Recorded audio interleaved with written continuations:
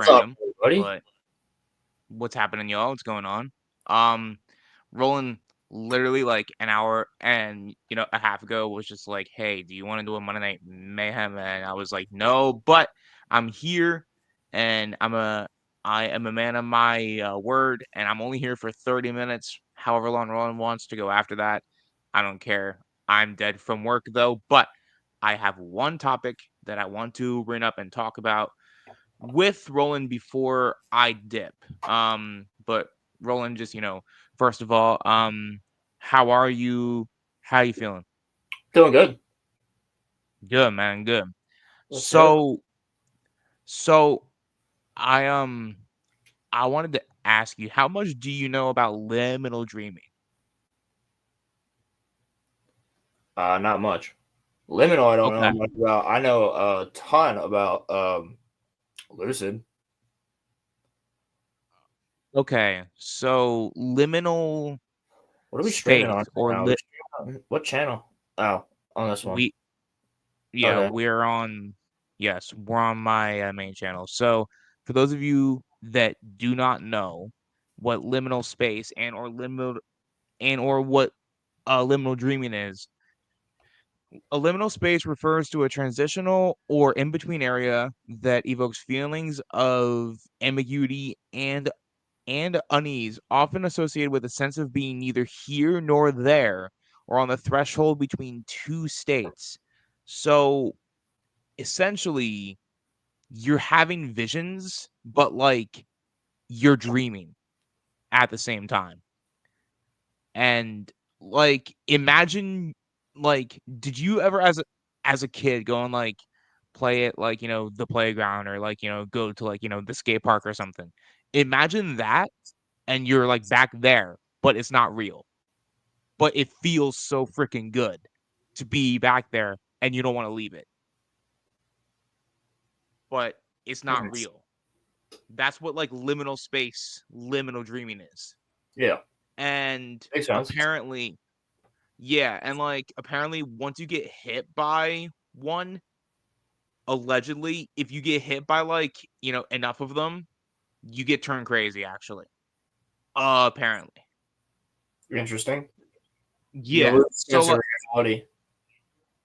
You yeah. lose, So yeah, so you so lose like yourself and personality and where you're at what time. yeah, like like you can like imagine like airports, train stations, waiting rooms, hallways, corridors, essentially, or like nostalgic places. And so if See, if I don't if have that. one word Like, I don't really have any dreams like that specifically. It will be the same places, but they're different or mixed, so like smacked you dream together. in Like you if dream in I'm the same in, places? all right, so like I'll be in a house, right? But it's a big ass house, and I'll be in a Yeah. house doing whatever is happening because of whatever the premise of said dream is, and then I'll walk into a room and it'll be like my homie's kitchen that I haven't been to his house in like forever. But like I know his kitchen well. Right. And then like I'll walk out of that room and it's like my aunt's dining room. You know what I mean? Like it's like I don't dream that I'm Boba Fett, Ronnie. I mean Wade. Fuck. Wait. Um no, but so like I I guess dream that like I'm real my Wade question Casey is, gaming. That's what I dream about. bro, stop. Um No, but like in all seriousness, so like you said that you never had a liminal dream, but you said that you know a lot about lucid dreaming. Have you ever like lucid dreamt?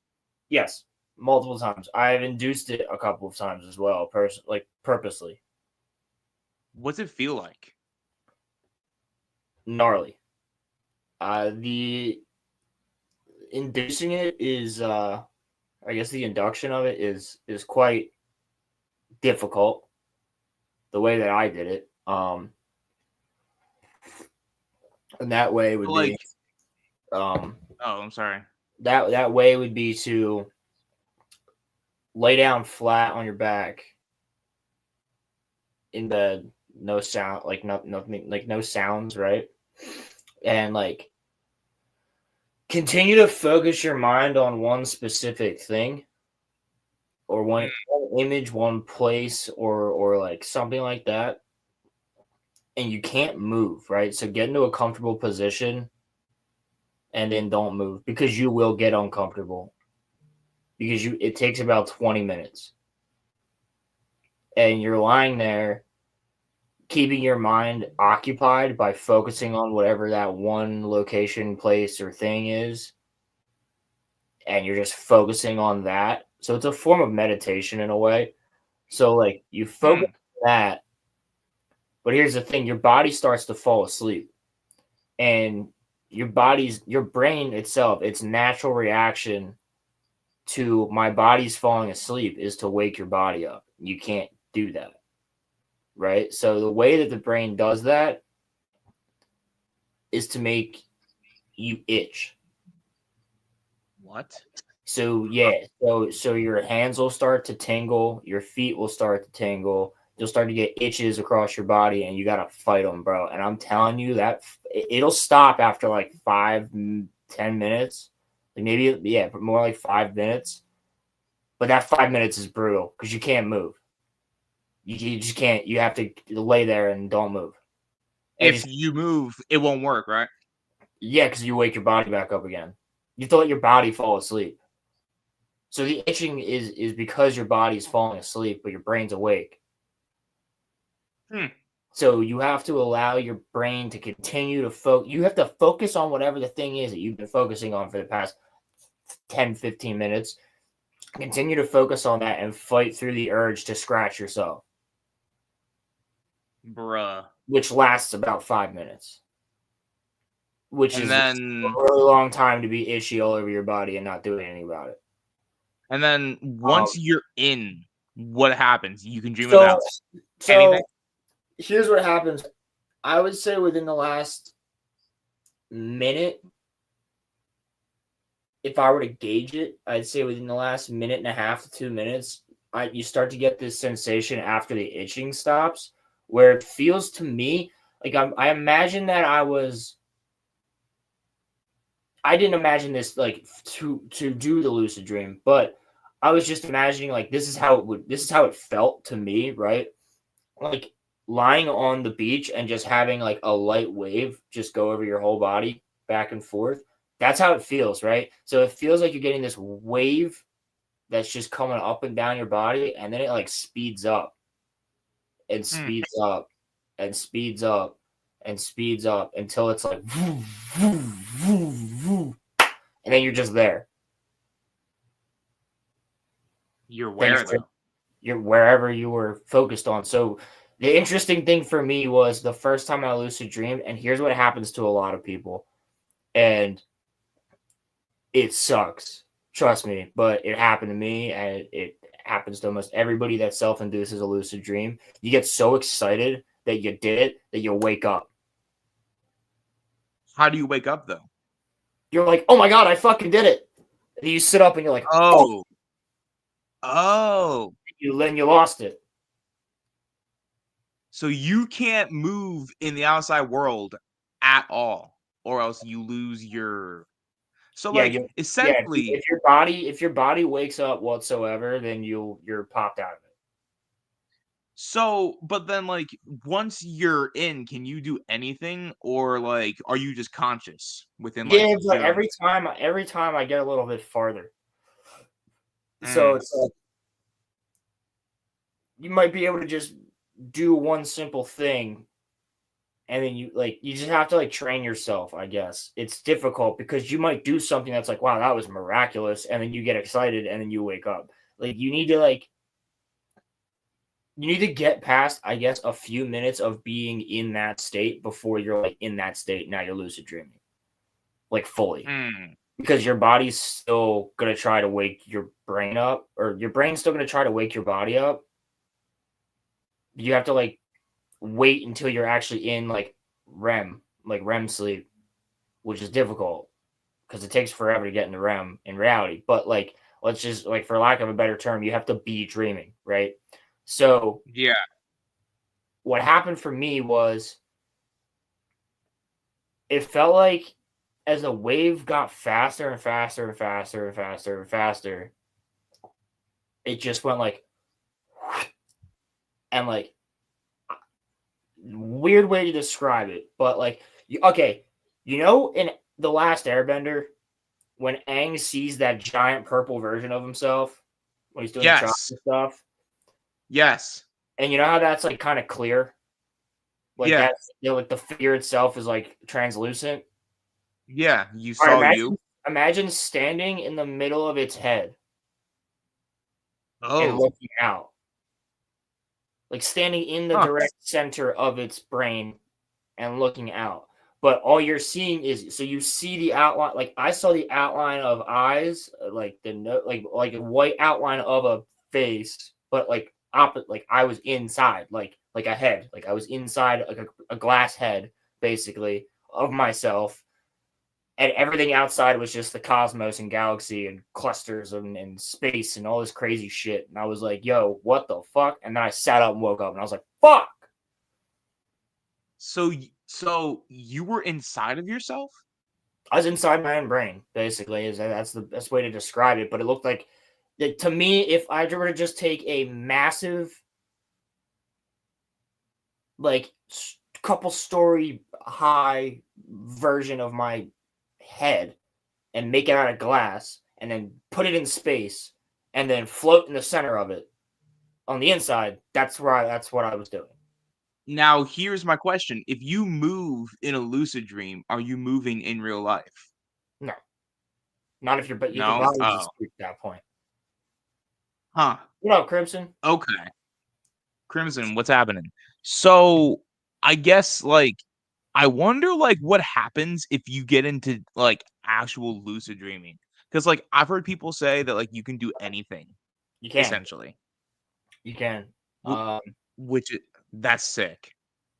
Like, if you want to just be like, I'm in Star Wars now. Like, for instance, you could do it. Bro, how cool would that be? It's But, like you're like, constantly imagining things, right? So you're like writing your own dream. It's weird.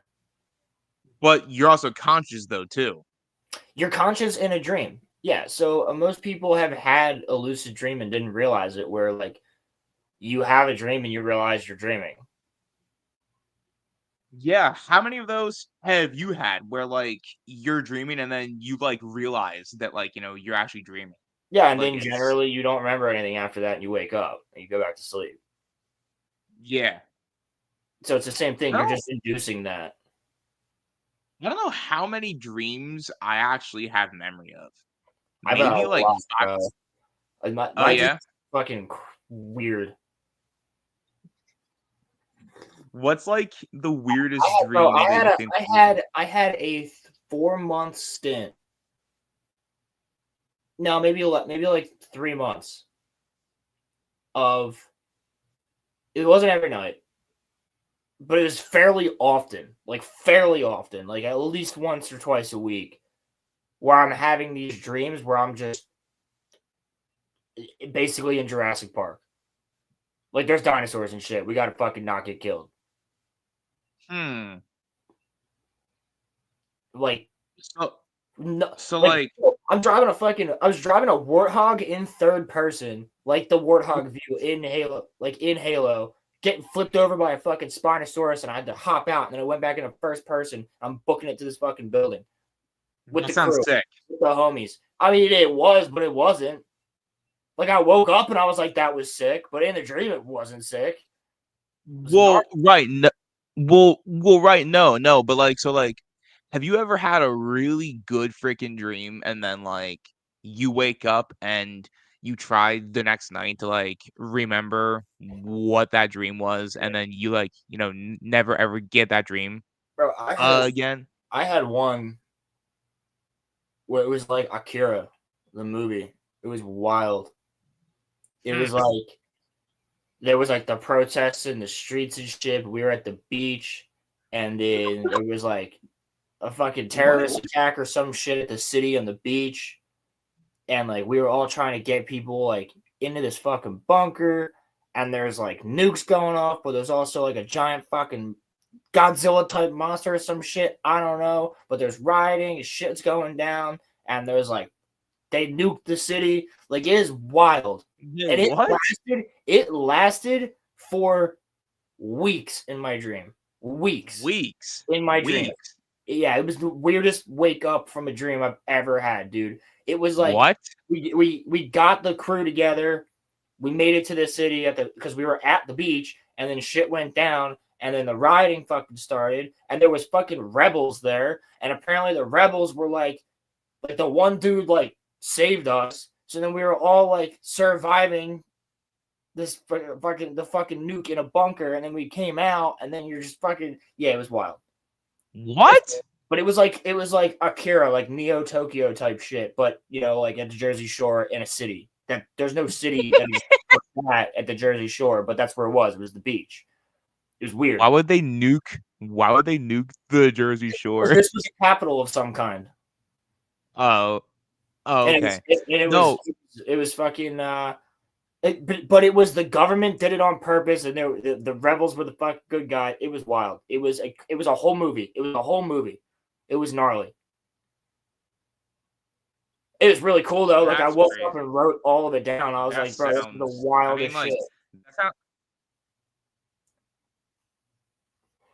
But I mean, I would tell you the coolest thing I ever had, but that's where I got a lot of ideas for my book from. So I can't do that because I can't spoil what in my writing. So like that sounds interesting. So like another thing that like people theorize about dreaming, and I'm not necessarily against the thought of it, but like, do you think that maybe when we are dreaming, we go into another dimension, like maybe like another level of consciousness or something? It would definitely go into another level of consciousness. Both sides of your brain are working, which interestingly enough is also what happens when you're on a psychedelic. You're using both sides of your brain. You're using the right side and the left side. And it's the same thing with ever had a dream about being happily married and having a family only to get shaken awake by an alarm? Yes. I think like a couple times, yeah. I had a dream where I got married and had a full family and like watched my kids grow up, bro. Decades passed. Bro, this motherfucker was playing Roy from Rick and Morty. No, bro, like I literally had like he's taking Roy off the grid. He doesn't have Social Security for Roy. No, bro, like I literally had like a Sims life, and like I like grew old, and then like speak like the Sims. Like you woke up in the morning, you were like, the Klavish go to Zinzani. Funnily enough, in my dream, my wife did. But like that's just how women sound when they talk. I'm kidding. I'm kidding. Come on, I had to, guys. I had to make the joke. I had to. It was right there. It was easy. No, but so like you said that weeks passed in yours, bro. I'm not even capping. Probably 50 years. Probably 50 years passed in mine. And I woke up and I had only been asleep for like 45 minutes, bro. Yeah, so like dreams where you wake up and you're like, all right. Like I have dreams like that. Like I have a lot of dreams that I'll wake up from. And I'll just wake up in the middle of the night and be like, oh, I'm awake. Let me just drink some water. And then I go back to sleep. And then the next day at like the middle of the day, I just remember all of it instantly. Huh. And I'm like, oh, that's why I woke up last night. You ever had a dream where like, you feel like you're falling? Yeah. Many times. What is that? Is that like your body waking you up or something? I have had dreams where I feel like I'm falling, and then I wake up in my bed like this. Yeah. What is that? My dog will look at me like, what? And I'm like, I don't know, bro. I guess like our body is like trying to tell us to not like go to sleep yet or something. No, but like it. I don't think so. I've been pretty exhausted and had those dreams. Wake up at like 4 in the morning. It's weird though, Roland, that like so much time can pass in like, dreams and such, and like you might only be asleep for like an hour or 2 hours. Yeah, there's no Like, concept of time really. right. Well, like that kind of might lead me to think maybe like, a doppelganger or like something else, like, another form of consciousness, something.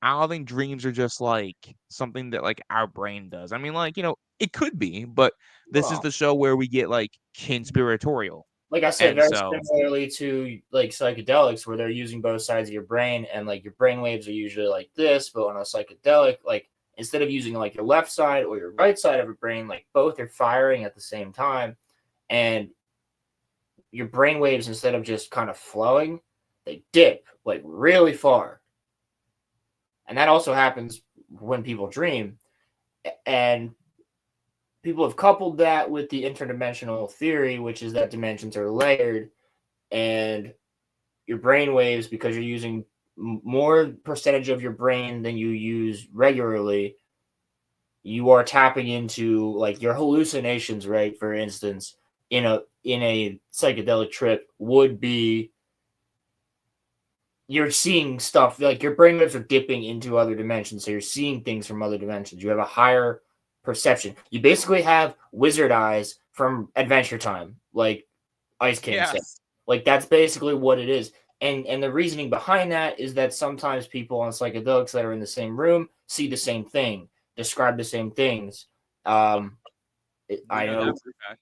yes, we do know that. Like I know people that have experienced that, and it's pretty wild when you have two people see something, three people see something, and they all draw the same thing without looking at each other's drawings.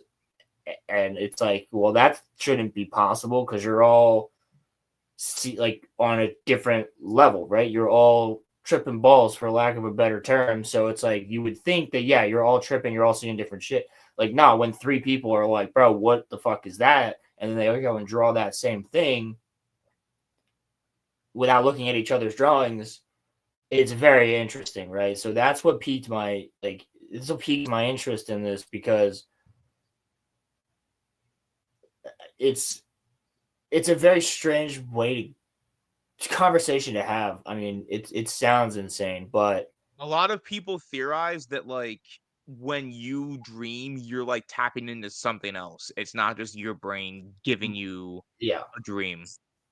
So personally, I, how could I deny? There's so much crazy stuff out there. How could I deny? Maybe when we dream, like we're tapping into like another level of consciousness or something. Well, and I don't know if you know this, but it's like widely reported that I almost said Martin Luther King, fucking Albert Einstein, that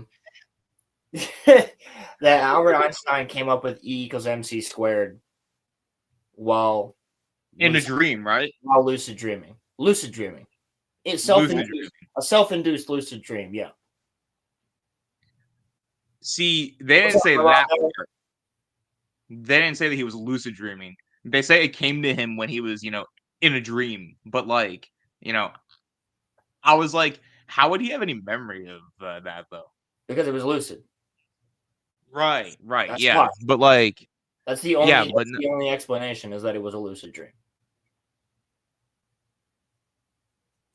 Because you'll okay, remember no, it but was, like, all right, no, but look though. yeah, but like it's like I could literally say that for so many things though, Crimson. Like me personally, like I'm a religious person, but I mean I could talk to somebody and they'll be like, yeah, well, a ton of people believe in God doesn't make it true. It doesn't.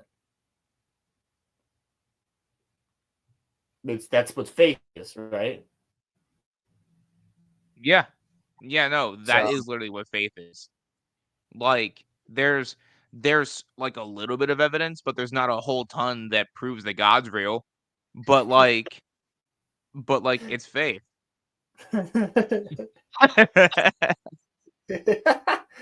My world has been shattered. Also, oh my God, Rolando! I just noticed your profile picture. That's hilarious. I was actually just gonna say that. I was like, what? bro, I love Rolando's profile picture. That's No, great. but like the thing is though, is that like I think that like dreaming is actually one of the most interesting things because like I think like have scientists ever flat out said where dreaming like actually comes from? I know that when it's our Yes. brain like like It's doing stuff dimethyltryptamine in your while brain. we're in REM sleep, right? Yeah. So it's DMT. It's dimethyltryptamine. Tryptamine. Right. Which people Which can actually also, like, the pineal gland creates, which is your third eye is your pineal gland, which is like right here. The pineal gland only activates like certain times. And one of the ways that we know that the pineal gland activates, the brain is flushed with DMT when you die. Oh. Flushed with it. And that's why people believe that the brain still stays alive for 7 minutes and even after the heart stops.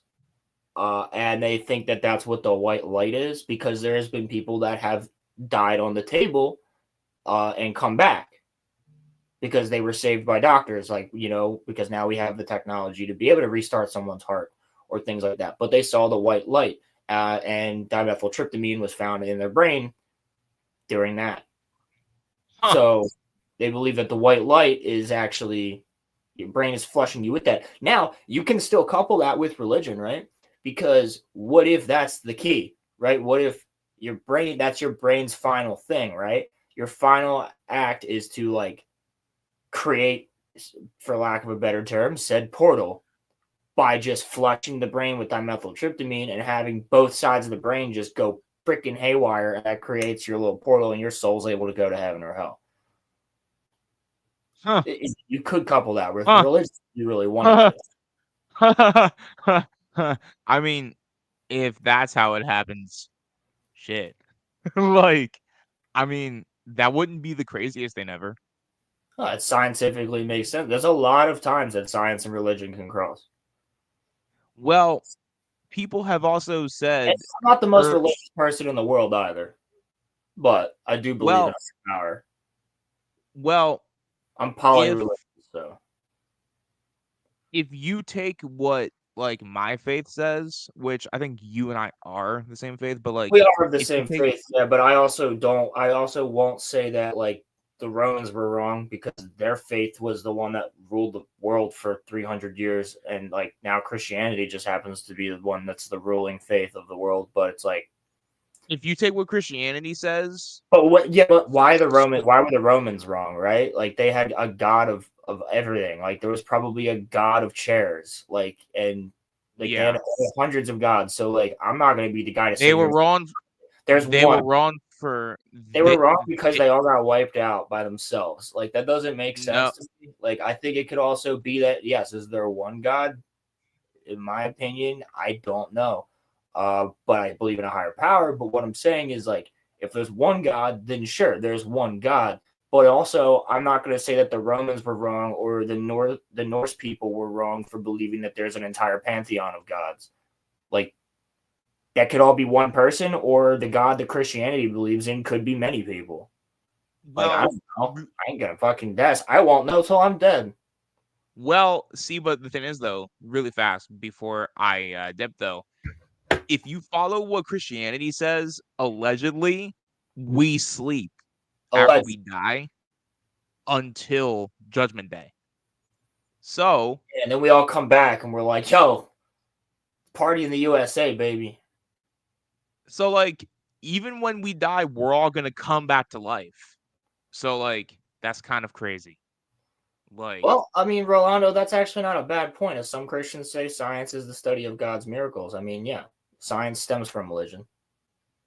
Yeah. And yeah, Crimson, I agree. That is only really one interpretation, and there's many interpretations. Well, guys, it has been fun. Roland can hold it down from here. I will talk to y'all later. Yeah, I'm going to keep going for a bit. I will see you guys on the Roller Roam cast, hopefully on Friday. And night, fam. Peace out. Good night, brother. Yeah, I mean, I really just wanted to do this because March 31st, we didn't get to do a Monday Night Mayhem this month, so I figured, screw it. I'll just let it go and hop on here. I even told Roman, hey, if you just want to start the stream, I'll run it. Just do something by myself and hang out with you guys and chat. Because I had nothing else to do tonight. So I figured, hey, I'm going to drink my tea and talk to you guys about some stuff. But, I mean, that was a very interesting little 30-minute conversation going from dreaming into religion. But, I mean, it does quite... A lot of these things cross paths, as I've noticed, when doing research myself. And people have been researching this for actually thousands of years. But the real hardcore science started actually during World War II, which I find very interesting. And let's just say it wasn't the good guys that started the tests.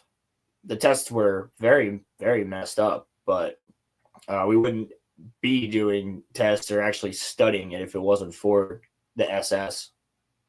Interestingly enough, that was their whole clandestine operations.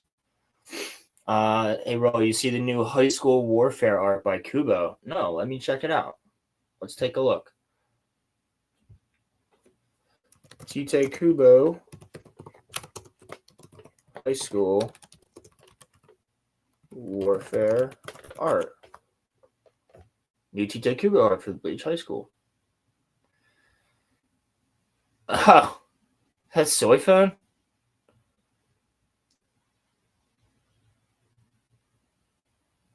Ooh. I only found one. I only found the soy phone one. Is there an article that has them all? Ah, found it. Thank you, X. Thanks to the power of Elon Musk. Oh. I'm going to give that a like. It's just the ladies, I guess. Rangiku just doesn't have orange hair. That's interesting. It's for April Fool's since it's April 1st in Japan. Yeah, I dig it, though. Here, I'll show it. It's just the ladies, right? I didn't see one for the dudes.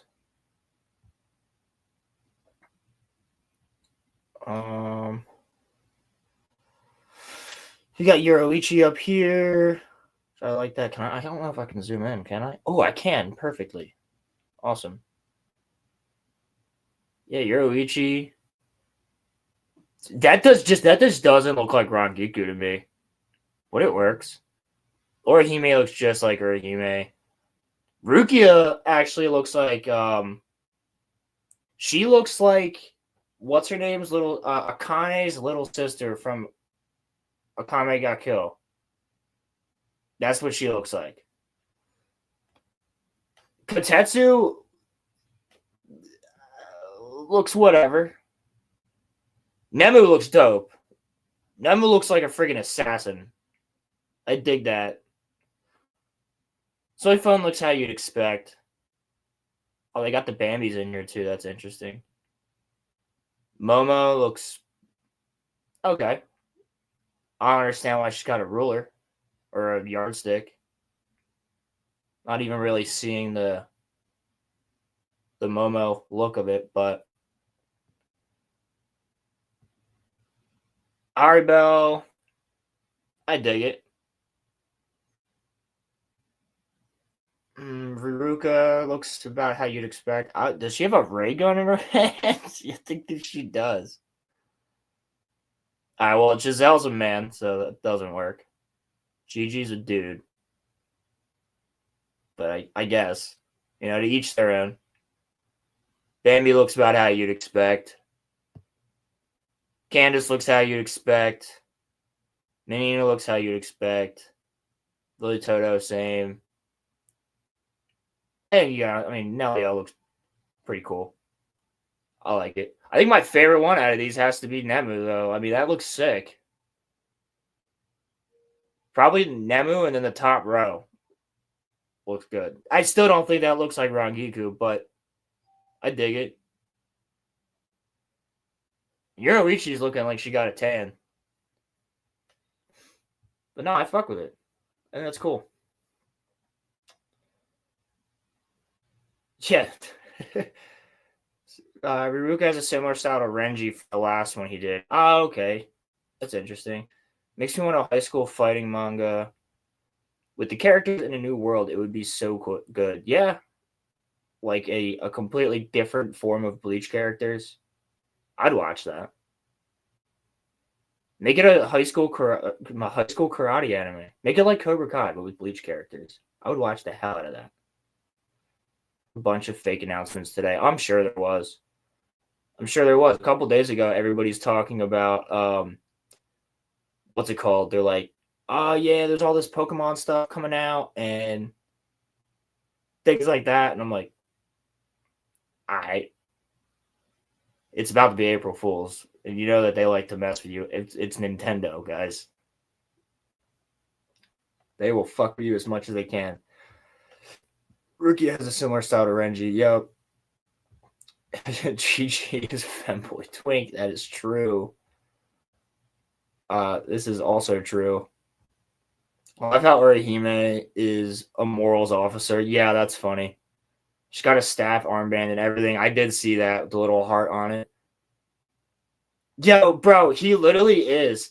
Him and Fujimoto, the two of them, bro.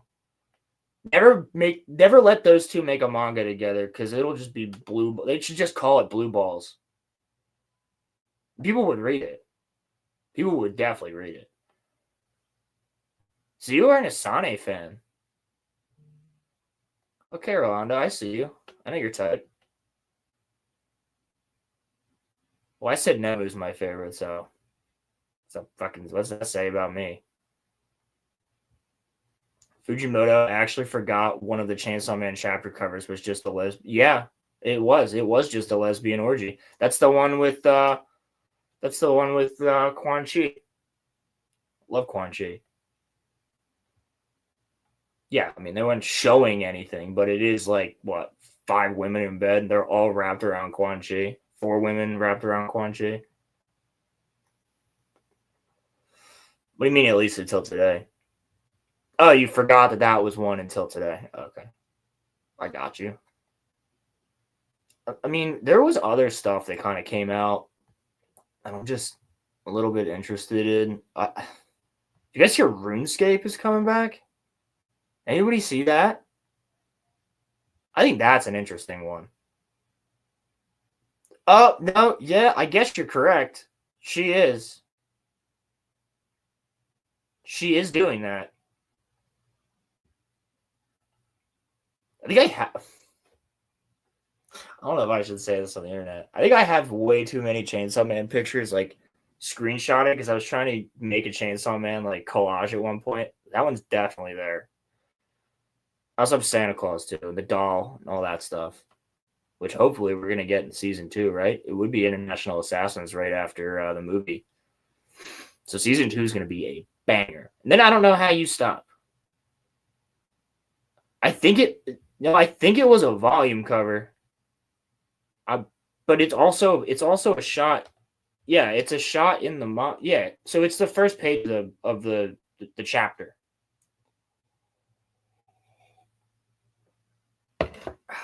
Got my tea going. A little bit of energy. Chapter 53 messes. Yeah, that's the one when is that when Quan Chi shows up?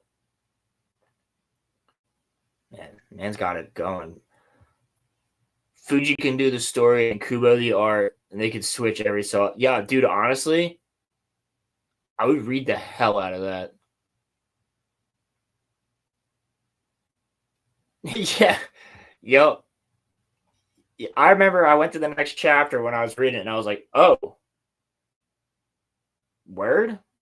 Yes, Chainsaw Man's getting a little bit more adult than I thought it would.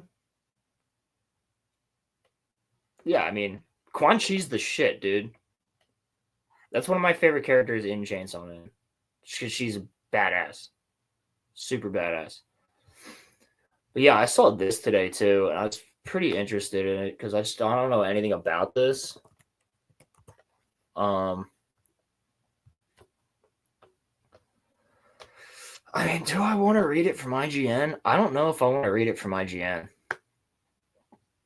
I don't like to give IGN. You know what? I'll go directly to the website.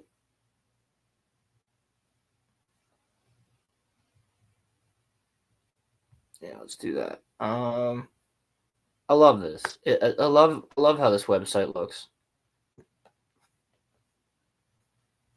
That's cool. It's so cool. All right. I don't know. Did anybody grow up playing RuneScape? I did. That was a fun game. But I mean, look, hello, Scapers. We've got a really exciting announcement to share with you on behalf of our colleagues working on RuneScape, Dragon Wilds.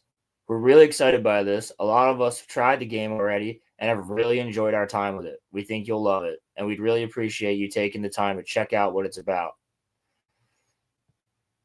The old school team. Yeah, old school RuneScape, bro. OSRS, brother. We're so delighted to finally be able to introduce you to RuneScape Dragon Wilds, an all-new standalone co-op survival game in the RuneScape universe. That sounds fun. An undiscovered continent has emerged from the Veil with a promise of adventure. Check out the chat. Save the date for April 15th.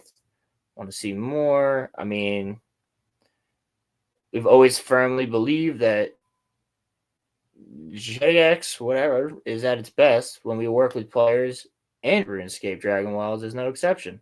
Our sibling games, RuneScape and Old School RuneScape, bring scapers on the journey with them, and each game's updates are all better for it. You may remember that we put out a call for alpha testers September last year. Did not know that. And since then, we've been rigorously testing the game with you, the community. Yeah, see, like I don't remember ever hearing about this. I knew Old School RuneScape was back. Because I remember that. Because there was people that were playing RuneScape again when I was in college. I mean, RuneScape was, if you weren't around for it, it truly was like crazy. When that game came out on the computer, man, everybody was playing it. Everybody was playing it. At least most people. I know a lot of people around my age and older that were like obsessed with RuneScape for a long time. Oh, wait. The short story for Keisha Bay and her being partners for so long and him hitting on her, all for her to be lesbian in the end. Yeah. It made me laugh. Do you think that happened to Fujimoto? Oh, dude, maybe. Maybe.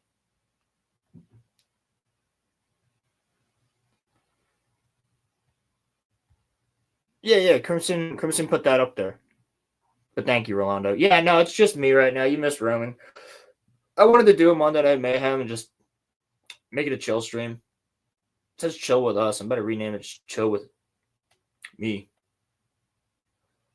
I told Roman he didn't have to come on. He came on for 30 minutes because he's like, I can't come on. I can't just like start it and not pop on for a little bit. And I was like, well, do whatever you want, bro. I was just gonna do it because March 31st, I wanted to get one more stream in before the end of the month.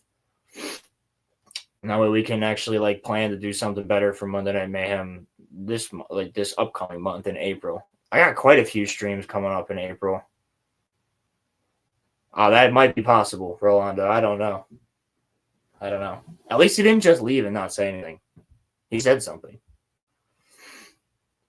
So, yeah, I'm just hanging out. I figured I'd chill, go over a couple things, look around, see what's good, what's what. See how people feel about certain stuff.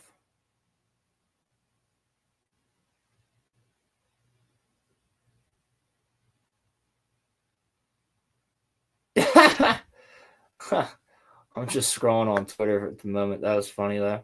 It's good. Jeremy, Geeks and Gamers. Talking about Sydney Sweeney.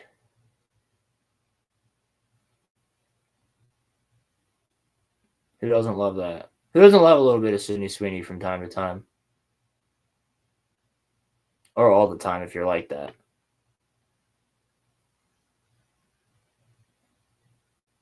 Oh, yeah, that's sick. I dig it. I dig it. Well, I want to see the April Fool's thing for Bleach. Ah, here it is. Is it like a? I mean, it's clearly like a fake trailer for something, right?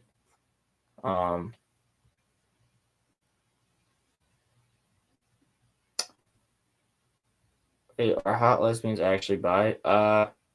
Maybe. Maybe. I did know one that was bi, and she was quite hot. Probably is still quite hot. If she looked anything like Quan Chi, I'd be cool with it. Eye patch and all. Eye patch and all. I like me some pirate bitches. Pirate bitches.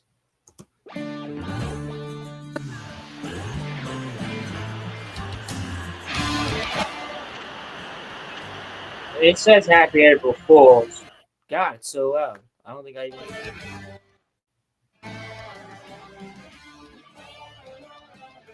I see, like, I dig. Wait, that's not even. That's just like random villains.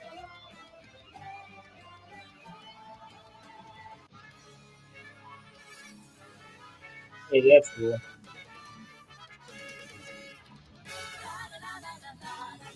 They just like random. Like, oh, I get it. Oh, they're all from different schools. I get it. I dig it.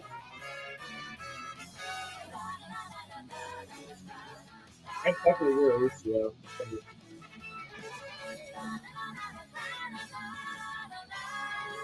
What do you know? Yeah, is that too long? Not too long though.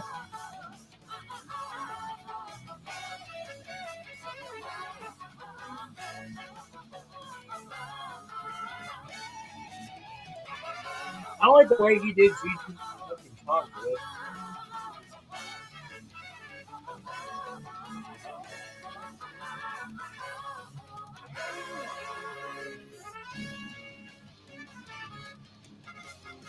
Yeah, like, that's cool. I like it. I like it. Would watch. Would read. You know, if you just made that like a fun little light novel, would read. Absolutely would read. Yo, wait, what the fuck? That's the. Everybody's tweeting because Sydney Sweeney freaking is not getting married to the guy she was going to get married to. And I just saw a picture of the guy, and it should give us all hope, gentlemen. It should give us all hope.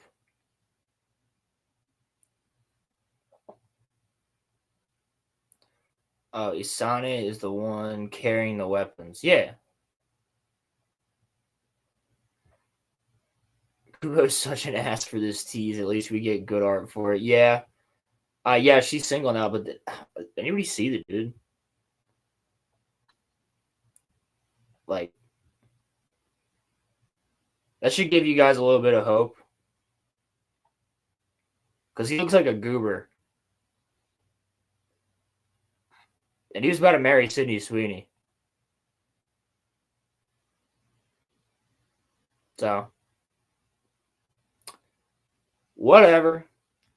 I knew a girl in high school who was like literally Sydney Sweeney levels of attractive. Like, smoking hot. Dating a guy who looks like he got smacked in the face by like a cast iron pan. Oh, Crimson, I'm sorry to hear that. Sorry to hear that. But yeah, so this smoking hot chick that I in high school is now married to this guy, and he looks like he looks like the bully from Bully, if you've ever played that game, but like with crooked ass teeth. Yeah. So it worked out for him. Either you do have the big dick, or you're just a really nice guy. and it works out. Because not all women are bitches, but all bitches are women. Take from that what you will. I'm just fucking around. We get any other cool news? I mean, are you guys excited that Verdansk is back in Call of Duty? Because I'm not. I could literally give two shits. Funny as hell works. Funny as hell works. Or, I know this one from experience.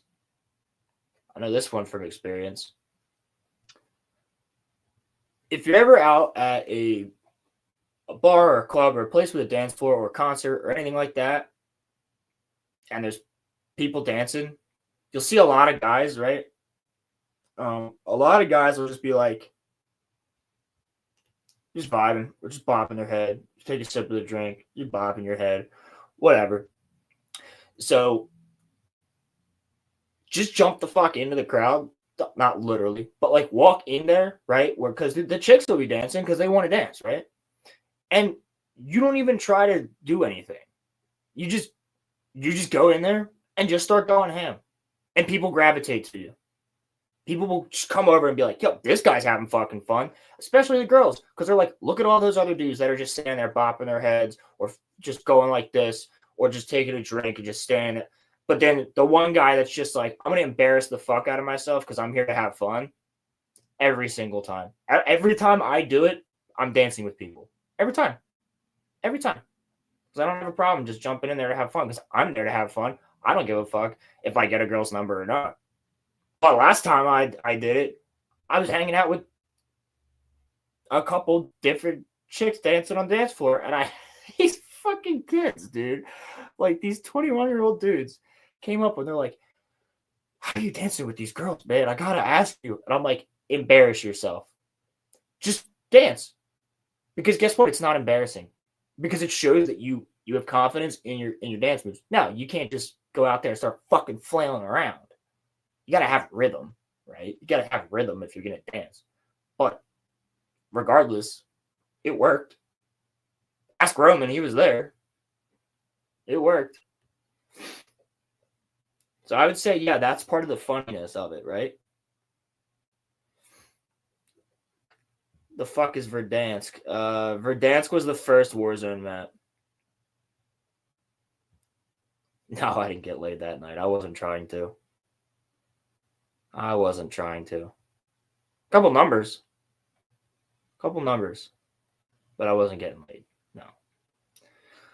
Did not feel like it. I was more interested in the band themselves because I already seen them play a couple times and I am now in contact with multiple members of that band. So works for me. Then why do it? He says, because it's fucking fun. It's fun. That's why. It's that simple. It's that simple. If I was looking to get laid, I believe I could have that night, but I wasn't. I was there. I was hanging out with Roman. I was hanging out with our friend Corey. My buddy was the bouncer there. So we were kind of like, I was talking to him back and forth while he was doing his job. And when the band was playing certain songs I liked, I'd be there dancing. And also, two of the chicks that were there, I knew growing up. Just happened to bump into them. So I was hanging out with them. And at one point, I was the only guy on the dance floor. And it was like freaking 7 or 8 girls that were just dancing. And I'm just the only dude. And there's like 2 guys that popped in. And I was just like, let's get it, boys. And they turned and looked at me. And I was just like, let's go. And they just started bumping. And I was like, see? And then guess what? Those guys were dancing with girls. And I hope that one of them got laid that night. I'm sure one of them did. But no, I was going, I drove there with Roman and Corey and all this stuff. I wasn't trying to. Plus, I'd work the next day. So I'm like, it's too much. I'm just here to have fun tonight. So yeah, I'll take a number or two for sure. For sure. Why not? But I wasn't the night. Wasn't feeling it.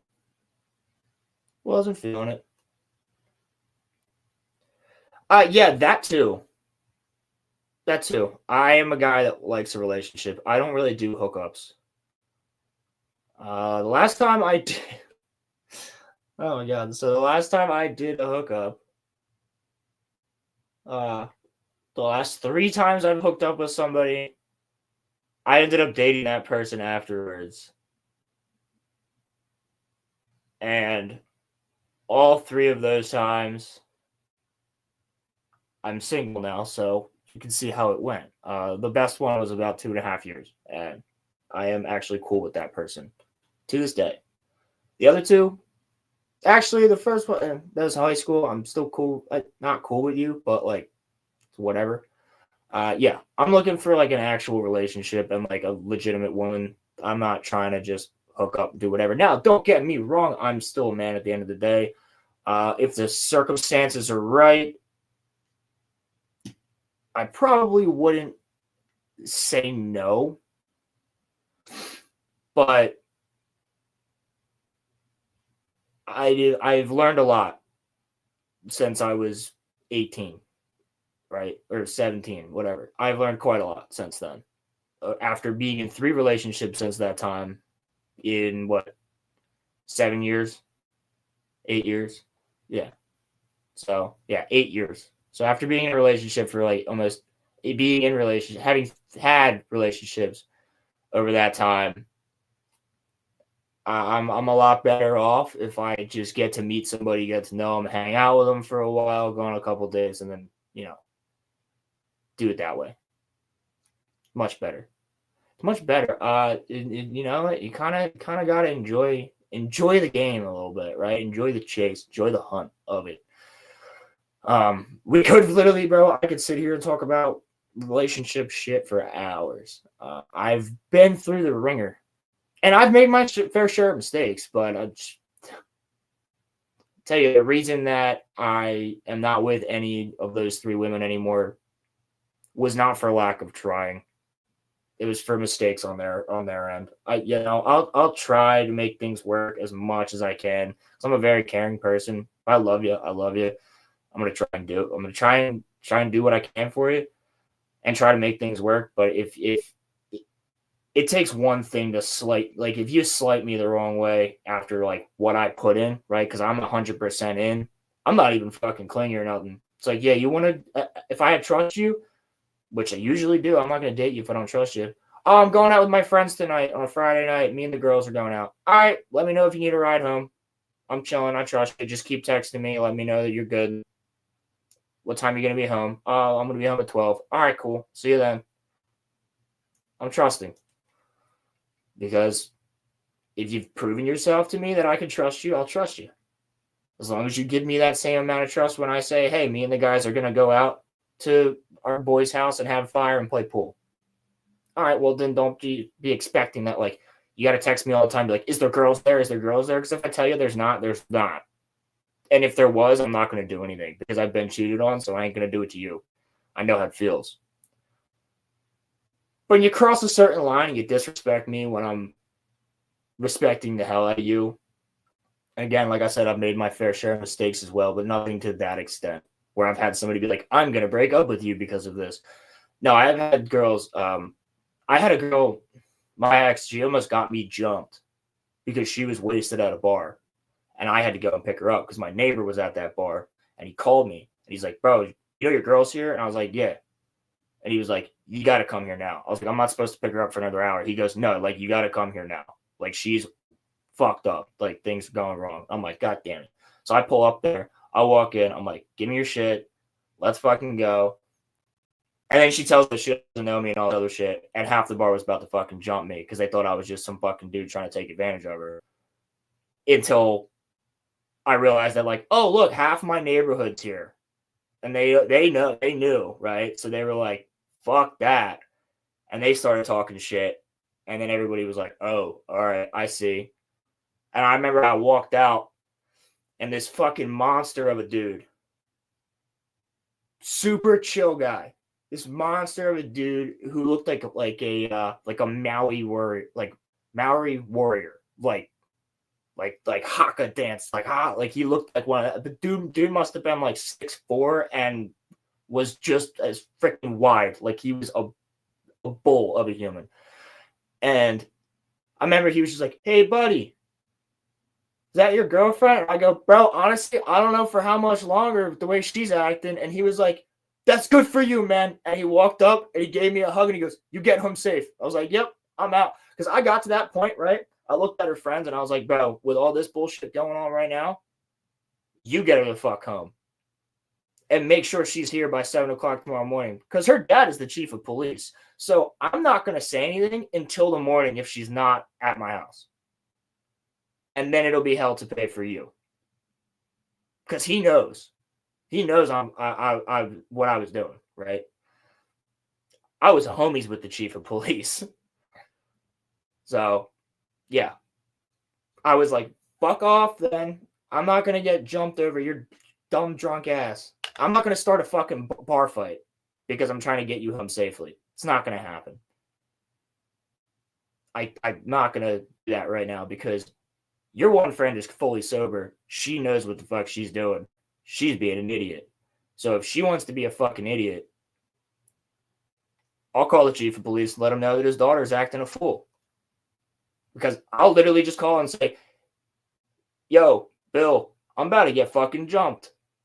Trying to get your daughter out of here. Roll up." like that's, don't want that to happen. I was trying to avoid that. So yeah, I was like, fuck this, I'm out. My neighbor's like, "I'll keep watch on her, make sure she gets in the fucking car." He's like, "Because this is just not good." I was like, "Yeah, and I'm not drinking, so I'm out." And I was 21 at the time, but I was like, "I'm driving, I'm not drinking. This isn't going to happen. It's fucking 12 o'clock at night. I'm not doing that." Rolando says, "I just got off a relationship with my girl because she said she wanted to try to focus on stuff going on in her life. We're still talking and she's still interested, but it will probably take some time." Yeah, I understand where that. I've had a similar situation before with somebody that I was like friends with for years, and like her and I hooked up a couple times, but that was like I was single, she was single, and we've been friends since like ninth grade, like freshman year of high school. And the one, we were hanging out one time, and she was just like, "I'm gonna make out with you." I was like, "All right, well, fuck it, whatever." And then like it was the let's figure out some time, let's figure out some other shit. Somehow, some way, people found out that we were just hanging out, which is like not like we didn't do that anyway because we've been friends for years. And then she calls me out of the blue and she's like, "So who are you telling that we're fucking?" And I was like, "I'm not. I literally can prove to you that I'm not. I have no idea what you're talking about." And she's like, "Well, until you tell me the truth, I'm not going to talk to you." And I was like, "Well, I guess we're not friends anymore then because I don't know what the fuck to tell you." I don't even have any fucking. I haven't told anybody. I've been like, the only thing I said was I'll be in like a Discord call with my boys gaming. I'll be like, "Oh yeah, sorry, I gotta go because I'm hanging out with what's her name." But that's not like, it's not something we didn't do all through high school. You know what I mean? Like everybody knew we were friends. Didn't matter. So it's just like, Rolando, I wish nothing but for it to work out for you. But I'm also going to tell you, play your cards close to your chest. Don't just be complicit and being dragged along either. I understand when people need time and people need space and things like that. I've been there. But in my personal experience, I haven't had good luck with taking a break for time. It's a soft way of saying I don't know how I feel about you anymore. In my experience, and I'm not saying this about her, but it's a way that I've seen is like, I don't know how I feel about you anymore. I need time to work on myself because they don't want to lose the opportunity of having you, right? They don't want to throw that opportunity out, but they also want to explore themselves a little bit more and see what they really think they want. So I mean, just sitting like, bro, by all intents and purposes, you're single right now. Do the same thing. Do stuff for yourself. Work on yourself. Go out by yourself. Hang out with friends out by yourself. Go to a place and do what I was talking about earlier. And even if you don't want to hook up with somebody or get into a relationship, go in the middle of the dance floor and dance with some chicks. It'll feel good. You'll enjoy it. Nothing has to come of it except for the fact that you're like, hey, I'm doing me. You want to do you, I'm going to do me. If in a couple weeks or a month you want to get back, but if it's going to be a couple months, if it's going to be like 2, 3, 4, fucking 9 months, and then she hitting you up and she's like, how do you feel? It's like, I'm not going to sit here like with sitting on my hands and do nothing with my life, because that's like 9 months I just wasted when I could be looking for somebody who's better for me. That's just my personal opinion. I said, hey, man, if the girl didn't believe you, then she probably wasn't worth it. That's exactly what I said. I was like, bro, we've been friends for fucking years, and you want to believe me? Whatever. You're not even telling me who said what, so I can tell you, yeah, that's bullshit. Whatever. I've never been the dude ever to be like, hey, yo, guys, we're fucking. You want to see these fucking nudes of the chick? Like, no, never done that. Ever. First of all, I hate guys that do that. Because that's like, bro, that's your chick. That's your girl. No one should see her like that except for you. So when like people are like, yo, bro, you want to see these nudes of this chick? No, I don't. I'd prefer not to.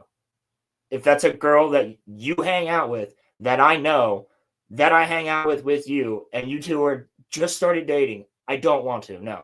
Because I'll never be able to see it the other way around. It's weird. It's disrespectful. It's very disrespectful. If it doesn't work out, I'll just try Facebook dating again. Yeah, there you go. I don't have a Facebook, so it doesn't fucking work for me. I can make Facebook just for that. Dating apps don't work. I have them downloaded. I just had them. I downloaded them for shits and giggles. I can't tell you that I spent all that much time on them. It'll be like, oh, bro, like I'll get a notification. And it'll be like, hey, this chick messaged you, and like, you didn't message her back. And I'm like, well, I didn't like a profile. So no, I won't. I'm not really trying at the moment. That's probably part of it. Trying to get myself more right. You know, financially, physically. Emotionally, I'm pretty stable at the moment. Unless I'm watching Disney Star Wars and it's not Andor. Then I'm not stable at all. Or Rings of Power. Then I'm not stable at all. Then I am very emotionally unstable. I knew a guy like that was lying about him and a fellow powerlifting girl fucking. So me and a friend told her, and she called him out and scolded him in the morning. Yeah, that's the right thing to do. It's just scummy. It's scummy when and women do the same thing, right? I'm not saying it's just guys. I'm just talking about my personal experience, right? I think that's wrong. Very wrong to do to somebody. Did you see Boyega complaining about fans not liking him and not wanting him to be the main character? Crimson, I did see that. I was going to save that for Friday. Talk about with Roman. But I did see that. That is such bullshit. He's just trying to be relevant. John Boyega is just trying to be relevant because he has not been relevant in fucking years. In front of lots of people too. Yeah, good. Call him out in front of lots of people. I called out a motherfucker in front of lots of people in high school. I remember I called out this chick in high school. Roman and I have told the story, bro. She left the school because everybody hated her because of what she did. She faked a grape case on a 15-year-old or a 14-year-old when she was 17. I know this because he was about to be 15, but I know this because the 14-year-old was like the little brother of our friend group. He was just this young kid who lived in the neighborhood of one of our boys, and he would come over all the time because he grew up with one of our boys, and he just became friends with the friend group. So he'd come over all the time, pretty mature for his age. So yeah, we called that chick out because she fucked him over, and we were there when it happened. And I'm like, bro, he's a scrawny 14-year-old. You are 17 years old. And you said, hey, you want to go in the other room? I want to talk to you. And then he comes out and she's like, hey guys, like, have a good night. I'm going to go. And it was really nice hanging out with you. And then she dips and he comes over. He's like, bro, I made out with a 17-year-old. That's crazy. And we're like, yeah, dude, that's wild. Good for you, boy. Good shit. Next day, fucking cops show up at his house, all this other shit. So, yeah, she got called out. Whole school found out about that. She left, went to another school, where then people at that school went to middle school with us, so they were still in the know, and they knew too. So, yeah, I hope that you never forget that you did that to somebody and tried to ruin their life, you dumb bitch.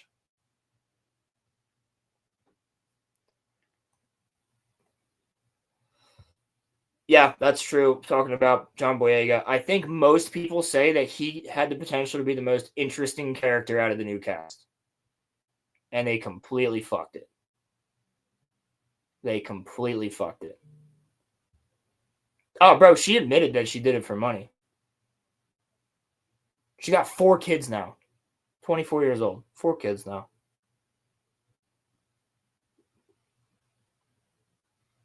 I ain't judging. I'm just saying. If the shoe fits, fucking wear it, whore. No. No, she is a fucking pale as fuck ginger. Anybody from my high school right now who might watch this knows exactly who I'm talking about. Oh, bro, I don't know. Roman definitely does, because Roman's the one who keeps giving me information about it. He's like, bro, she got another kid now. I'm like, fuck. I can't tell you I'm surprised. Where's number 5? I think her kids are multiple colors, to be honest with you. I think they're from all different dads. If I'm not mistaken, that's what Roman told me. If I'm not mistaken. There were some crazy fucking women in my high school. There was some crazy fucking dudes in my high school, too. Well, man, some of the shit those women would do, I'd be like, because I knew some of their boyfriends, too, and I'd be like, damn, what the fuck? Yeah, dude, that's what I'm saying, bro. Crimson, she is a train wreck. But hell, I ain't never going to let her fucking forget. If I ever see her again in my life, I'd be like, yeah, you remember when you faked that case? And I'll say it loud. I don't want you ever to forget what you did to a 14-year-old. That's statutory. That might as well have been statutory on her part. Something lesser like that happened to my brother. Some girl lied that they were fucking behind his girlfriend of 3 years back. She was just trying to break them up. Yeah, bro. That's the type of shit that people fucking do. Unhappy people that can't see other people happy. I've also had that happen to one of my friends. Yeah, and I'd be like, prove it. Prove it. Find any way to prove it. Do I even contact this person? Have I ever contacted this person? Do I even follow this person on Instagram? Or have I ever liked one of their posts? Like, it's that type of shit. You can, you know what? If you're that fucking worried about it, here's my phone. I don't give a fuck. I'm not doing anything wrong. But let me see yours too. If that's the game you want to play. If any woman ever asks you, or man, if anybody's ever like, let me see your phone. Let me see what's going on.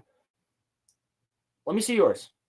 If this is the game we're going to play, I don't know if you want to play it. Because it's going to get real slippery real fucking quick. I know I ain't doing nothing wrong. I'm loyal as fuck. The girl turns out to have a reputation of being an absolute hoe. Yeah, they generally do when that happens. I've seen it from like third party. Like I've watched it between like people in a friend group. I don't get involved, but I've seen it. I'm like, yeah, nah. I could just see the back and forth. I could see it. Weird. That Rolando is what I like to refer to as petty high school bullshit. And what are we, gentlemen and ladies? Well, some of you might still be. But are we in high school? Most of us, no. Most of the people that watch this show are not in high school. If you are, you can still make this apply to you. But we're more mature than to be at the ages that we are now and deal with petty high school bullshit as adults. I dealt with my fair share of petty high school bullshit when I was in high school. I am not going to deal with petty high school bullshit as an adult. It's not going to happen. As I say that, being on the internet and on X, the land of petty high school bullshit. But yeah, don't deal with it. That's the type of shit, like, my brother is 17, so it's petty high school bullshit. Yeah, exactly. Exactly. Of course, that's definitely what it is.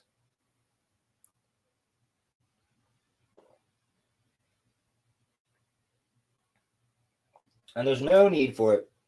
Tommy's better than that. Because I used to say that in high school. I used to say I'm better than the petty high school bullshit. I'm not going to play these games. You play stupid games, you win stupid fucking prizes. I'm not going to do that. And then when I was out of high school, I said, I'm out of high school. I'm an adult. I will never deal with the petty high school bullshit. Nor will I facilitate it, nor will I reciprocate it upon somebody else. I'm not going to do that. It's not going to happen. Not going to happen. Man, this has been interesting. I'm liking the chill stream. See, I knew we'd have something to talk about. I was like, who really streams on a Monday night? There's not many people in our sphere that I know. I think Jay is streaming, Drunk 3PO. But other than that, I'm like, who else is streaming right now? Really? That everybody watches. Most of the people in our sphere. No one. So I was like, fuck it. That's why we chose Monday night for Monday Night Mayhem. But that's also why I was like, I'll do a chill stream. If nobody has anything to watch, you can come hang out. I'm only going to be here for a little while. Izzy. Chad's streaming.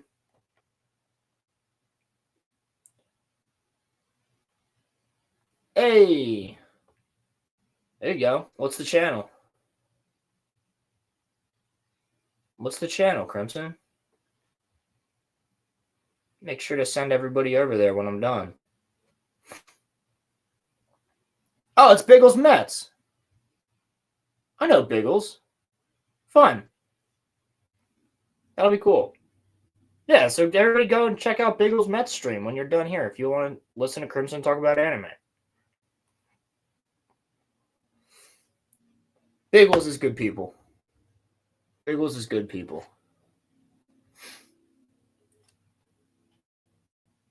Let's see what else I can find. Oh, I found a 357 revolver. I don't even know if YouTube will let me show. Oh, gentlemen.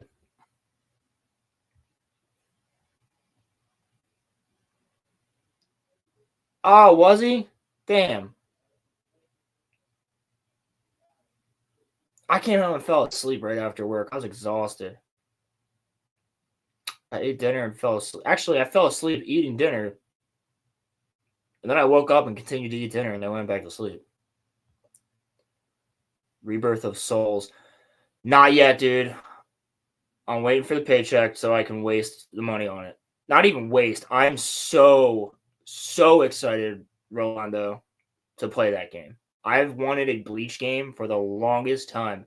A true Bleach game that lets you play through the whole story. Because when I heard about the game coming out, I'm like, oh, it's going to be like a fighting game, like Jump Force type shit. Nah, dude, it's the story. Like, it's the Bleach story. I fuck with that heavy. And apparently they're going to be doing the Blood Wars DLC after the Blood Wars concluded. Hell yeah. Yeah, dude, I wanted to pre-order it a week before too, but again, if I pre-ordered it, it would have been on a console, so I would have just paid it outright. I just had bills to pay and shit. I was like, fuck it, I'll sacrifice it because you know what? The pre-order stuff, like the 1,000-Year Blood War outfits and like that's really what I cared about was the 1,000-Year Blood War shit. There's an in-game store. If I want to, I probably will be able to buy these outfits and things from there. The story is super censored for blood and gore, really. Whatever. It's the fights I care about more so, and being able to use the abilities of all the different characters. I think that's dope that you can play as almost every character in Bleach. Muffler tape. What's up, Muffler? I've been here, just busy with a friend. Still hit me up here in a few weeks for the crazy stream. I vibe with the no HS stuff. Absolutely. Absolutely. Tell your friend I said what's up. Thanks for listening. I don't know if it's a setting or if it's just PS5 thing. I feel like it has to be a setting, right? You would assume that the censorship for blood, the animations are like bare bones. I mean, either way, I'm going to get the game and play it, but I mean, you would imagine that that would be a setting, right? Like in, I don't know if you guys ever played the game Grounded, right? I think it was Grounded. It's where like you're like, it's a survival game, but you're like little mini kids and you're like the size of ants, maybe even like smaller. You're like surviving in a backyard. It's pretty fun. If you have friends to play with, it's pretty fun. But I feel like that game had something where like, oh my god, if you're afraid of spiders, you can turn on the arachnophobia and you can set it to how scary you want the spiders to look, because the spiders look fucking scary in that game.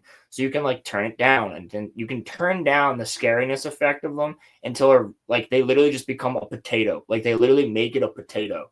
It's a potato with no legs that just floats at you with like two eyes.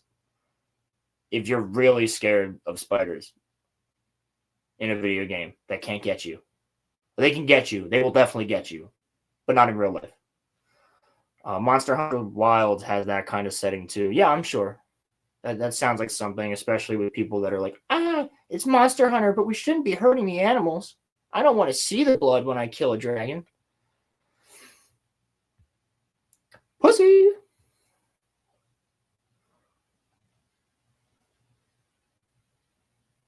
Gentlemen, oh wait, real quick before I show that, what we got here.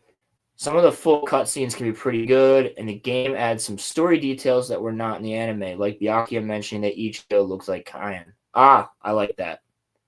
I like that. I will definitely talk about the game. I would not mind doing a review video for it, or like just review it on the stream. 2 spider monsters in the game, so you can turn off arachnid looking. Oh.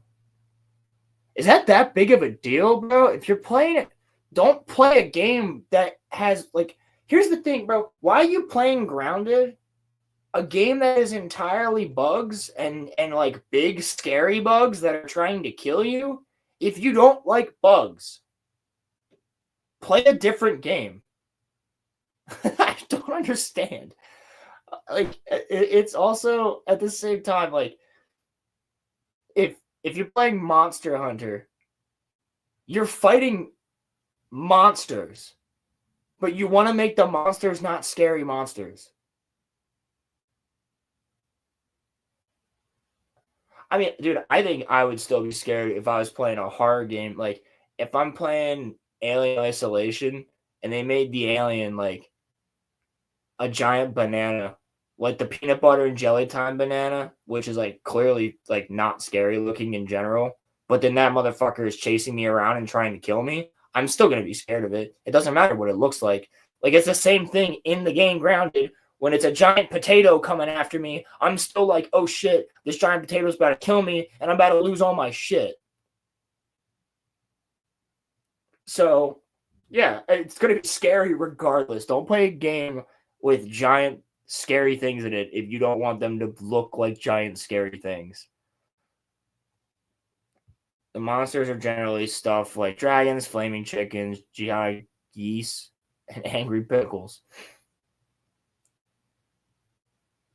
I want you to imagine going back in like the 1900s and like early 1900s, right? Like 1912, and just saying that sentence to somebody, being like, the monsters you talk about, What if you knew that the monsters are actually dragons, flaming chickens, jihad geese, and angry pickles? And just look at somebody's reaction. Actually, just say that on the street to somebody now with no context. That'd be fucking funny. I like that. The first Berserker, Kazan, has that arachnophobia setting too. Really? I don't know much about the first Berserker, Kazan.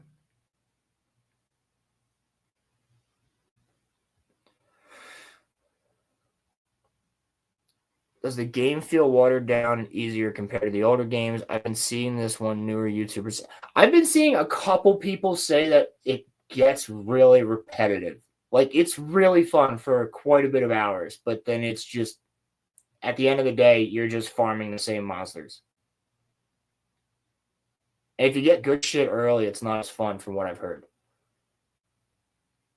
See, is Kazan on Xbox? Because I was thinking about checking that out.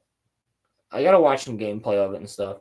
Imagine going back to medieval Europe and giving a peasant a bottle of Fanta. Dude, that would be hilarious.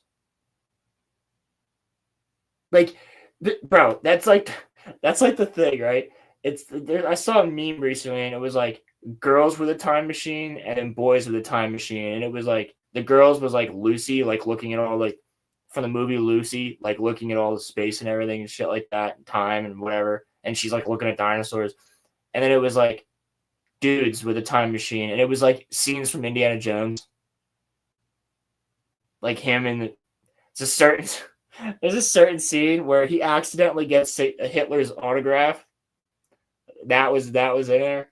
Oh, I thought that was funny because that would be worth millions of dollars. No, I'm going to see dinosaurs. I'm also going back in time and just like randomly just showing random shit to people. Just fucking around. And photobombing in like a ton of pictures. Talking about Monster Hunter. It kind of does get a little repetitive. That's what I'm talking about. But that's partly because there's no arc-tempered monsters, no elder dragons, and the grind is easier.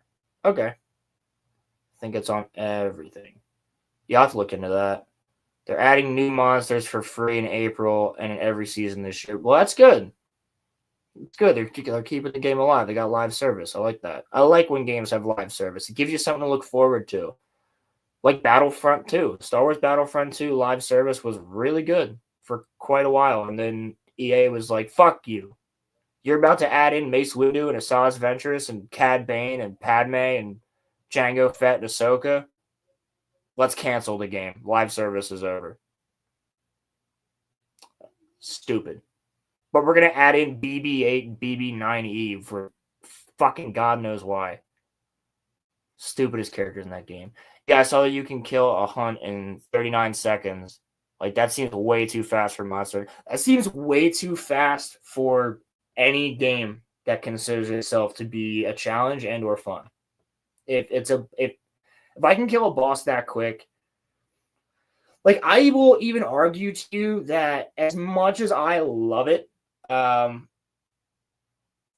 killing 343 Guilty Spark in Halo 3, you can do it in like 10, 20 seconds if you want to. If you really want to. It's not that difficult. Get that Spartan laser and just hit him like 4 times and he's dead. And I get it. It's more of a satisfaction thing as you finally kill him. And because of what he did to Sergeant Johnson, of course. But I still wish it was more of a boss fight. Like, there was a monitor boss fight in Halo Infinite, and as much as that game has its problems, I thought the boss fight with that monitor in that game was pretty well done. It's like a legitimately good boss fight. It's pretty difficult, especially on Legendary. Getting this from a channel called Type 2 Productions. They're entertaining to watch. I wonder what you'll think of them. Yeah, I will have to check them out. Type 2 Productions. I'll see what's good. Yet, when it comes to Jin Dahad, Archveld, the Tempered Apex monsters, It's somewhat to much more difficult. Okay.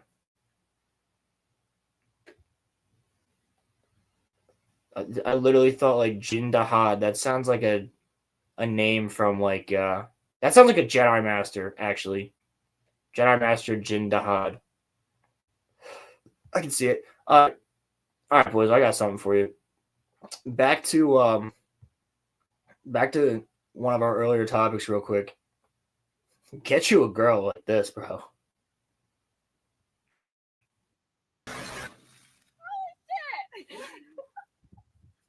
Fuck yeah, bro.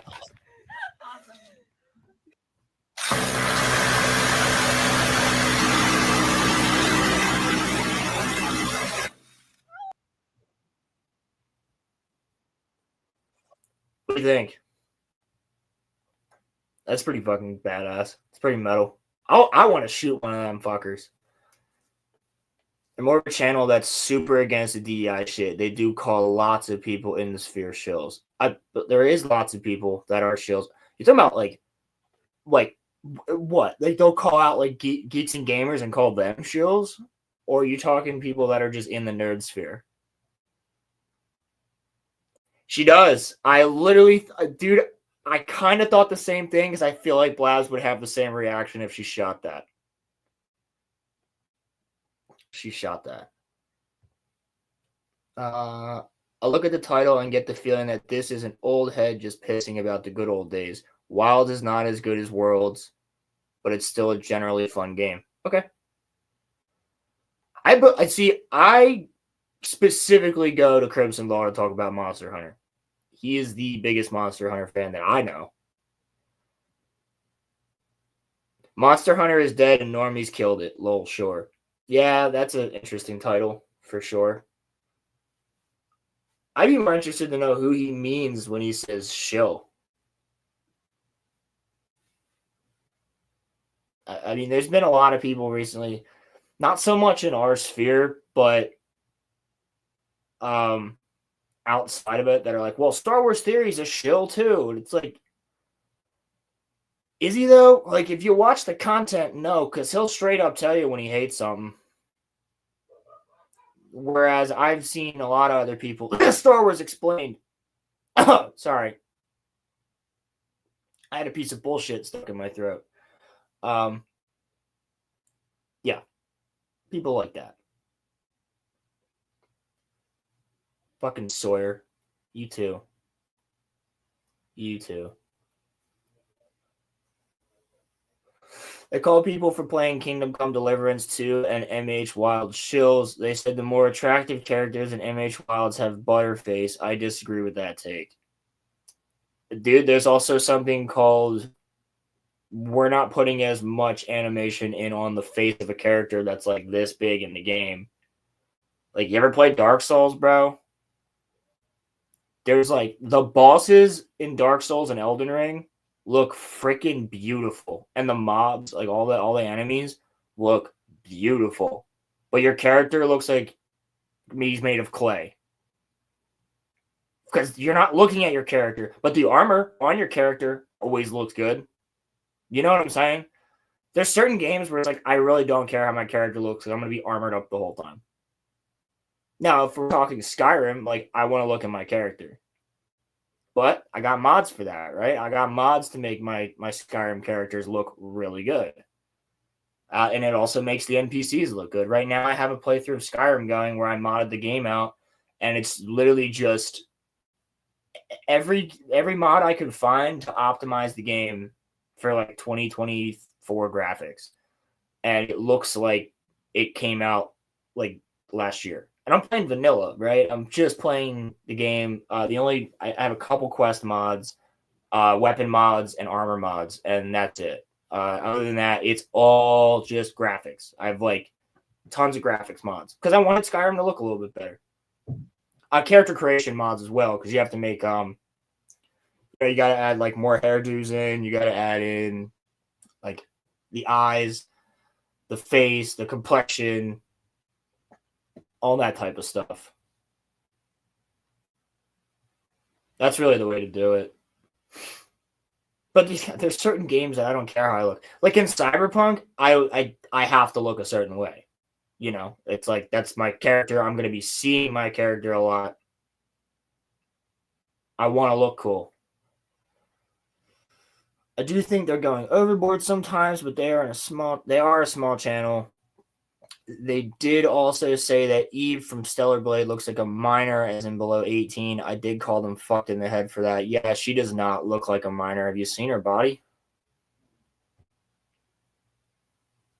Just because it is a female character, like, okay, that's such a fucking stupid take. Because to people like, I almost feel like you're just generalizing Japanese entertainment at that point, which I believe Stellar Blade was Korean, right? But still, either way, it's still an Asian girl, right? Oh, so we have like every main character Asian girl in most of these anime. They're all underage. So therefore, Eve must be underage because she's an Asian girl in a. All right, see you later, Crimson. Because she's an Asian girl in an Asian made video game. She's hot. So clearly she's underage because everybody's a pedophile. Like, no. They said in the face region, like, bro, Asians look naturally young. That is so facts. Asian people look very young. Very young. I have customers that come into work that are like 30 that look like they're younger than me. One of which graduated 4 years older than me, and the dude still looks like a kid. Still looks like a kid.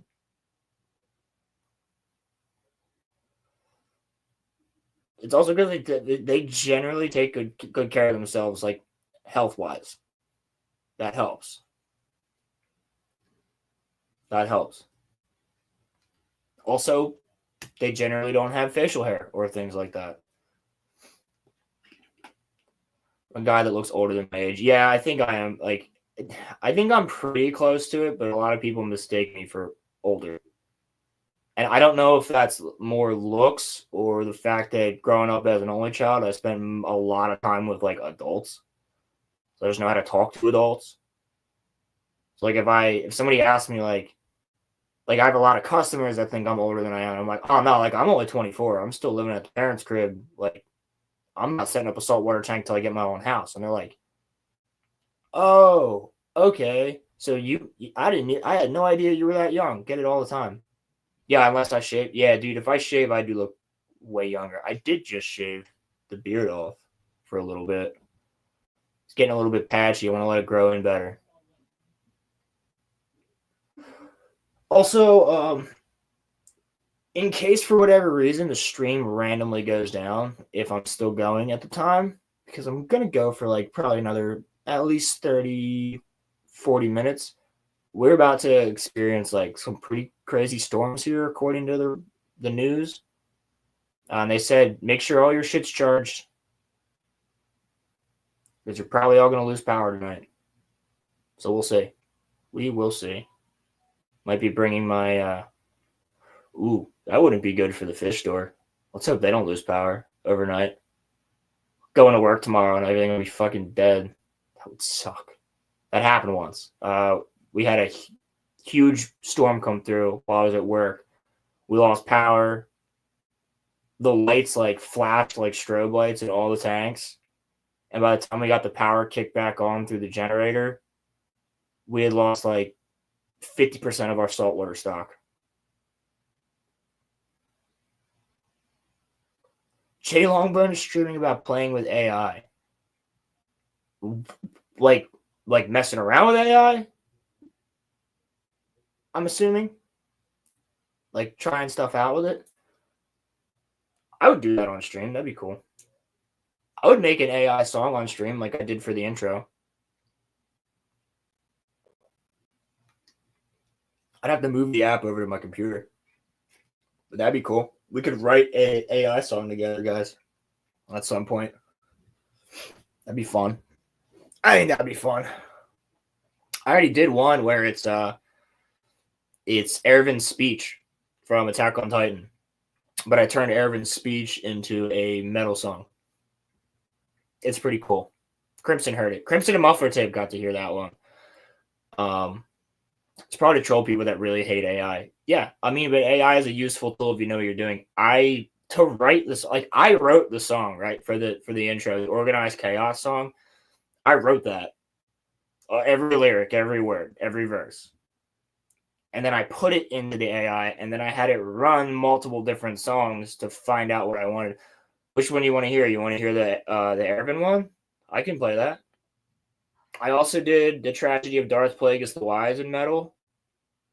And I'm working on doing one with Lord of the Rings quotes, just for shits and giggles. But yeah, I could play the Ervin one. The Ervin one's cool. Let me get it. I have it emailed to myself so I could play it on here. I just realized I never got to show it to you guys. I'm going to be using it for an Attack on Titan edit that I'm going to post.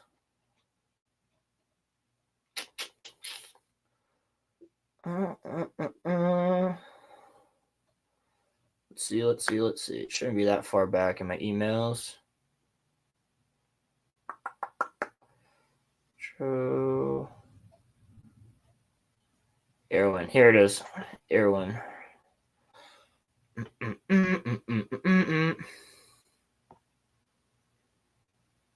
me just open it up. I mean, dude, it is like a couple minutes. It's good, though. I'm going to turn it down just a tad so it doesn't blast your eardrums out immediately. Let me present screen, and we can listen to it. It's copyright free because I made it on my own. That was mainly what I wanted to do with the intro. I wanted a song for the show that, you know, no one can get mad at us for using ever because it's mine. Mine own. My precious. All right, this is the Erwin song.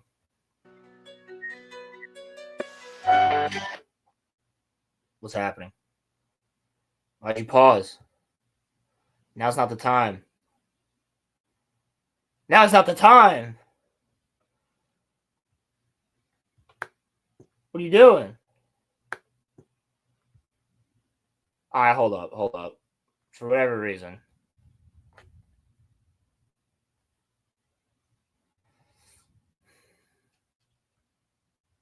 It worked. It worked before.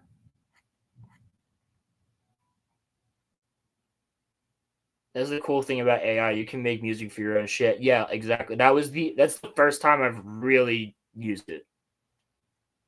Because I was working on the new intro and I was like, you know what? Fuck this. I'm gonna do what everybody else is doing with like the chat AI, and stuff like that. The subject of this song, the subject is Erwin's speech from Attack on Titan. Rolando wants to hear it.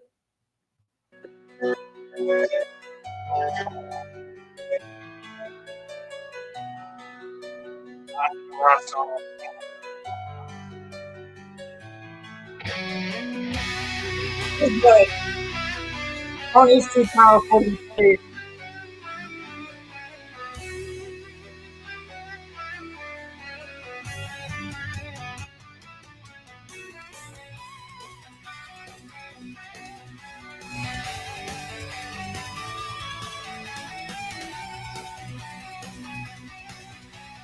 It works pretty well. I like it. Everything that you thought had meaning. See? What? Why? Why? The song is too powerful. What are you doing? What are you doing? All right, fine. I'm gonna try a couple things. What can I open you with? Hold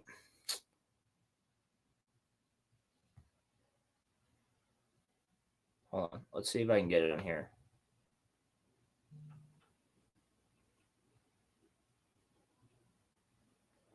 Yeah.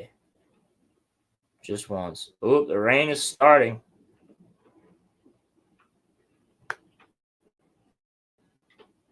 The rain is starting.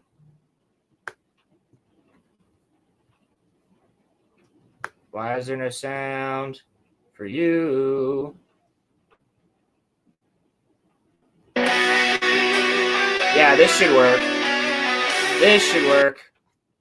All right, guys, I think I got it.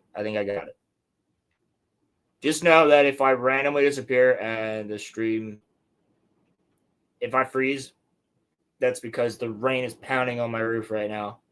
So I'm probably only going to go for a little bit longer, but I wish I could hang out here all night with you guys, but I'm almost positive. Yeah, dude, it's the military police, Rolando. It's those in the middle. It's those in the center in what is it, Walsena. Let's see. Does this work? Hold on. I just had it open with media. You bastard. You bastard. You guys see this? You can't. What the?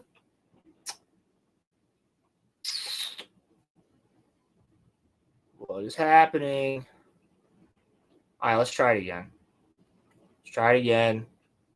It really is just too powerful. It's too powerful of a song. Why did it work the last time, but it's not working this time? Last time I did this, it was fine. It was right after I was doing a show with Crimson and Muffler. One of our Saturday night shows.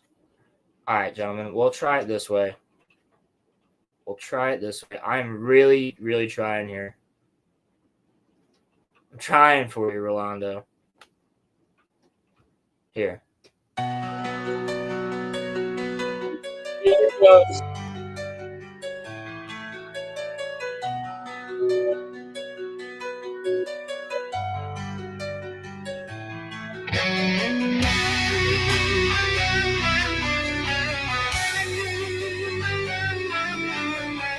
That's what it's like.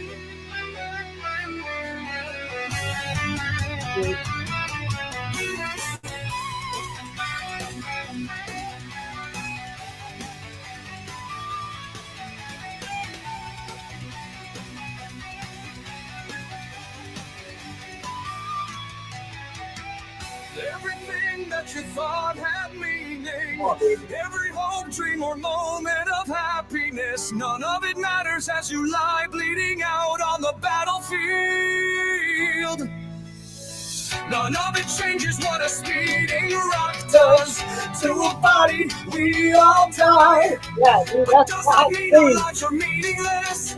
Does that mean that there was Clean. no point in our being born? Would you say that of our slain comrades? What about their lives? Were they meaningless? They were not. Their memory serves as an example to us all. The courageous fallen, the anguished fallen. Their lives have meaning because we, the living, refuse to forget them. And as we ride to certain death, we trust our successors to do the same for us. Because my soldiers do not buckle or yield when faced with the cruelty of this world. My soldiers push forward. My soldiers scream out. My soldiers rise. Let's go. Let's go.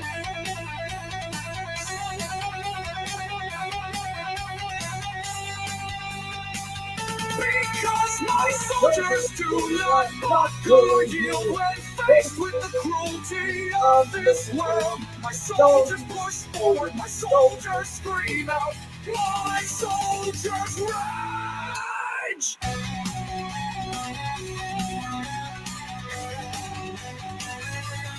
Because my soldiers do not buckle or yield when faced with the cruelty of this world. My soldiers push forward, my soldiers scream out, my soldiers rage.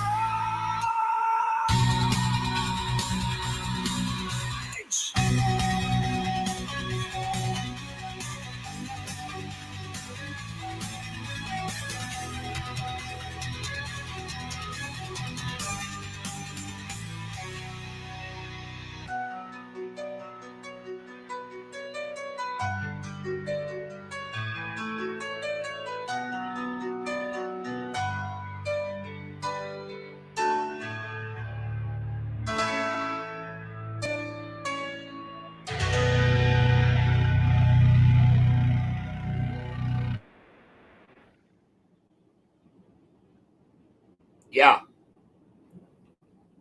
Yeah. Yeah, bro. Get the fuck out of here, you fucking bot. That shit goes hard, right, dude? I'm sitting there listening to my own fucking song. Shit's fire. Shit's fire. Yeah, I did fucking sing a little bit. Yes. Oh my god, dude, the rain's going crazy. It's fucking pouring. There's lightning flashing through the windows. I don't know if you guys can see that. Yeah, dude, and like that's the fun shit you can do with AI. Was I staying up until 4 a.m. working on that? Yeah. Should I have been? Probably not. But I was in the zone, dude. When you get that creative rush and you're just like, I gotta go. Like now's the time. I'm grinding. I'm grinding and it's working. I'm killing it. And this is fun as fuck. I think it worked. I think it worked out pretty well. That is iteration like 7 of that song. And that's the one that I really like. So 7's the one that worked out the best. 7 is the one that worked out the best. All right, guys, we're almost at 2 hours. The rain's going crazy. The lightning's going crazy. You might hear some thunder in a minute. I was hoping we'd get it right there. That'd be cool because I just saw lightning. Yeah, you might hear some thunder in a minute. If it gets that crazy, I'm just going to end stream because I don't want to lose it. But let's see, what else do I got, dude? What else? I mean, the Darth Plagueis the Wise one. I don't know, Rolando, if you are a Star Wars fan, but the Darth Plagueis the Wise one is wild. it's that was gnarly. I could play that too. How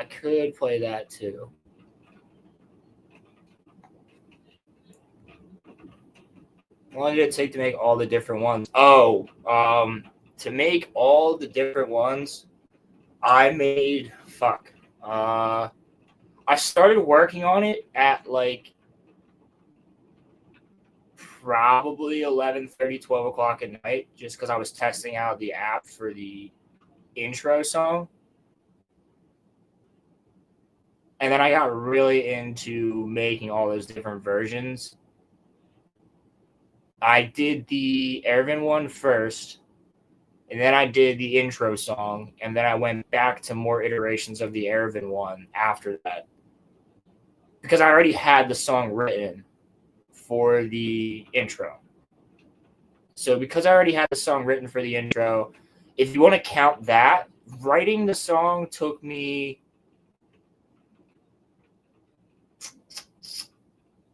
a week probably to get all the references and stuff that I wanted to get in there and like really think about it. A lot of it was thinking. A lot of it was thinking of like, what do I want to say? Where do I want it to go? But what I did was I tested out a couple of Ervin's speech, just slapped it in there. And then what I did after that, I was like, oh, this sounds good, but I can make this better. I'm going to try this with the intro now. And I worked on the intro for a couple hours to make that song. The intro that you guys are hearing is the 4th iteration of that song. And then I started making a ton of the Ervin one after I finished. Like when I found one of the ones for the intro that I liked, which was the 4th iteration, I was like, wow, this fits really well. I think this will be good for the show. I think it'll get people hyped up for the start of the show. So, music of the Ainur, I could do that. Pilgrim, I could do that. I was working on a Lord of the Rings one. I could get all the quotes, the music of the Ainur, and I could do it. I could easily do it. Remind me, because I'll probably forget. But remind me that I might not, actually. But remind me, I will make that. You can help. You can help me make it. We can make it in Discord. Be easy. It'll be easy. Yeah, so it does take a little bit of effort, right? So it's what Shad says all the time on Friday Night Tights and things like that, where it's like, yeah, AI is a very useful tool, but it's still a tool. I didn't want it to do it for me, right? I wanted to do it myself and just have it make the sound. Melkor trying to take over, them fighting back, dude, that'd be epic as fuck. All right, Pilgrim, you and I are gonna work on this together. We're gonna work on this together, and we're gonna make this. That'd be awesome. And then you know what? We can post it. You can post it up somewhere. People can listen to the music of the Ainur. We'll work on writing it. Yeah, dude, I agree with this. Other than the fact that it's a tool and it's good. Yeah, all the other shit. I'm like, oh god, don't bring up AI or Twilight around this, man, or fucking Cinderella. God damn. But yeah, you and I can work on this together. That'd be sick. Make it the fucking intro for your channel. I'll help you make it. That'd be dope. That would be dope. Yeah, but effort definitely went into it. It is mostly me. It was mostly me. All the AI did was give me a voice for, like, I would have recorded that myself had I had the means to record the dialogue. I would have read it or sung it like myself and just gotten AI music in the background. But that's also, I don't have the means to do that right now. I don't have the right equipment to actually record that. Not even a big Ghibli fan or whatever, but those were crazy. Yeah. Yeah.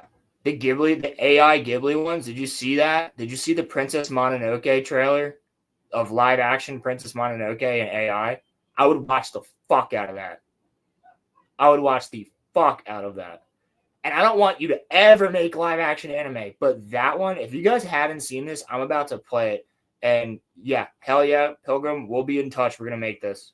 We're going to make this. We'll write out all the lyrics and everything. We'll go through multiple iterations of making the song. We're going to do it. We're going to do it. That'll be fucking cool. That'll be really fucking cool, bro. You got me hyped now. We'll make that one together. Yeah, I gotta fucking pull this up. As long as I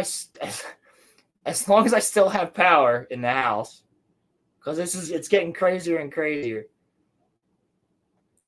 Hold on. Princess Mononoke live action trailer, live action AI. Where's it at? Where is it at? Is it the 1950s one? No, there's one that I watched already that's like really fucking good. AI trip. It's from a certain guy. It's from the guy that made.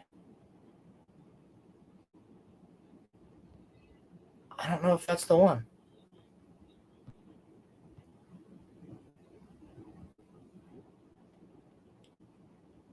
Is this the one? I have to double check and see if this is the one, because I know it's from the guy that made the Hillbilly Lord of the Rings. Hold on. Redneck Lord of the Rings, because it's on his channel. He's also the guy, I believe it's also the same guy that made the. Yeah, so the Redneck Lord of the Rings ones are. Yeah. Now, it cracked. That one's good. I think it's Demon Flying Fox. Shout out to Demon Flying Fox, doing pretty good work out there with the AI. But I believe it's Demon Flying Fox that has the.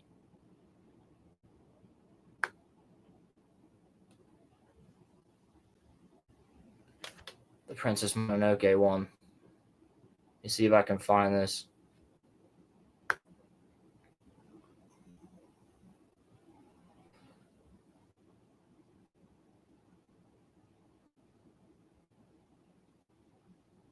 Hold up. Wait a minute. Something ain't right. Oh, fucking computer.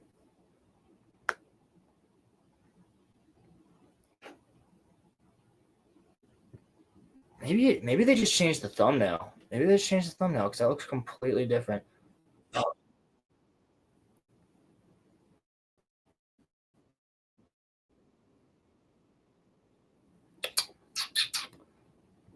Alrighty. 1950s 50s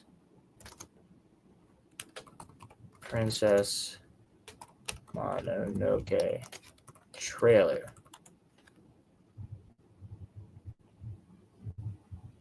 I mean, I guess it has to be.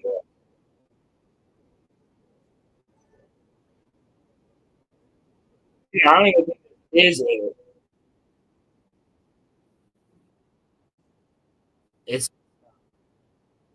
no, it's not that. Is it this one? I think it's this one. The Super Panavision. Yeah, it's this one. Bro, I would watch the fuck out of this. If this movie came out, dude.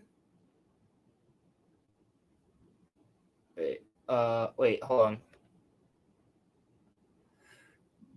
Wait, what's his AI take? Sorry, I got chat. I haven't even been paying attention to you. I am so sorry. What's his take been lately? Says Rolando. I only remember that it's not a tool that should be used, but only AI really won't be as good as human-made stuff. I agree. He's been saying that AI Ghibli looks better than the original art. That's retarded. Dude chose to stand on that hill and died defending it. That's retarded.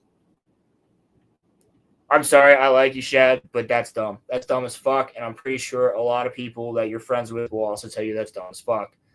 It's too Ghibli art is some of the most beautiful shit you will look at ever. That's dumb. It's just static photos. Yeah. The most delusional typically are, oh, come on, he's not that. No, he's not. He said that Ghibli is only loved because of the stories and the art is simplistic and boring. I highly disagree with that. Watch Nausicaa of the Valley of the Wind. Watch Princess Mononoke. Watch Spirited Away. I'm not even a big fan of Spirited Away. That's actually one of my least favorites. Watch Castle in the Sky and look at everything that goes on in the background. Oh, fuck, that is a take of his own? That is kind of dumb. Well, it's probably just him having different taste. I'm sure, and you should get shit from everyone. That's like saying that an AI version of Akira would be better than Akira. Akira is got some of the best animation. There's something about that type of animation, right? Whether it's Ghibli or which is a little bit more rounded, physically like rounded, not as like angular and jagged, but still has that, like 70s, 80s look to it. And that's really good. I would also say the same thing about Akira in the 80s and the same thing about Cowboy Bebop in the 90s. There's something about those anime that, like, when I just had this conversation with Crimson and Rolando, you heard us talking about it. I just had this conversation with Crimson last week about Cowboy Bebop, and I don't want them to ever do a 4K remaster. Well, 4K remastered I'll take, but not an animation remaster, right? I want it to still have that kind of gritty look. I like the gritty look. It's the same reason that people still would prefer the original Snow White over the live-action Snow White. That's one of the reasons, is because it has that gritty look. Like, it looks like some care went into it, because guess what? It was drawn. Like, legitimately drawn. And then anime after Ghibli, which was legitimately drawn in the same way that Disney was doing things. It's just, it has a different vibe. Like early Naruto, early Bleach, early One Piece, early Dragon Ball, Star Blazers, which is also Space Battleship Yamato. Like, they have that like grittier vibe that it feels good to watch. And that's not to say that when I watch a good fight in Bleach, the newest season, or Jujutsu Kaisen, or Chainsaw Man, that I'm not like, wow, this looks really good. It does. But there's something about that older animation and the way that it almost looks like actual, like, drawings on paper moving around, like coming to life. If you get my meaning, like, that's how I would describe that. And I think it looks truly beautiful. I really do. I love it. There's something about the old school anime aesthetic that is just so fantastic. You take a shit on the chin. Yeah, that gritty looks make the 90s anime unique. Exactly. But here, I found this trailer. I found the one that I was talking about. It's the 1950s Panavision, Super Panavision, Princess Mononoke trailer by Sora AI. I think this is dope. Like, if I saw this trailer for the movie, right, and it looked like this, like, even if this came out in 2024 or 2025, I should say, and it had like this look, right? It looks like it's something that came out in like the 50s, 60s with color. Like, if it came out looking like this at this time, like, somebody should film a movie with this type of film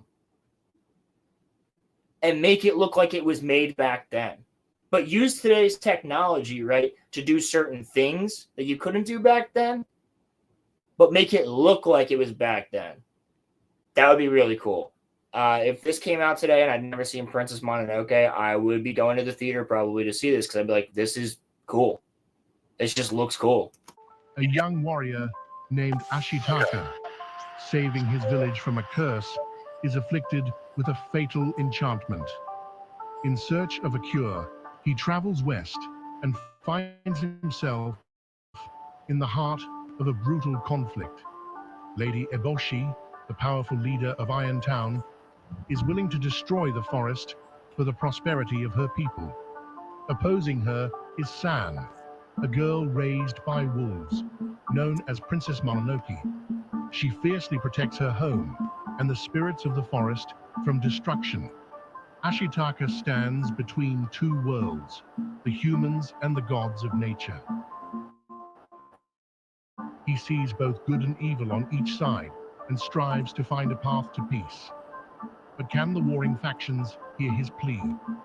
The fate of all living things hangs in the balance. A clash of power and spirit, greed and compassion will determine the future of their world. Princess Mononoke, an epic tale of love, courage, and the fight for harmony between man and nature. I mean, it looks interesting. Ooh, that thunder was loud. I don't know if you guys heard that. So, obviously, there's problems there because he's just fucking around, right? He's trying his hand at different things. But I would like if that trailer was cleaned up, right, and it looked a little bit different. You showed a little bit more action that actually looked like real action. It didn't look like it was from the 1950s, but it had that gritty look over it. Yeah, I'd watch it. I would watch it. I've actually got one that I've shown before here, and Pilgrim definitely knows it. Pilgrim definitely knows it.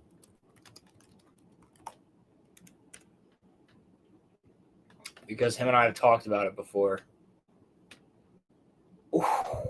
Oh, so Abandoned Films. He dropped a new one 3 months ago that I haven't seen. Should we watch the AI? So I was going to show the AI trailer for the Silmarillion.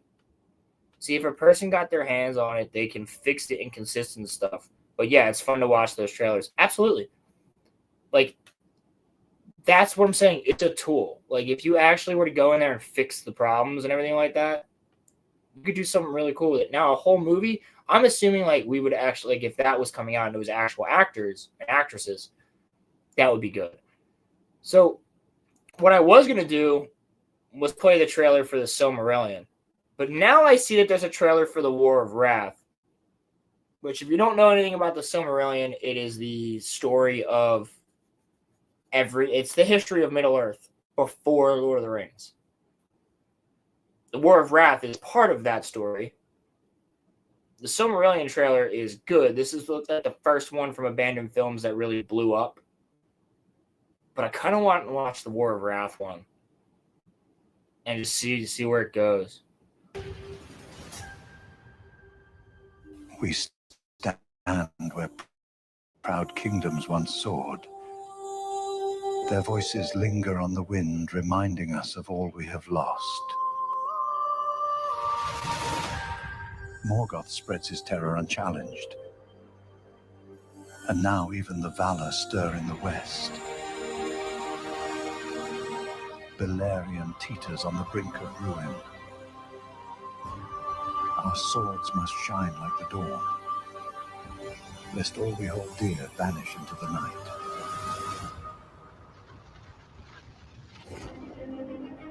I have sailed through endless night, past beyond the sight of mortal shores to reach you.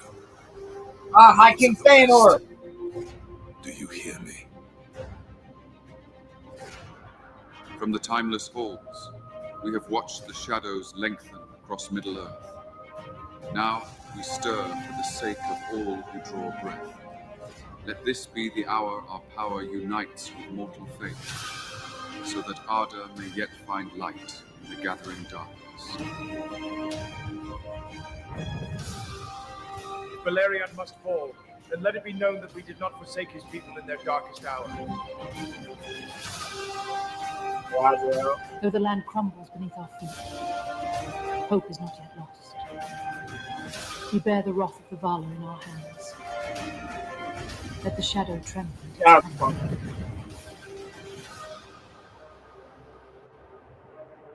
This is the end of Valerian. The mountains tremble. The rivers run black. Yet still we stand. Let our defiance echo through every broken hall. We shall come to your aid. We come to shatter the darkness that would devour us all. Let the Silmarils' light guide us. Even through the blackest sky, I will not forsake its call. Let them cling to fading hope. The fires of my dominion shall consume their last refuge.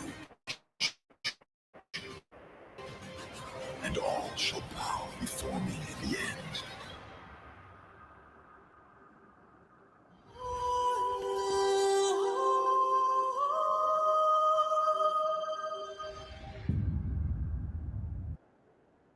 Way better than Rings of Power. So is this one.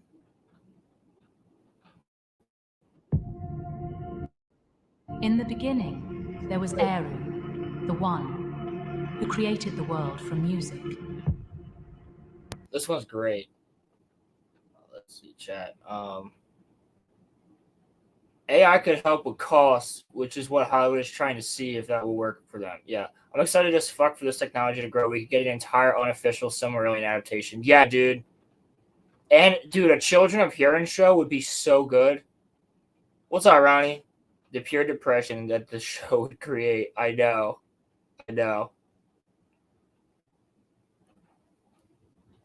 Yes, he left at 7:30. It's 9:13 for me. It's storming like a motherfucker outside.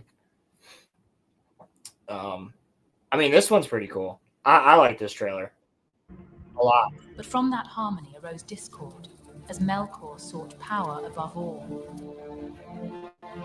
Witness the birth of a world. See, and I like that design for Melkor. I think that looks cool. The rise of heroes and the Henry fall Cavill, of darkness. of course, exactly. In the light of the two trees, Feanor crafted the Silmarils, gems of unparalleled beauty. But jealousy and malice led to their destruction, plunging Valinor into darkness. Yet even in the darkest times, love found a way to challenge the darkness. From creation to rebellion, from sorrow to redemption, the tale of Middle-earth unfolds.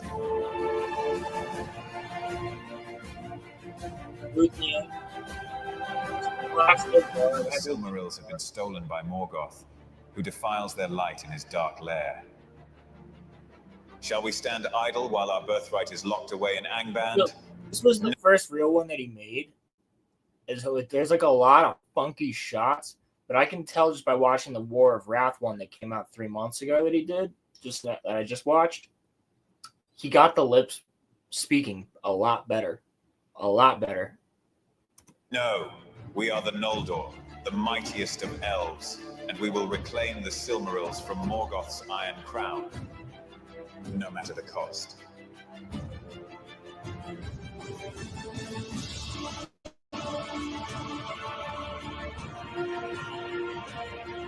The threads of fate are woven by the choices we make, even in the face of despair.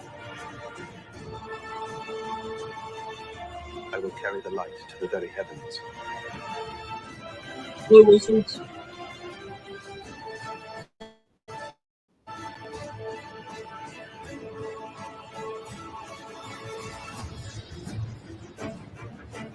I stand against you, Morgoth, in defiance of your darkness.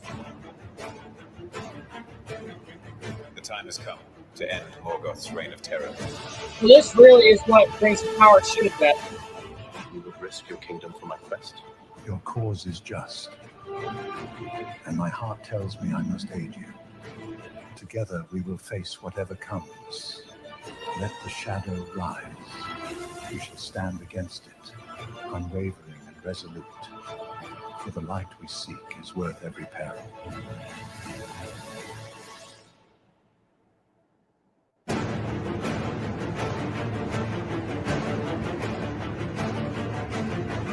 Still better than Rings of Power.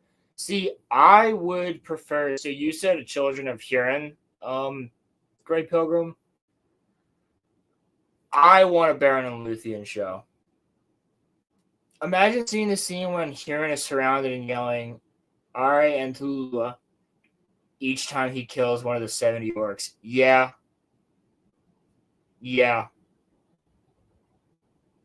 That would be a badass pilot episode. Yeah. So, like, I agree with you, but I think Baron and Luthien would be such a good show.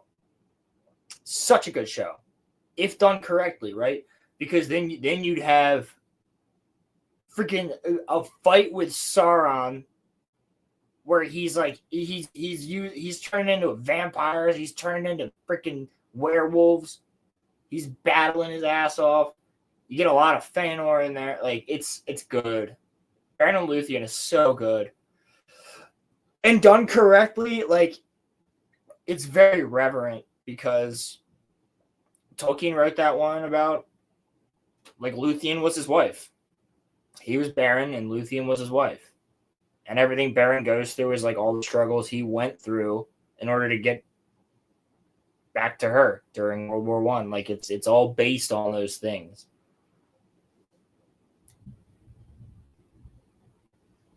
Yeah, Tyrion's great. And like seeing Glaurung and like also like what happens to his sister. Yeah, but like here's the thing, this is why they'd never do it. A fan will do it, but this is why they'll never do it, is because brother and sister end up together. It worked in Game of Thrones. But they won't they would never fucking do that today. Never. Because Amazon actually said that they wanted, yeah, his death would hit different. But Amazon even said, like, yeah, we want to do our version of Game of Thrones, but like with Lord of the Rings. Okay, well, if you want to do that, like Baron and Luthien and or the Children of Huron would be great. Be great.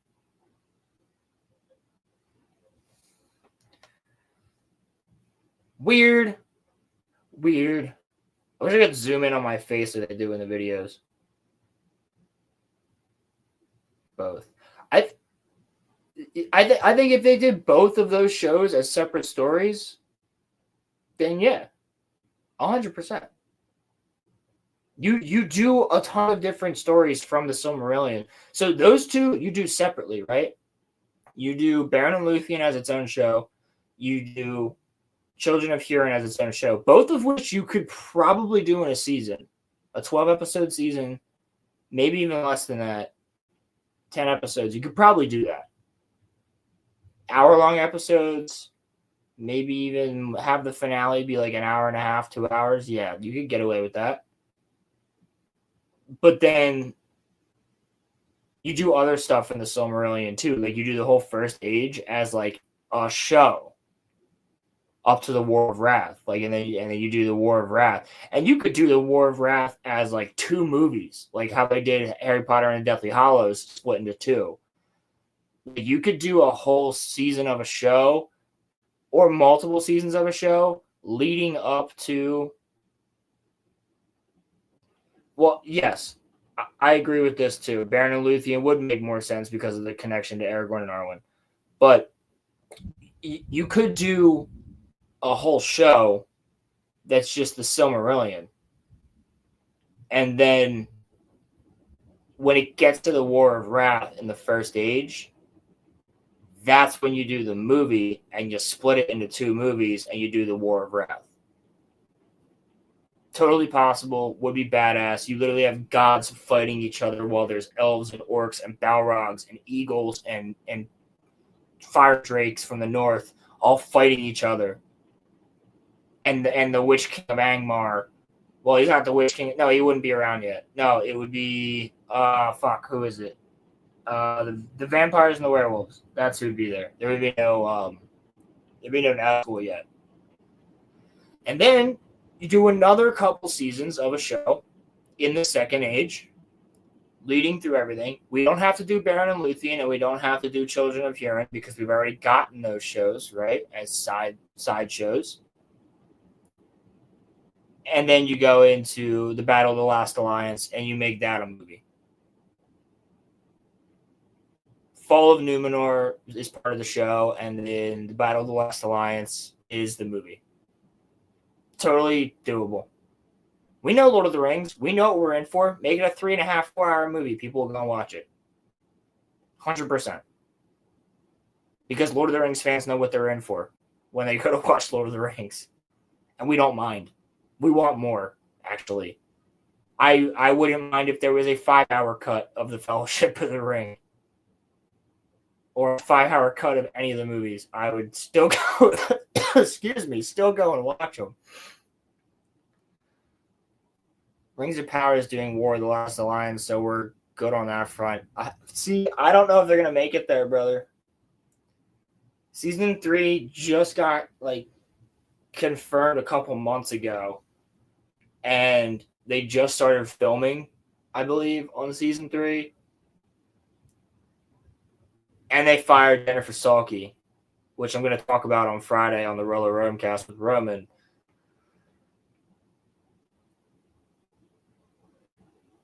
Yeah, yes. There's still 10 hours of unused footage. Give it to us for the 25th anniversary. Absolutely. Make the extended edition. The director's cut, if you will. I know you don't want Rings of Power doing it, but I kind of do because it'll be good content. I want Rings of Power to get 5 seasons. That's content for us, for YouTubers. Oh, that's the best thing. That's what they should call it. The Mithril edition. You got the Mithril edition, and it's just 5 hours of Lord of the Rings every movie, if not longer. Fuck yeah, bro. I'll watch a 7-hour Lord of the Rings movie. I don't give a shit. Give me more. I want more. But I know I shouldn't.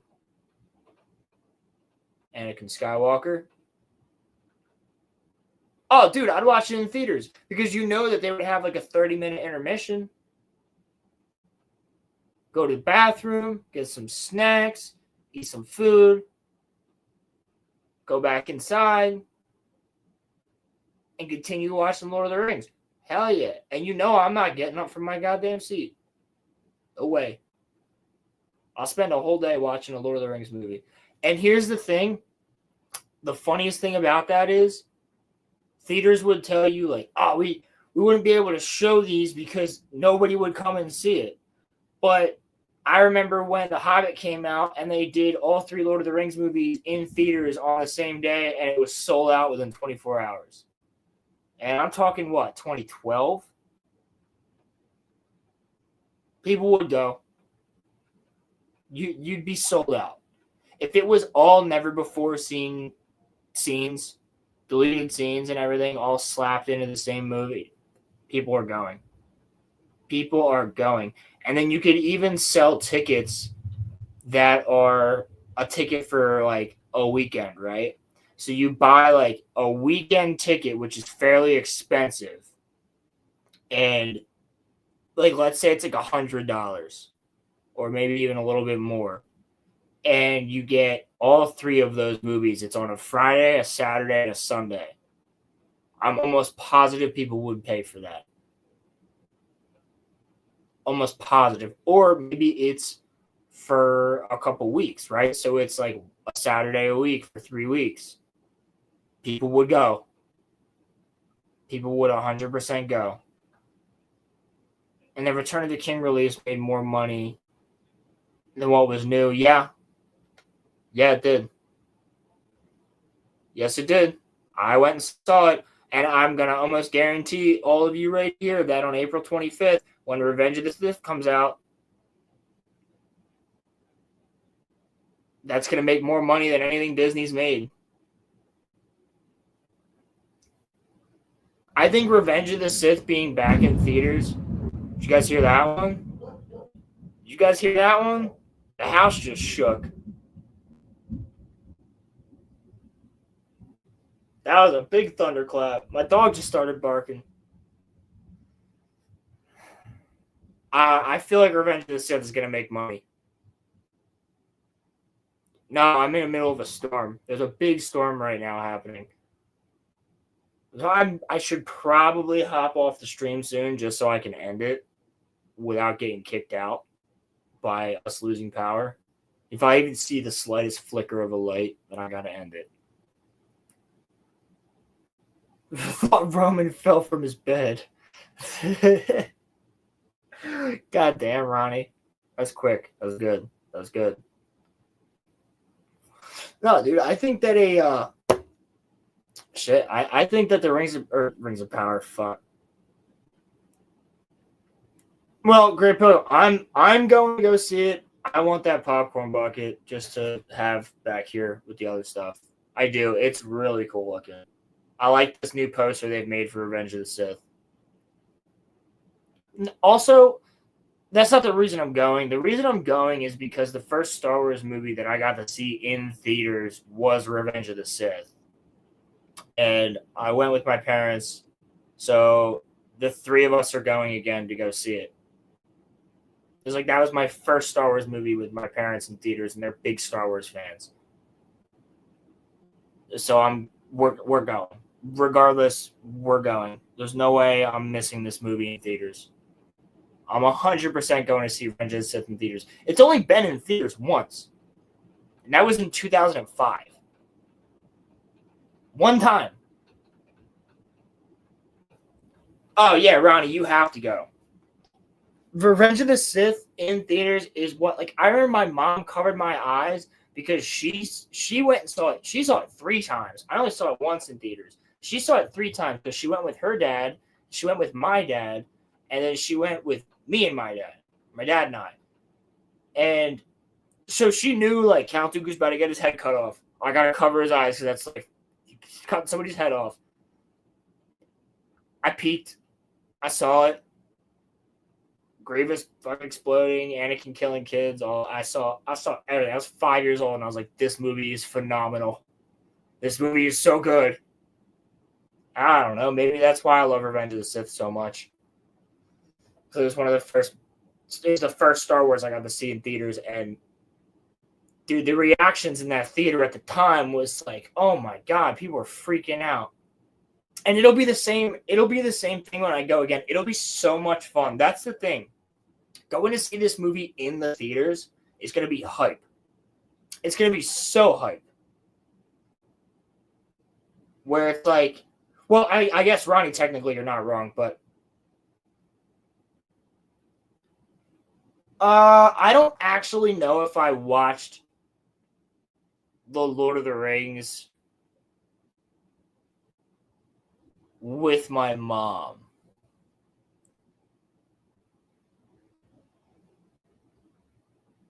I know my dad definitely showed it to me. Because I know my dad definitely showed me the original trilogy, The Phantom Menace, and Attack of the Clones. When I was like, well, Attack of the Clones wasn't out yet, but like 2, 3, 4, like one of my earliest memories is like chilling on the couch with my dad as like a 2-year-old watching The Phantom Menace. But, well, Ronnie, she's anti-vax, so that's something.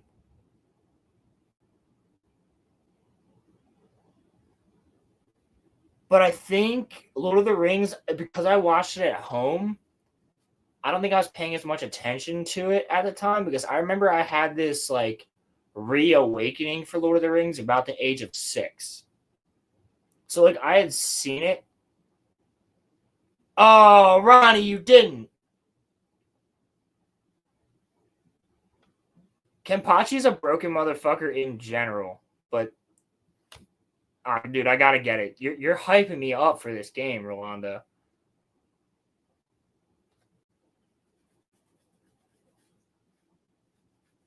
No, she's definitely not pro anything with the children being trans. Certainly not. Certainly not.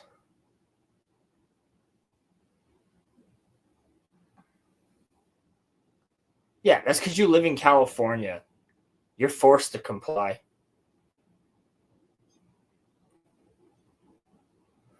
You're forced to comply. No, she is very against anything about children. Is very big for her. That's why she's anti. Listen, I'm putting words in her mouth, but she is. My original childhood doctor eventually just dropped me as a client because he did not like the fact that I wasn't vaccinated with anything. The only vaccination I have was one that I got on my own at the age of 21 for tetanus, because my tetanus, like a tetanus shot would have been very useful for the job I was doing, which was restoration, and I was always around rusty metal and rusty screws and things like that, and I don't want to step on one, I don't want to get cut by one, and I don't want to get tetanus. That's the only vaccination that I have.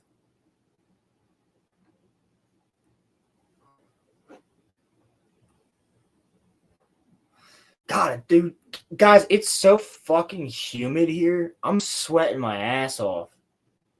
I think the AC needs to come on soon. Truly. Truly I do.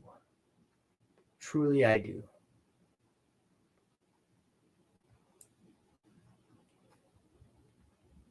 I might have to fucking put this shit on in a second. But the snakes aren't going to be like, even the snakes don't want to fucking be near their heat. I can't even open a window. It's so like nice outside, but it's pouring rain, so I can't even open the windows.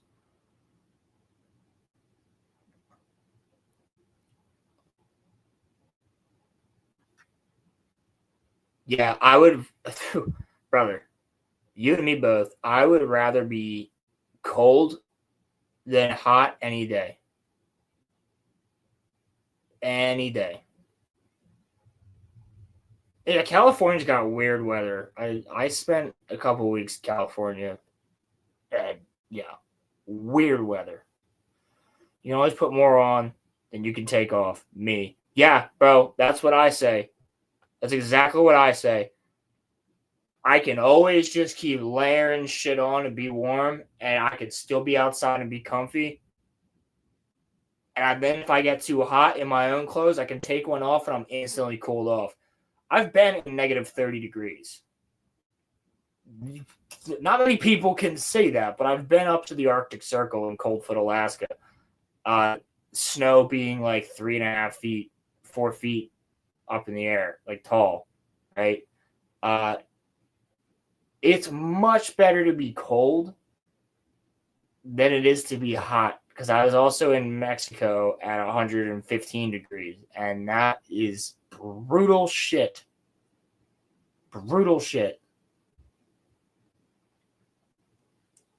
I'm not talking about Nevada.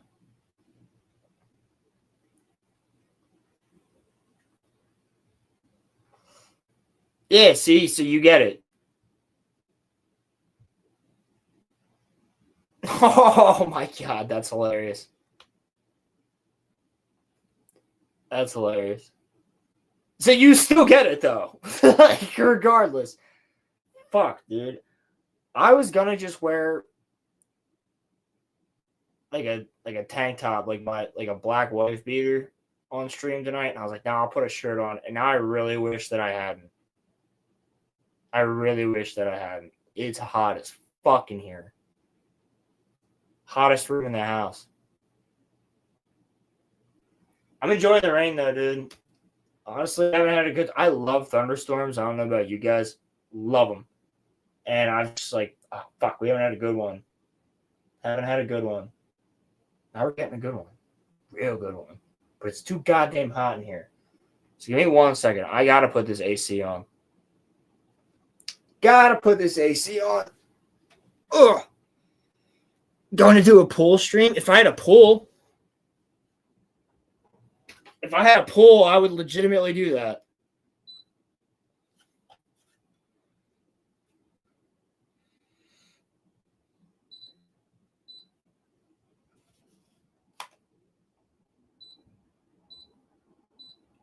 Put it on 69 degrees.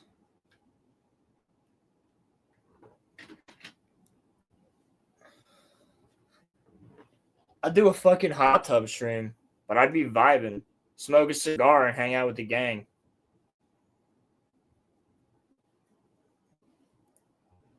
Yeah, smoke a cigar, chill with the guys, do a chill stream. I would do that if I had a fucking hot tub. Are you kidding me? Oh fuck yeah! I'd see. I've told people too before. They're like, "Oh, what's one of your favorite? Like, what's your favorite Star Wars planet?" And like, I have a problem with that answer, but I'm like, one of them that always comes up in my mind, regardless, is Camino, because I fucking love the rain. I would just love to hang out there and just vibe. Rain, ocean, lightning, and storms, and I'd just be vibing. I'd be vibing on Camino.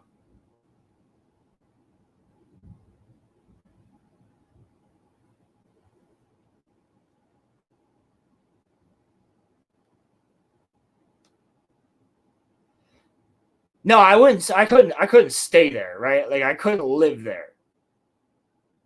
But I would like a couple days there. I'd be cool with it.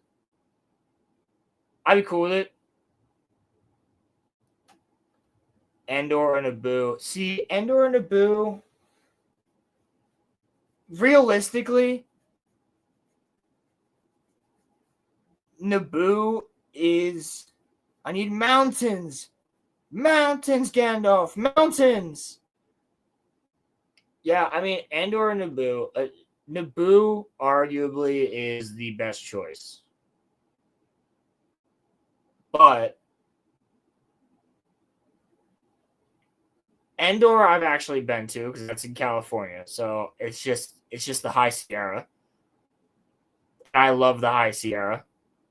So living wise, Endor is where I'd pick. Let's say there's civilization on there and stuff. Oh, Small Time Republic did come in with a good point. The Zeltros would be the best for the Zeltron ladies. Has anybody ever seen the Zeltron ladies? You know what? With a point like that, I might have to go with Ryloth.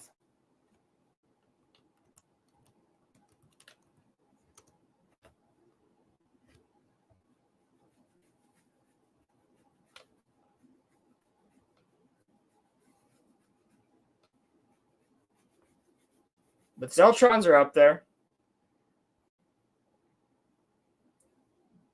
Zeltrons are certainly up there. They're just pink women. I'm torn between Rivendell and the Shire. Visually, Rivendell is better. Mountains, falls, trees, but the vibe of the Shire. Yeah, dude, it's got to be the Shire. It's got to be the Shire.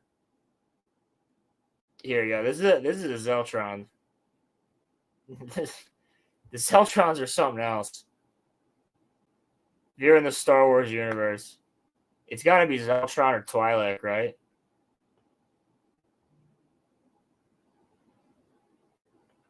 Like, right? They're just all hot, and they just happen to be pink.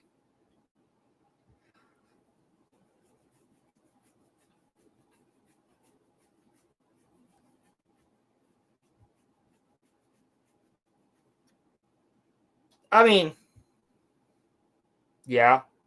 Every time, obviously, Padme's the reason that I knew I wasn't gay when I was like fucking 5.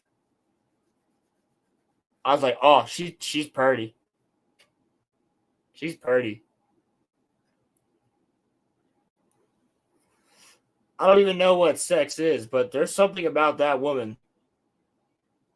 Her and Elizabeth Swann from Pirates of the Caribbean.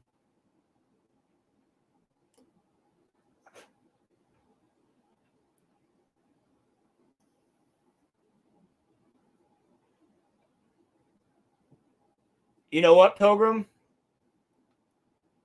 Fuck you for asking that question.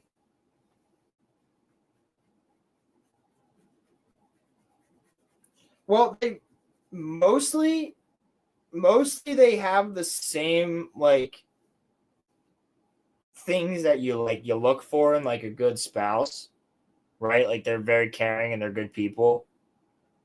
And they're doing good deeds themselves and like they're hard workers and shit. It really comes down to looks and what you prefer. I don't know if I could truly choose between the two because like Padme is hot and beautiful, but I'd say Arwen is just like straight up beautiful. Like you just like when you see her in the wedding dress or not her wedding dress, but like her dress when Aragorn's at his coronation, she looks beautiful. I mean, that's a hard choice.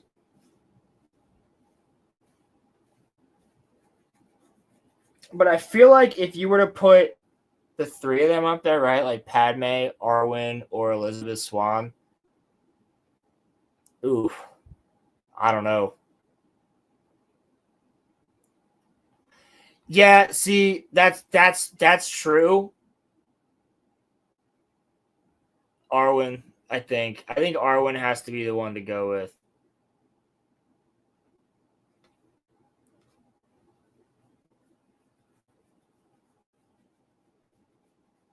But if you put Keira Knightley in in Arwen's outfits, I'm in.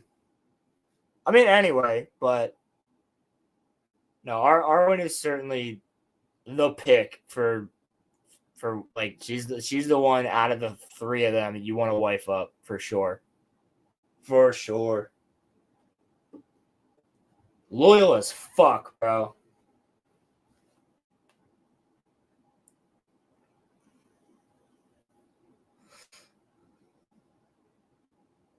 Yeah. Well, bro, if we're talking about her actually being an elf, then 100%.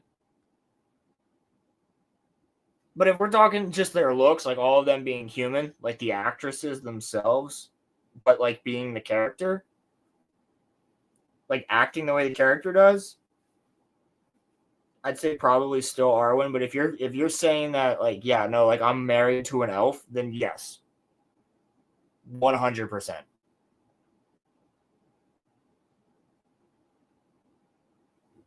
It's got to be Arwen every time.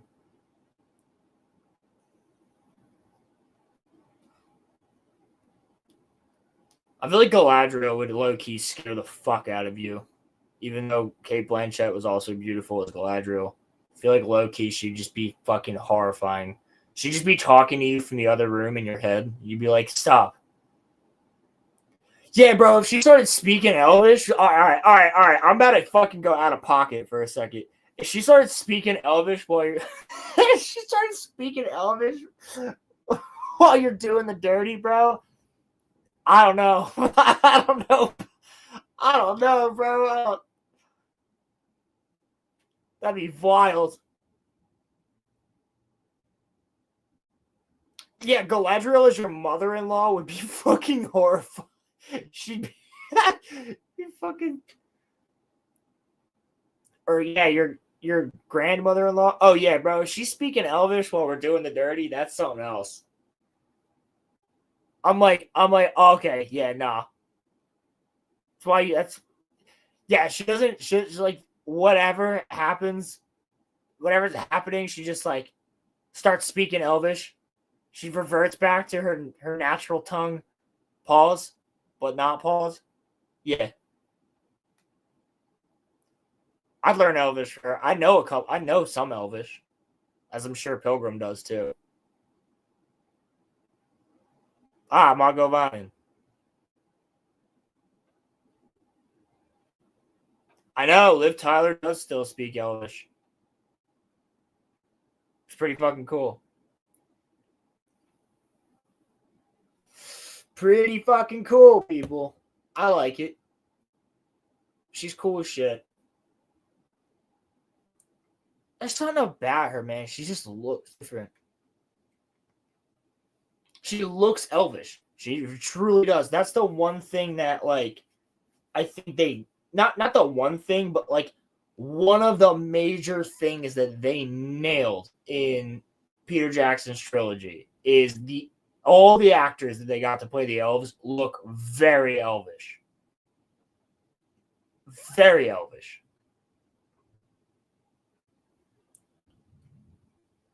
I mean, fuck, man. If you were just married to Liv Tyler, you could just be like, yo, babe, speak Elvish to me, please.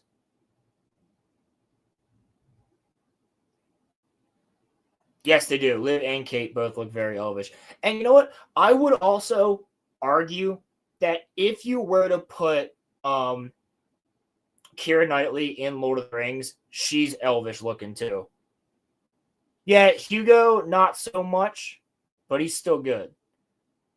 But if you were to put Keira Knightley in Lord of the Rings, she'd look Elvish as well. She's got the angular look, right? Like the very like angular jaw and things like that. They look Elvish. Maybe that's why I was attracted to her.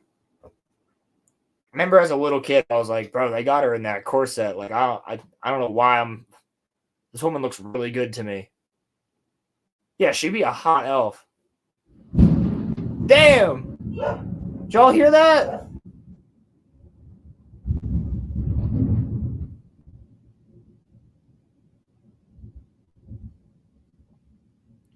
Roman just tripped down the stairs. I'm kidding. Yeah, no, Arwen still takes it. I do like the dark hair. I'm fine with blonde hair, but I don't know.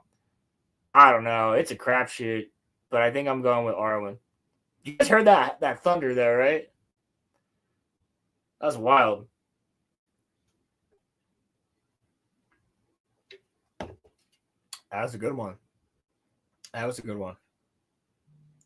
Blondes scare you. I dated 2 brunettes and 1 blonde. Yeah, what? Okay, well, the chick I was talking about earlier that I was friends with since like freshman year of high school was also a blonde. So let's say like there's two blondes that I was with and 3 brunettes that I was with. One was cool as fuck. The other one was cool as fuck until she started making a fuck ton of mistakes. And the other one was just insane. But she was Irish too, so. Not that that means anything, but she was just a fucking nut. A nut. Sex was crazy, but she was a nut. Can I say that on YouTube?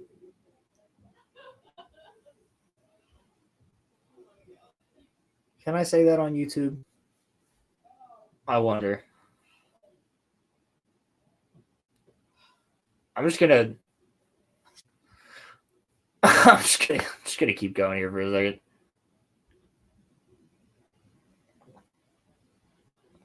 I'm just trying to find.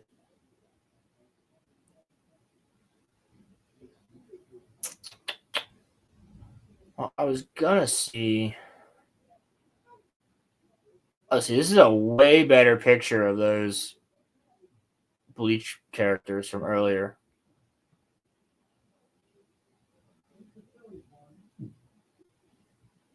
Wait, what the fuck? Hold on.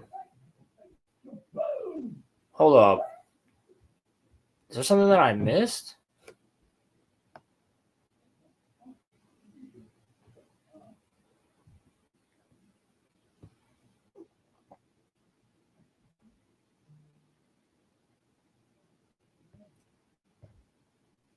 Hold on.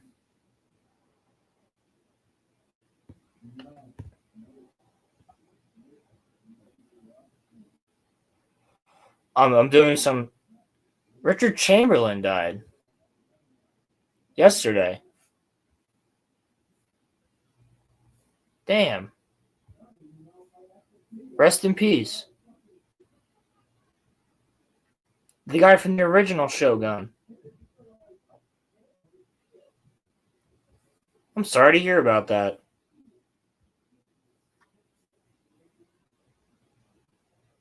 Why is there screaming in the background? My parents are cracking up about something. I don't know. It's thundering, so people get excited, I guess. I don't know. I did know quite a few crazy blondes, though, to get back at that. Oh, you know what I could do? Rolando's not here anymore, but I could play the Darth Plagueis, the Wise song that I made as well, because I played the Ervin one earlier. Should I do that? You want to hear it? Anybody want to hear it? I figured why not? We're just hanging out. I think I might do it. Show it to you guys. I haven't shown it to anybody except for Crimson and Muffler Tape. Yeah, so I took Palpatine's quote, Palpatine's whole speech from Darth Plagueis the Wise, and I took I was just testing things out. I only think this is the second iteration of the song, so I might come up with a better one, like a lot better one. And then I took parts from his speech when he's like, the First Galactic Empire. Like, I took that too, but I took the quote from the book where he says it'll last for 10,000 years and shit. It sounds a lot like Sabaton or something. I actually, Crimson and Muffler Tape said it sounds like Dan Vasc. I kind of see it. But yeah, I guess I can play this one. Why not? Why not? Let me just make sure I got it loaded up correctly, because the last time I tried to do this, it's giving me shit. Giving me shit, guys. Just want to make sure it's gonna play. Watch, it'll do it again. It'll do it again. Okay. I didn't actually realize that I was still off camera. Too busy doing something else. So this is a song that I made. I just took those things, put them in there, got a couple iterations. I think this is iteration 2 or 3 of the song. I know I went through a couple of them before I decided on this, but I feel like I could definitely make it better. This is the one I'm iffy on. The only other one I did was a ton of stuff from Lord Eisen from Bleach, who's one of my favorite villains of all time. He's just that good, in my opinion. He is the Palpatine of anime, in my opinion. But that one, I'm not going to play yet. I'll save that one another time.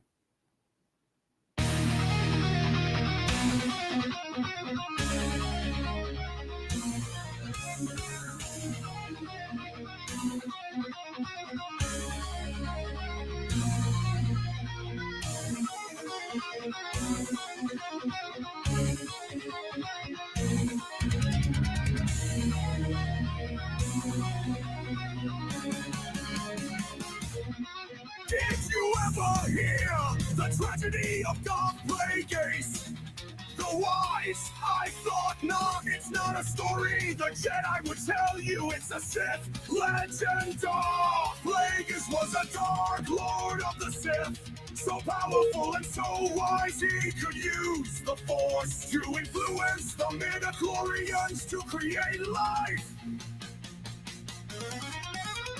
He had such a knowledge of the dark side that he could even keep the ones he cared about from dying. The dark side of the Force is a pathway. Too many abilities, some consider to be unnatural. I'm trying to get a Metallica vibe out of this one. So powerful.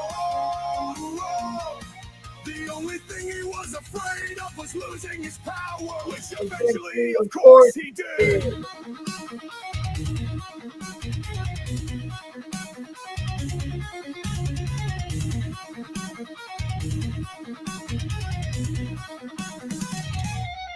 Unfortunately, he taught his apprentice everything he knew. Then his apprentice killed him in his sleep.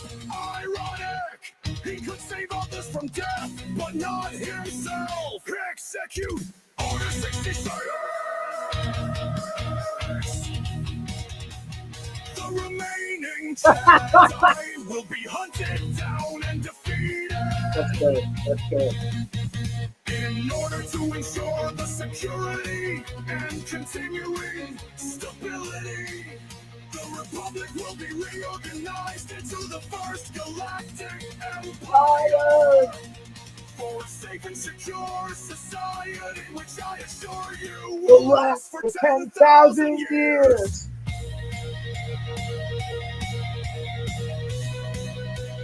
Execute Order 66. You shall henceforth be named Perfect.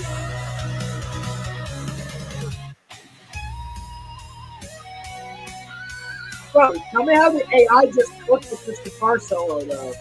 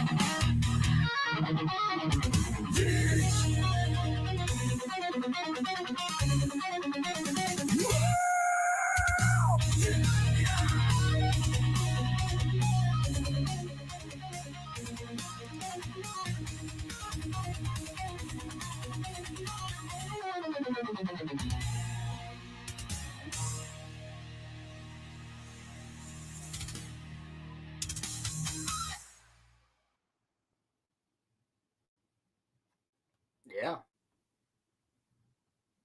It'd be cool if the song started with Darth Bane implementing the rule of two, and it leads into Plagueis, and then Pal's finally winning and fulfilling the Sith plot. I could do that. This was one of the ones that I did not spend as much time on, like I did with the Erwin one for Attack on Titan, or the intro for the podcast. So this one for sure. By the way, I feel so much fucking better now that my AC's on. Oh my god. This is the first time I've turned my AC on in months. Fantastic in here. It feels phenomenal. Even the snake's loving it. She's out. She's out and about. Yeah, that would be cool. Dude, I'm telling you, like, you see what I just did with these two songs. Yeah, 5-minute power ballad or some shit about the Sith and the rise to power. Yep. That is the goal. But that's also what we can do about the Song of the Ainur, which we have to do, dude. We're doing that. We'll pick a day and we'll chill in Discord and get it done. When you got time and I got time, we can work on it. Between the two of us, it probably won't take nearly as long as you think it will. You could probably get it done in a night. If we just sit there and write it, slap it into the chat, let it run through the AI, which takes like 2 minutes every time to process the song. And you let it process the song, and then we go from there. I think we can definitely do that. Dude, the more you bring your reptiles out, the more I want one even more. Unfortunately, I can't have one in my house because of my mom. Damn! I'm sorry. I only have the 3. I I never thought I'd have a snake. I fostered a snake before, but I never thought I'd have one. So I fostered a corn snake, an onyx corn snake. So he was like silver and black. He was great. His name was Slippy because he was a slippery little snake. Now I have Lord Sidious and Azula. Azula is my ball python, and Lord Sidious is my red and black Thai Red Mountain bamboo rat snake. So if you look up a picture of a Thai red, I'll just show you a picture of a Thai red mountain. Thai red mountains are beautiful animals. It's a $300 snake at baby. He was 2 months old. He was $300. There is 50 of them in the United States, and I have one. Pretty fucking cool, I think. They're very hard to keep. They're very rare animals. But they're very fucking cool animals. Look at this shit, guys. So you can see when I bought them, my manager brought it in, and he was like, "You have to take it because it's the same type of care that your crested gecko needs." And so that's easy. I got to keep it below 80 degrees. I have to keep it misted. I have to keep water in there. He's got to have a lot of places to hide. So I don't see him out that often. I take him out when I want to. But you'll see why his name is Lord Sidious. That was the one stipulation my manager had. He was like, "Bro, we got to name him Sidious, though." So his nickname is Sid. My mom gave him that nickname. Technically, the snake's name is Lord Sidious. Because we thought Darth Maul was too on point. So he looks like this one. With the stripes going, the racing stripes going down the back. But he's about that color, that bright red, with these stripes going down the back. So he's a pure blood.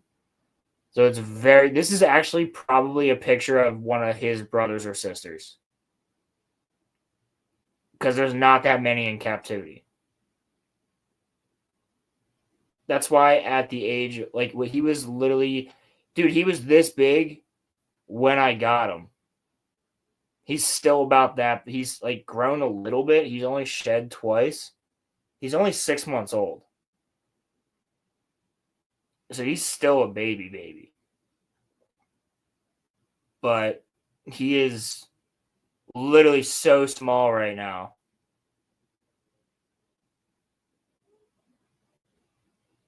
Like and that's $300 for that little dude. That little tiny goober. Yeah. A Honduran or black milk snake. They're also super dwarf retic breeder. 1 hour away from me. Oh, bro, get a retic. Retics are fucking awesome. They're super good pets. Pythons are the shit. Azula is a ball. She's a pastel mojave. So they call them pastaves. I could show you a picture of a pastel mojave. But yeah, Sid is the most expensive animal I've ever had. I'd never expected it. I got it at the market price because they wanted him to have my manager wanted him to have a home with somebody that actually understood the animal and would take care of it. He's like, "I brought it in. How does she eat?" I have frozen rats. I feed them frozen. Well, I thaw them out, of course. No, dude, she's good. She knock on wood, like, not a hunger strike yet. She is a ravenous bitch. She's more afraid of her own shadow than anything else, but she's ravenous. Every time I put the rat in there, it's like, boom, she's got it done. I can feed her in a couple of seconds. It's him, the baby, that is a little bit more difficult. I have to like put the pinky rat, like, which is like this big, like the little baby rat. I have to like put that in front of his face and keep like pushing it towards him sometimes. Most of the time he goes for it, but sometimes I have to like be like, "Dude, you gotta eat," and I'll just annoy him until he's like, "I'm gonna bite it," and then he's like, "Oh, this is food," and then he eats it. Whereas like she has not gone on a hunger strike for me, and I've had her since July. She's also in breeding season right now, so she's like super fucking active. My manager breeds snakes, and he wants me to breed her with my other coworker's male snake. But I don't really want to do that to her. I don't think dude, they're not going to lose weight too. Like, I haven't fed her because she was getting a little bit thick, right? And you don't want them to get too thick in the middle. And she was getting a little bit thick in the middle. So she hasn't eaten for like 2 weeks. I thought she was going to bite me on Friday when I took her out on stream. But she didn't. So if she did, it would hurt. She's like, how big are you? She's probably like 3.5 feet, 4 feet. No, probably 3.5 feet. She's a good size. She's gonna get like 6.5 feet though.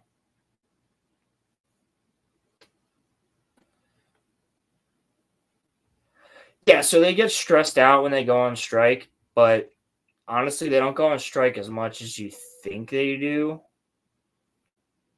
It's just the strike usually only lasts about 6 months, and then they're like, "I'm fucking hungry." The only thing that sucks about a hunger strike, because they will eat again. The thing that sucks the most about a hunger strike is the fact that you have to just keep buying rats and keep trying to feed them. And if they're not going to eat it, you have to throw out a rat. So you're spending approximately $5 on a medium-sized rat if it's at that size, depending on the snake. So let's say she or he is 2 feet, 2.5 feet. You're buying a rat a week and just testing it every week. And if it's already thawed out and they don't want it and they're not going to eat it, then you can't do anything about it. You just got to keep buying them and buying them and buying them and buying them until one day they decide to eat it. That's what sucks about a hunger strike. Other than the fact that you're worried about your snake for a couple months. Let me see a pastel Mojave ball python. Yeah, so this is what Azula looks like.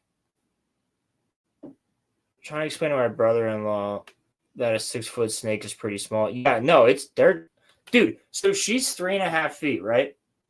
When she's wrapped on my arm, she only comes down to like here. So her head will be up here, and then she's all curled up from here to here. That's 3.5 feet. They make themselves tiny, and they constrict in, right? So I can go like this. Not that I do, but I could go like this, and she's not coming off my arm. But I could walk around the house with my arm by my side, and she's also not going to slide off. She's just chilling. She just wants to be out. I'll walk around. I'll do my thing. I'll do whatever. She'll chill on my shoulders. Like, she just wants to. And when they constrict on you when they're comfortable, right? As long as you keep them like healthy. I'll show you a picture real quick before you dip, Pilgrim. I'll show you a picture of what Azula looks like. Here. So she looks mostly like this one here. So that's a pastel Mojave, and that's the breed. So that's what she's looking like. So it's just a little bit different of a look for a ball python. Great pets. Highly recommend them for first-time snake owners. Highly recommend them. But anyway, Pilgrim, if you gotta go, you have a good night, brother. Thanks for hanging out. It was fun talking to you. Very fun talking to you. You guys have been great tonight. It's a Monday night. I figured I'd do a chill stream. I said this earlier. I figured, hey, screw it. I'll do a chill stream. I'll hang out with everybody. Cheers, brother. I'll hang out with everybody. Roman, I told Roman, hey, you don't even have to come on if you don't want to. just pop that up in the StreamYards. I'll run it. I have all the control back here. I just can't start the show. I can end the show. I can't start the show. So I'm like, if you want to start it, I'll do it. I'll just have a chill stream. He popped on for the first 30 minutes. We had a good conversation that somehow led from dreaming into religion, into talking about relationships, into talking about other things, into talking about what we're talking about now. And that's the point of a chill stream, guys. And this has been really fun. You guys are making my Monday night, that's for sure. I was working all day today. I don't even usually work Mondays. I had to work today. So I'm just going to keep going. Keep going for a little bit. Why not? Why the hell not? Let's see what else I can come up with that we can talk about.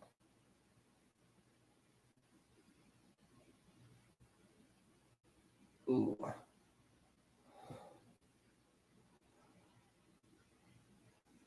Oh, no, not Bob. Oh, what the fuck?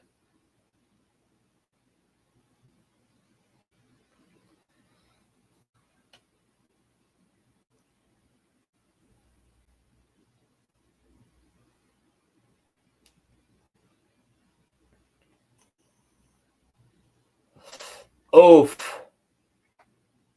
Box office update from the Hollywood Reporter.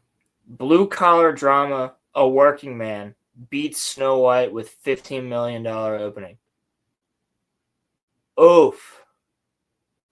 Disney's live action Snow White fell more than 66% in its second weekend, as Middle America instead got behind David Ayer's new action pick starring Jason Statham. Oof. Oof. What do you expect?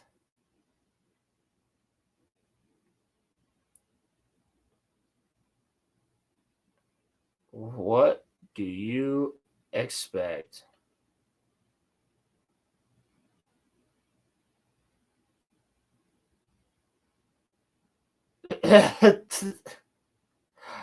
Oh my god, yo. I'm just seeing shit that cracks me up.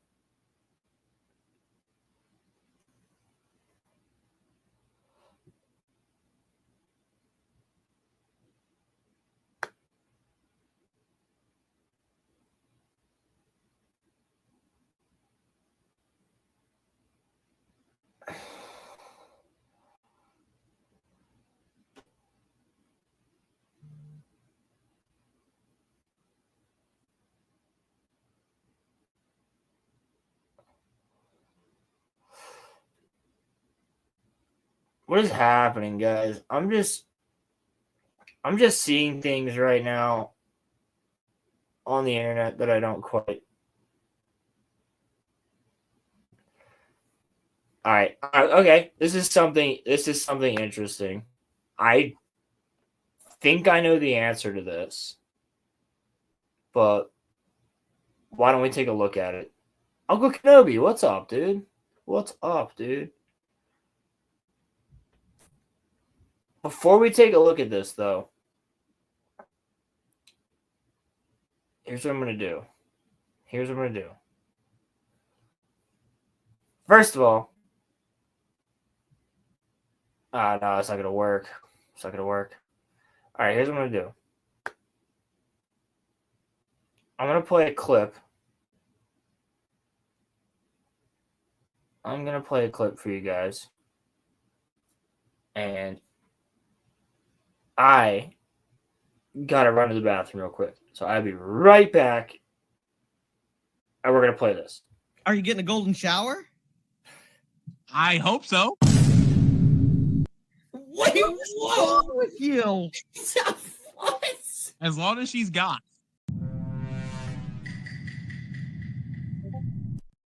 What? All right. Wait, do you know what that means? I mean, no. You did say she, so that gives me hope. I'm just saying. Wait, what did I just say? I gotta get up. I gotta walk away. know what a golden shower is? Yeah, you want a girl, which that's progress, to pee all over you. Is that a golden shower is getting pissed on by a dude? But doesn't matter. If you want, you're out of the will, but you yeah. get sexual pleasure from being pissed on. That's what a golden shower is. You know what? As long as it's a goth girl, that's fine.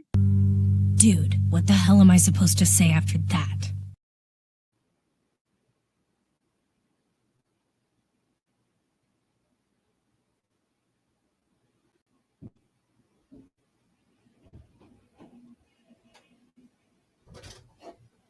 All right, I'm back.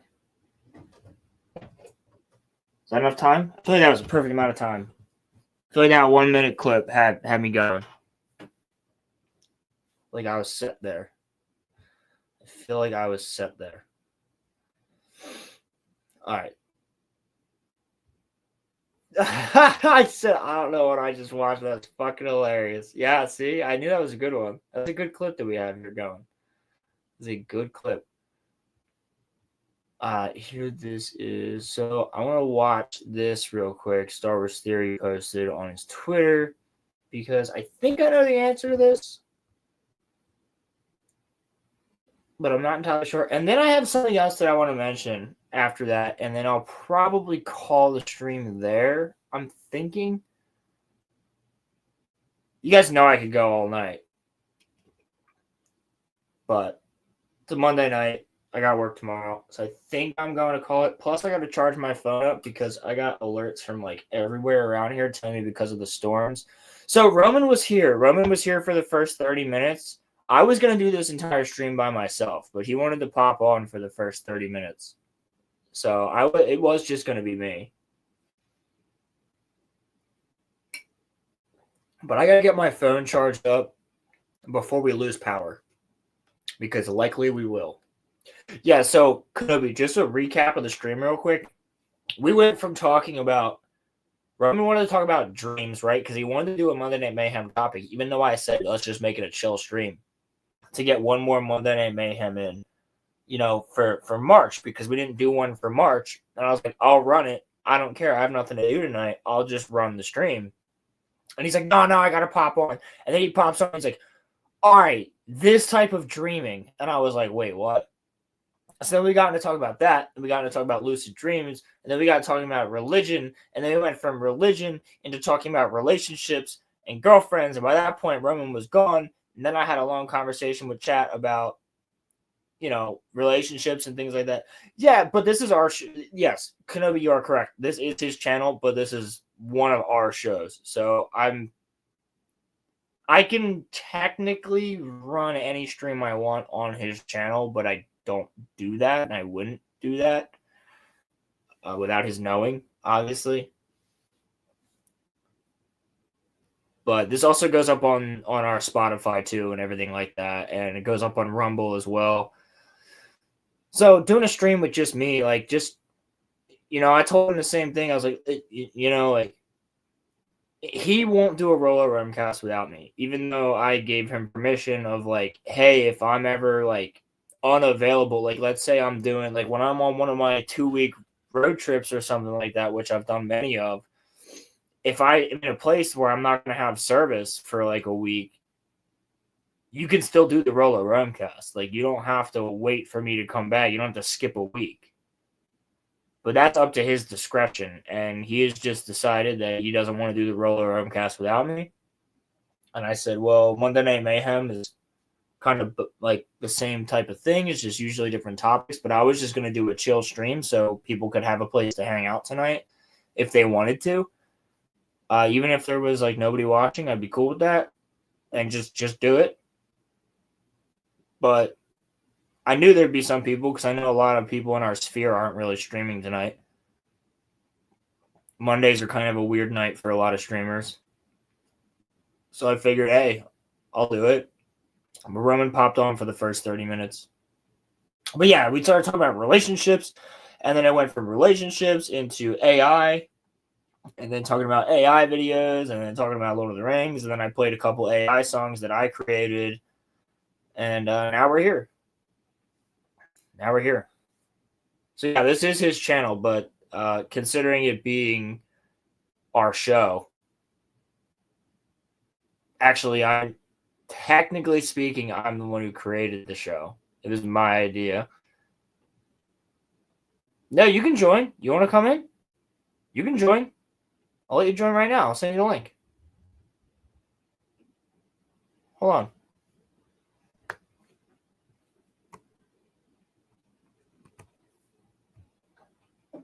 I am pretty positive that, but again, there is a massive storm happening right now at my house. So if I disappear, I have to call Roman and tell him to end the stream. I'm pretty positive I have you on Discord, so I can just send it to you on Discord.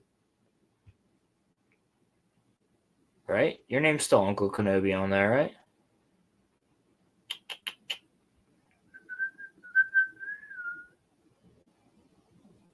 I restart a conversation. Yeah, there you go. Uncle Kenobi. There we go.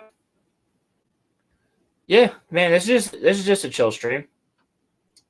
So we're just hanging out. I'm just doing my thing. You guys are doing your thing. By the way, I created this profile picture recently, so I'm trying to rock this. The actual picture looks so cool. It's got everything, man. It's got anime, Star Wars, Lord of the Rings. Like, I don't know if you guys can tell, but like to my left shoulder on this picture, that's the original concept art of, I mean, it's hard to see it on here, but that's the original concept art of the Witch King and Eowyn. Like, I just made a full-on collage and then put this picture of myself when I was in a music video for a band the band is a friend of mine, and the whole idea for the music video was Wild West, even though it's not a Western song, but it was all like, you know, bar fights and shit like that. There we go. What's up, Kenobi? What's up? How you doing, man? Long time no talk. Yeah. So, how you been? Good? Yeah, but can you hear me all right? Yeah, I can hear you good. All right. I'm gonna share this real quick. Oh man, you should have seen earlier. There was this chick I saw on X. I was just going through Twitter while I was talking to everybody to try and just find like some fun stuff to talk about. Chick with a freaking minigun, handheld minigun, like with the backpack and the strap, like and the bullet chain and everything. I was like, oh, get you a woman like that. I showed that right after we were done talking about relationships. I'm like, see, guys, this is the type of woman you want. Girl that can fire a minigun. Seems dangerous. It does seem dangerous, but it was in a controlled space. So, have you seen this? I don't really watch him anymore. I was gonna say, so I haven't seen this, but this is quoted the correct order to watch George Lucas Star Wars in, according to George Lucas. And I'm kind of interested in what they have to say because I have not seen this.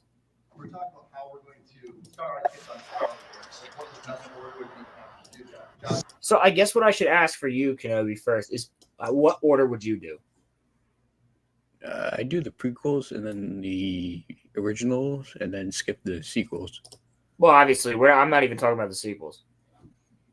So you would do prequels and then originals. Yeah, because it's the story of Anakin Skywalker. So I'm gonna watch it from the beginning to the end. Yeah. Okay. So that is where I was for a very long time. And that's kind of still where I wrestle with it, right? Because I want to do that when I have kids of my own. Like, that's what I would show them. But at the same time, I'm like, I don't know, man. My parents showed me 4, 5, and 6, and then 1, 2, and 3, and I loved it. I get that. I saw 3 in theaters, but 4, 5, 6, and then 1 and 2. And like I grew up on those, and then I saw Revenge of the Sith, and that changed everything for me.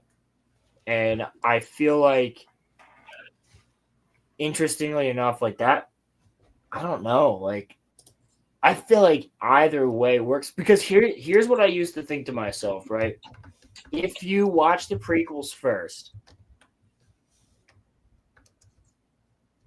the only thing that gets spoiled for you is that Luke is Vader's father. I mean, Luke is Vader's son.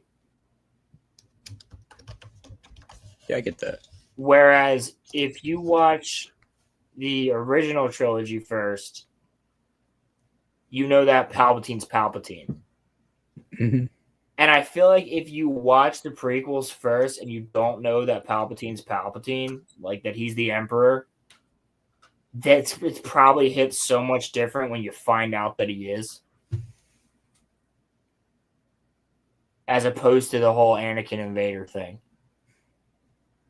Like, you get that too. Yeah. But like then it'll be like Luke, like, no, Luke, I am your father, or no, I am your father. And like it's like, okay, well, everybody knows that quote.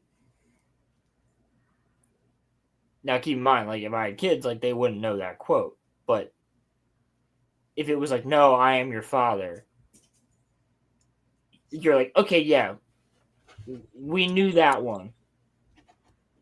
But if you watch the original trilogy first, you also know that, you know, Lord Sidious is Emperor Palpatine, and that clearly Senator Palpatine is the Emperor, and Darth Vader's Anakin, and all this other stuff. Where the only other thing that gets spoiled if you look at the prequels is the Luke becoming, or Luke being Vader's son, and Leia being his sister.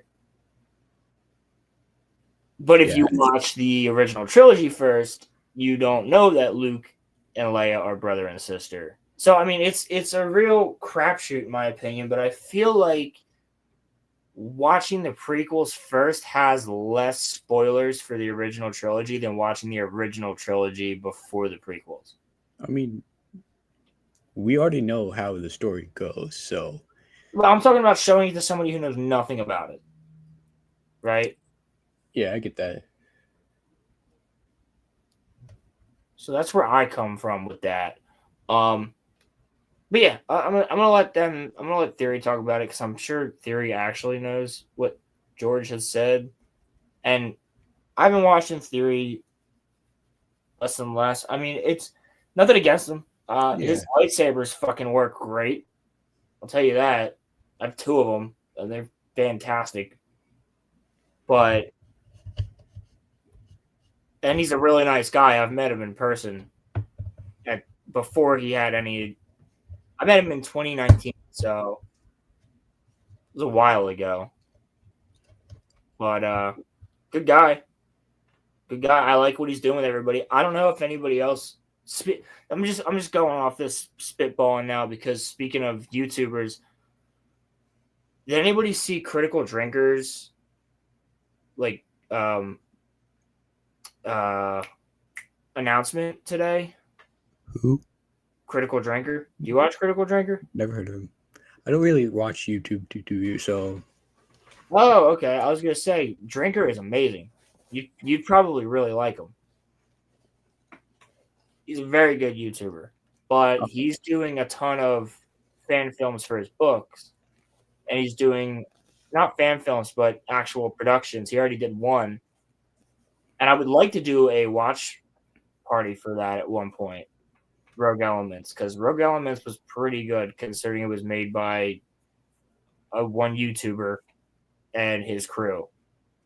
But what's really cool is they're doing something where you can email in your ideas for a short film, and then whichever one the cast and crew and himself decide is like the coolest pitch, they're going to turn it into a fan film or an actual film. So like somebody that sends in an idea will get their own film made. I think that sounds badass. Yeah, that's pretty fucking cool. I might have to do that. Yeah, right. So like Drinker's been on Pierce Morgan. He's been on a ton of different things. He's been on like Ben Shapiro's show. Not that I like Ben Shapiro, but like they invited him on because he is mentioned in a lot of articles because Hollywood knows who he is. Because he's just a really good private movie critic. He doesn't work for Hollywood. And he's just a drinking Scottish man. He's great. He's awesome. Drinker's awesome. He's got the show Open Bar with him and Mahler from EFAP, and he hangs out with Nerdrotic and Geeks Gamers, and he's friends with Star Wars Theory. Well, he befriended Star Wars Theory, I should say, because Drinker's bigger. Well, almost not bigger, but is in more places than Theory is, because Theory is just strictly Star Wars mostly. But he was like, "Hey, man, like you're friends with Jeremy from Geeks and Gamers. Like we should do something together." And then they did a couple like cool ass streams together. Especially when the Acolyte was out, he was like, "You have to come on the show and talk about it." Which we all know what happened with the Acolyte. But all right, I'm just interested to see what they have to say here. So yeah, of course. Sequels. Right off the bat. What trilogy to start with, what you would do, like with Rogue One, Solo, all that. Well, George actually talked about that. I made a video about it years ago. It was from one of the behind the scenes books, I think. He said, if you watch it 1, 2, 3, 4, 5, 6, which is how he intended, you get a completely different outcome and feel than if you watch it how a lot of us watch it, which is 4, 5, 6, 1, 2, 3. If you do it the first way, which is in chronological order, you kind of know who Vader is, and you're waiting for Luke to find out. Yeah, I like that. Whereas if you watch it, in order of release, you're as surprised as Luke. So you connect with Luke more, which is maybe why I connected with him so much more partially as a kid, because you're kind of in it with him and you're like, wait, what? And your reaction is the same as his. Whereas the other way, you're following Anakin's journey. You know he's Vader. Episode 4, you know that he turned into Vader. Episode 3, you saw him. And then 5, when he reveals that, you're like, okay, now we're all on the same page. So it depends what kind of experience you want him to have or her. Just makes me remember how good those movies are too. Damn, those are really good movies. And every time I watch them, it just brings you back right away. And I hope it comes back too. We'll see. I like that answer. Yeah, that's a great answer. I honestly don't remember which order I watched them originally. I think I watched episode 4 first, and then like jumped between which one I watched, like the prequels and the originals. Yeah. And then we don't talk about the sequels. No, we don't. They're not real. They're just a Death Stick's imagination. So Kenobi, what was your opinion? Because I don't know if I know the answer to it. I'm sure you've told me in chat before, but I don't know if I've actually had the time to actually talk to you about it. What was your opinion on Andor? I haven't seen it. You haven't seen it? Okay. No, I didn't really enjoy Rogue One. That's why. See, I think it's better than Rogue One. Because I'm like, why do we need a prequel from a line of dialogue in the first movie? Like, it was kind of boring. In my opinion, besides that, in my opinion, it's just basically like an episode of the Clone Wars where they die to achieve everything, and it's kind of like you kind of wish that the heroes survived so we can hear more of their story, and not like another prequel to the prequel. If you get what I'm trying to say. No, I understand completely what you're trying to say. There's just something about season 1 of Andor where the writing is so phenomenal, and it's not just about him, and that's what I like. He is the main character, but there's a lot in there that's just straight up ISB, and they really get into the ISB and how the ISBs run, and the start of the rebellion, and how they're trying to get the funds to start the rebellion, how Mon Mothma gets involved. There's a Game of Thrones aspect there where she's just pulling political strings behind the scenes. to get things off the ground.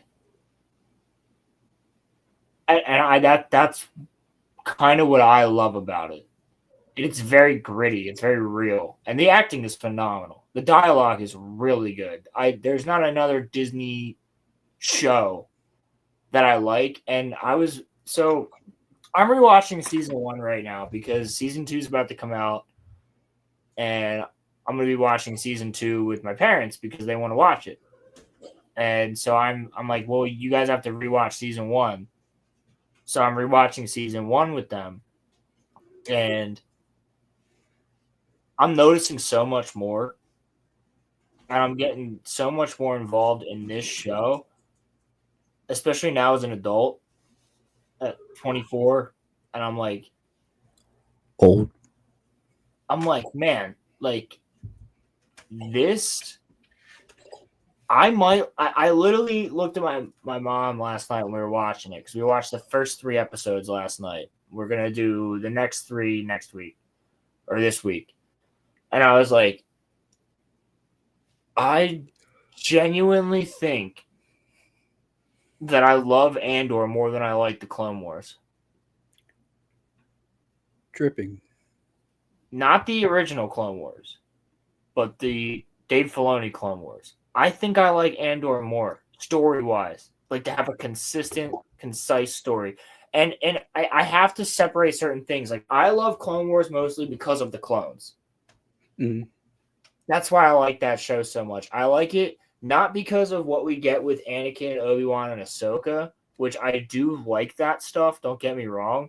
But my real love for Clone Wars is what we get with the clones, what we get with Jedi that we don't usually get to have time with, like Plo Koon or Kit Fisto or, Darth Maul or bounty hunters like Boba Fett or, the Mandalorians. Like that's why I really Jar like Jar Binks. Fucking why not? Jar Jar Binks and Mace Windu hanging out. Like, no, but I really like it for the side characters as I get what you're saying. more the main 3 that we know. Those are the episodes that really, really intrigue me because it gives a lot of depth to the universe. Those the droid episodes. I hear some people they skip them because they're so boring, but I enjoy them when they're stuck on that desert planet and they So with Gregor. Yeah. So they end up the first one's when they're underground, and then they leave that underground like. That's like Pan's Labyrinth, like literally. And then they leave Pan's Labyrinth and they end up getting attacked, and they end up with the pirates, and they end up with the separatists, and they end up escaping, and then they end up crashing. And then they leave that planet, and then they end up powering down on the other planet and they get found by the natives of there. And they're just all like, they're literally just stupid fucking hillbillies. Mm-hmm. It's not that bad. It's not as bad. Is that the droid arc you're talking about? Yeah. I thought because there's the other droid arc that has Gregor in it. There's because there's the one with C-3PO and R2, and then there's just R2 and the other droids and Commander or General Meeber Gascon or whatever the fuck rank he is. The colonel. I would sooner skip those episodes until we meet Gregor than I would skip the other ones about R2 and C-3PO. Like the ones with Gregor, like once you meet Gregor, which I think is the 3rd episode, and then the 4th episode is when the entire Venator cruiser is turned into a bomb, and you get that really cool shot of it, the explosion, and it's all in first person. Mm-hmm. Like that's dope. I love that. I gotta go rewatch the Clone Wars. I've rewatched the Clone Wars so many times. I mean, I absolutely love the arc with Fives in season 6, and Oh, Fives Dude, death. I'm gonna cry. Don't mention Fives. I was gonna say, dude, I tear up every time.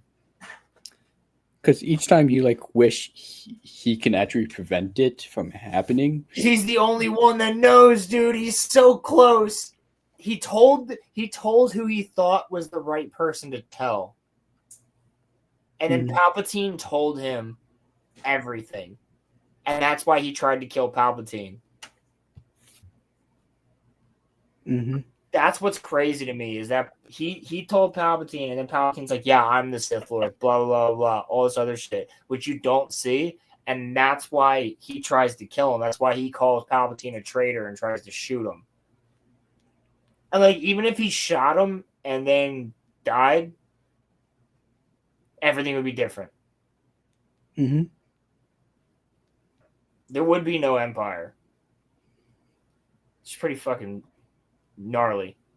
Yeah. It's the fact that when Anakin screams, like, get the shield down now. Mm-hmm. And Rex is already, like, screaming Fives' name, and they run up, and, like, when Fives says the line of the visions, the nightmare, the mission, it's finally over, the one we see in our dreams, and all the clones take their helmets off, and they all realize, like, oh, fuck, every single one of us has this same dream every night.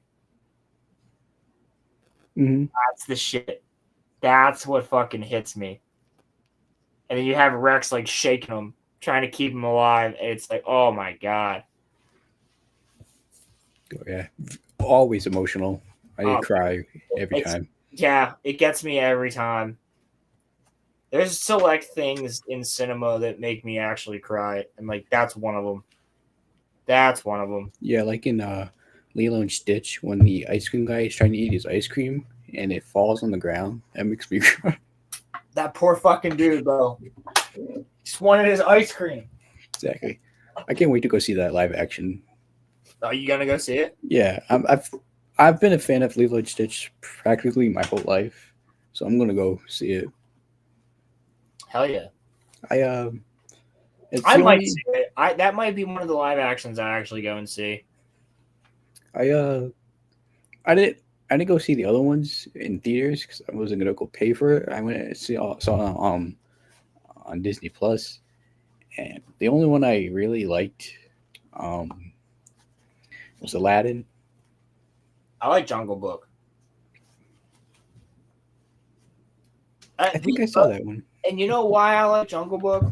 I didn't like any of the other ones, but I like Jungle Book mostly because Christopher Walken is the orangutan. That is, it's that's so hilarious. good. It's so good. And then you have Christopher Walken singing, like, I want to be like you. I want to walk like you, talk like you, do. And I'm like, bro, that song's a banger.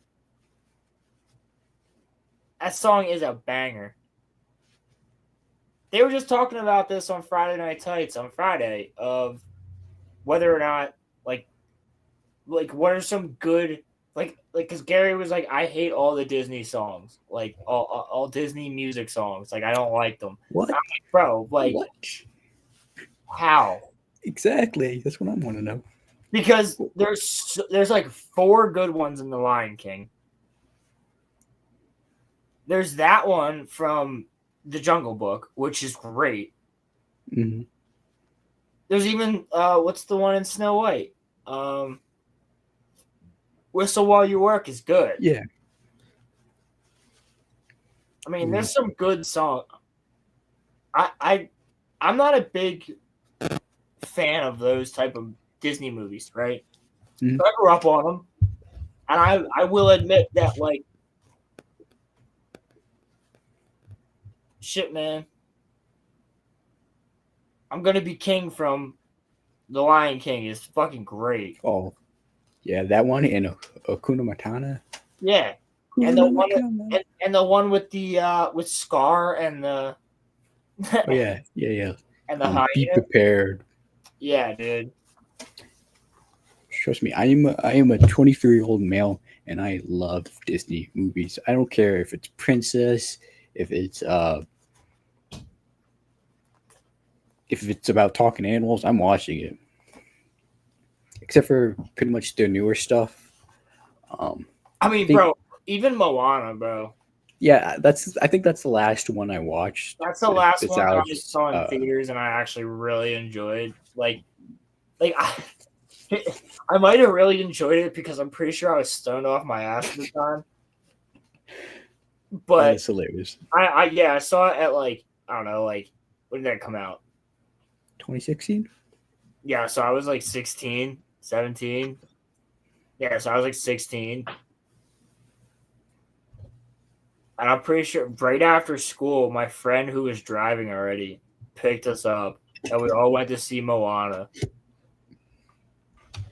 I wonder how that conversation started. We went to see Moana, and the theater wasn't even full because it was like 3:00 on a fucking Thursday or Friday, and there was like a couple moms and their kids in there, and then there was just like 4-5 stoned retards in the middle, and we're cracking up at the dude. I'll never forget when she turns around and the wave is like looking at her. You know what I'm talking about? When she's on the beach and the wave is like Yeah. My friend was just like, "What the?" And then I'll like when Maui turns into like half shark, but like it's from the bottom up, right? Like his top half is a shark. Mm-hmm. I just remember I looked over, my friend just started cracking uncontrollably laughing. And it was such a fun movie. And just the what can I say except you're welcome? Like that song's a banger. Mm-hmm. Banger. I'm not a big Disney fan, but that song's a banger. Not a fan of anything from Frozen or anything like that, but Moana's goated. Nah, I don't know how Frozen ends. I watched bits and pieces of it, but that's just about it. I've only watched Frozen because I was babysitting. Yeah, I get that. That's the reason that I've watched Frozen. Speaking of movies, today I just saw Captain America 4. Not gonna lie, it was good. I don't know why it was hated on, but it was good. You liked it? Yeah. And I went with a buddy of mine, and we were making jokes before the movie started. And if you see in chat, I wrote Chicken Jockey from the Minecraft movie. Oh my god, dude. My coworker today, he's going down to Florida next weekend. And he's like, "Yeah, bro, I found out my flight got changed, so I get there at like 9:00 in the morning. And I told my sister's down there, so she's gonna be picking me up. And I was like, yo, you gotta drop me off at the closest theater so I can see the Minecraft movie." And I was like, "You're going to see that, bro?" And he was like, "Yeah, man, I'm going to see that." And I was like, "Why?" He's going down there for the NASA Expo. Because he's big into that is hilarious. And I'm like, "Bro, you're going to see the Minecraft movie?" He's like, "I gotta see it." And I'm like, "I don't know if you have to see it, bro." I'd go see it just to make a TikTok of Jack Black saying "chicken jockey" and then walk out. That sounds like a racial slur. It does. It does. Chicken jockey. Fucking chicken jockey. Like if I said that to some, it's like I saw a band, right? Like my mom was listening to the radio today. You know how cars will like on the car, it'll tell you like, oh, who's singing the song and what band it's from, right? So it said it was like I forget the guy's name, but it was like Joe Johnson and the Frog Lickers. And I was like, Frog Licker sounds like a fucking racial slur. Like, I don't even have to, like, if I just walked up to a person on the street and I was like, dude, stop acting like such a frog licker, they'd be offended and have no idea why. They'd be like, that's a racial slur. They would not even know why it's a racial slur. They've never heard it before, but they would just assume it was because it sounds like one.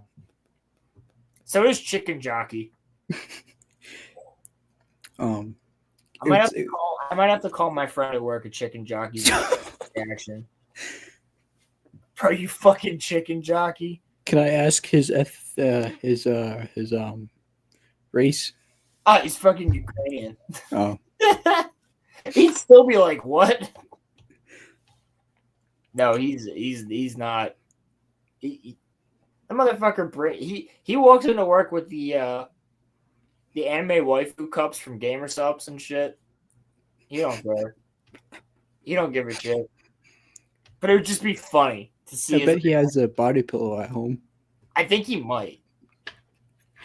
Please ask him and tell me about this. I have asked him, and he denies it. But I don't believe that because he watches a lot of VTubers.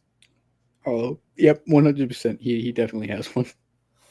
Bro, he showed me. He came into work the one time, and he was like, "Yo, look at this statue I just got." And it was like one of them like sexified, of course, anime girl statues from like a character from something. And I was like, bro, I love anime, and like, don't get me wrong, if they made one for like Toka from Tokyo Ghoul or like Conan from Naruto, like, I get it because the Conan one looks sick. Mm-hmm. She's doing the paper jutsu, but she's all like tattered and stuff. But like, they made her look way hotter, and I was like, that's just a dope statue, though. Like, I would get that. But when it's just like generic anime girl looking hot doing their like, yeah. I know what you watch on Pornhub, brother.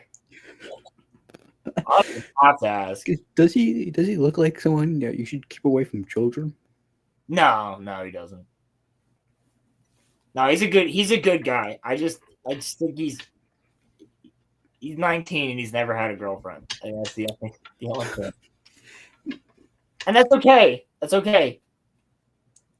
That's fine. I had a friend who didn't have a girlfriend until he was like in his mid-20s because he was like, fuck them bitches, I'm waiting for the right one. And I appreciate that. If that's what he's doing, I appreciate that. I get that. I'm single.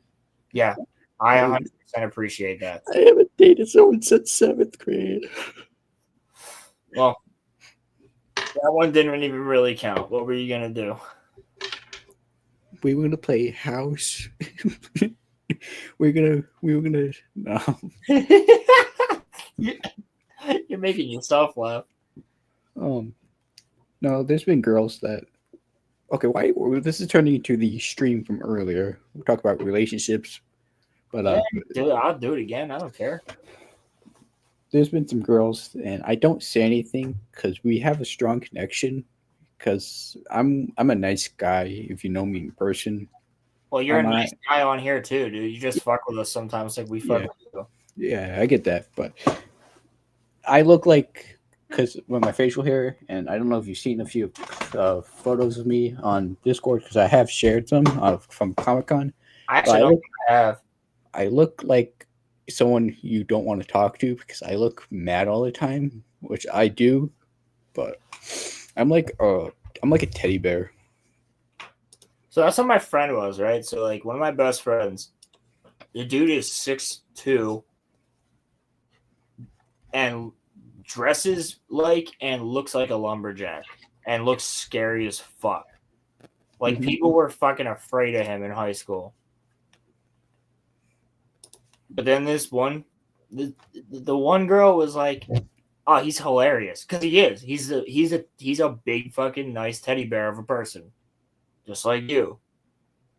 And she was like, "Oh, perfect," because that guy can definitely protect me, but at the same time, he's hilarious as fuck and he's a nice guy. It worked for him. Here, I just sent you a face reveal. Oh, no way. Ah, yeah, bro. Look like a fucking good dude. Yeah. But yeah, I don't see. Nah, bro. It's because I usually look You could certainly mad. you could certainly pull a girl for sure. For sure. You look like the type of guy that could look really mad or the type of guy that could look really sweet. And that's a few months ago. Actually, that's that's a few months ago. Nah, bro. I'm in the business of hyping up the boys, not in the business of tearing anybody down. There's another one. That's me now. A little cleaner. Ah, yeah, dude. Come on, Kenobi. You got it. I mean, like I said, I would, but we get close, and I don't want to ruin the friendship. And like, what if she says no, and then it's gonna be awkward, and I don't really want to have it to be awkward and lose them as a friend. You know what I'm saying? I understand that, but you also miss 100% of the shots you don't take. That's exactly. It sort of happened recently. Because at the end of the day, dude, why not try? In reality, what do you have to lose? Yo. Hold up. I just went on Instagram. Beyond the Spider-Verse release date is set for June 4th, 2027. 2027? Yes. And it's confirmed by Marvel.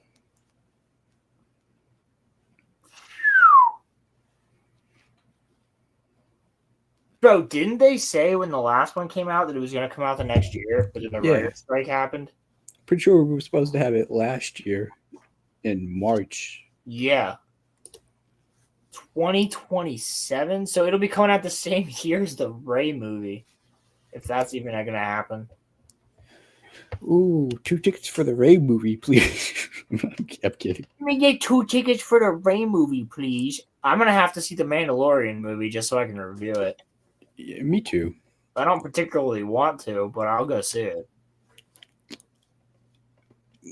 They should have ended on season 2 because it was the season 2's ending was just amazing, and like how could you top that? And they didn't with season 3. Well, if you didn't watch Book of Boba Fett and you just watched Mandalorian, then fuck you, I guess, because it makes zero sense. I honestly want to start like a podcast. Just talk about random shit that's on my mind, and probably would get me canceled within 24 hours. Nah, bro, if I haven't been canceled yet, listen, if you don't want to be canceled, you can't be canceled. You just got to be uncancelable. It's very possible. You just go, fuck you. I'm not getting canceled. Like I've been telling my friends Something like very controversial right now. Mhm. All I have to say is I voted for Donald Trump.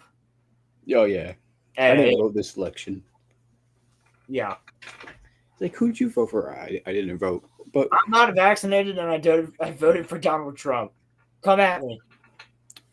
It's like, what party do you vote for? I'm like, I don't have a party.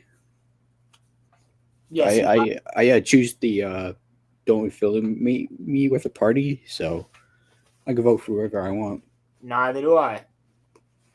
I am affiliated with a party, but I don't necessarily vote that party. Trust me, I wanted 4 more years of Trump back in 2020,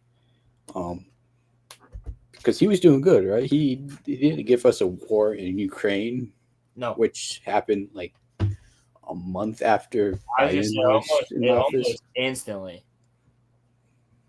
And now it's ending after 4 years, right?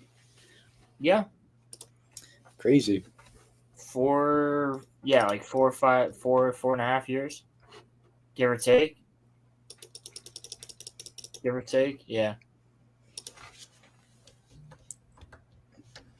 So I got a question for you in a second. I'm just gonna grab myself a drink from the other room real fast. I'll be right back.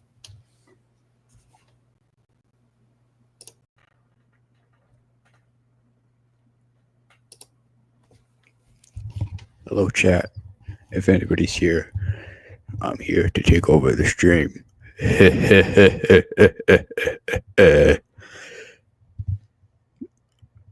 I don't know what that was. I'm only on 2 hours of sleep in the past 24 hours, so I'm kind of tired.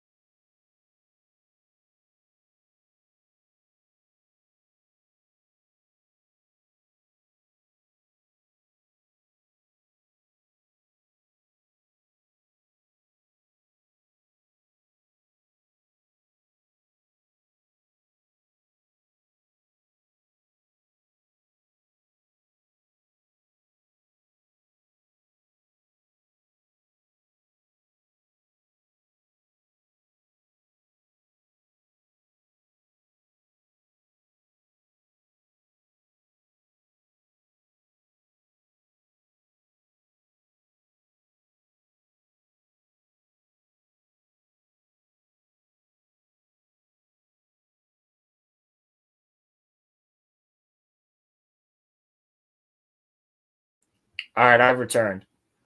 So, question, chicken jockey. You know, now I'm offended by I know, right? It's how you say it, right? Right? chicken jockey. If you say it the right way, you gotta say it with a little bit of venom, right? You gotta be like, all right, listen here, chicken jockey. So, what is the hardest video game that you've ever beaten, difficulty-wise? I usually play video games on easy mode because I'm too lazy to play them on hard. But I'm gonna say Jedi Survivor because not Survivor. The first one because I played it on hard by accident the first way through, and I was like, what the fuck? Yeah, that game's pretty difficult. Those fucking purge troopers with the staffs. Mm-hmm. And the KX security droids, annoying as fuck. So, I thought about this, and I Actually, wait, no, can I? Minecraft is the hardest game I've ever. So I thought about Dark Souls, and I thought about my boss fights in Dark Souls, and I was like, were they difficult? Yeah, but like once I got the patterns down, it wasn't as difficult. And then I kept thinking about it, and I was like, ooh, somebody mentioned Call of Duty World at War on Veteran, which is notoriously fucking hard. And I've played that too, but I didn't beat that. But I did, like, I tried with my cousin, and it was remarkably difficult. I'm pretty sure we gave up and just played zombies. And then I was like, oh, wait. I've beaten Halo on lasso difficulty. Every Halo. That's probably got to be it. Legendary All Skull lasso stands for. So you put the game on the hardest difficulty, and then you put all of the difficulty multipliers on. Mm-hmm. Like for instance, the Iron Skull. If you die, you don't just like go back to where like a couple seconds. Like you go back to the last checkpoint, like the last main checkpoint. So you might go back like 30 minutes of the mission if you die. Also, you have to punch enemies to bring their shields or to drop grenades. Their shields have double armor. You don't have a gun. You don't see the gun, and there's no reticle. You're just shooting. Like you just see like the spray from your bullets, but you don't see the gun in your hand in the first person, and you don't see the reticle to aim.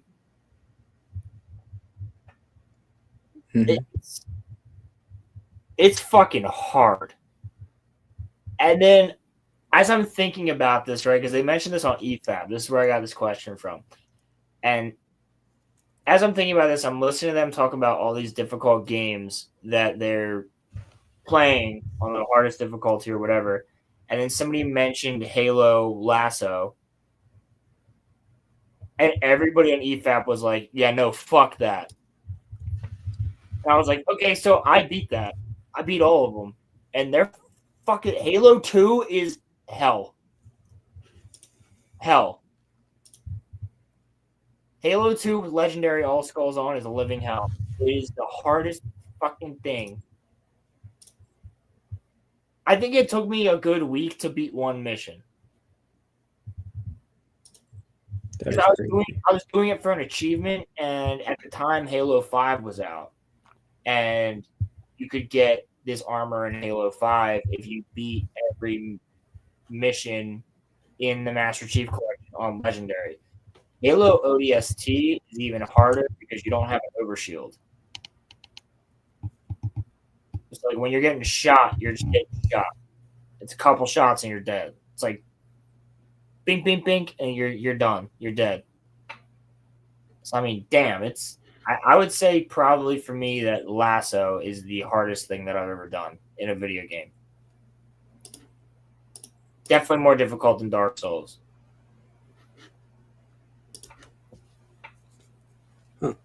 I've never played those games. You never played Halo or Dark Souls?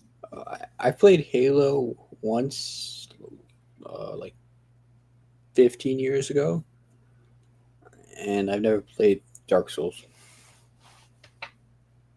Yeah, it's freaking hard. It's probably the hardest thing I've actually played.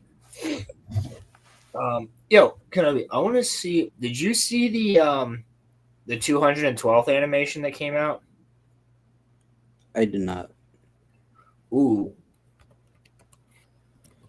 212th fan film.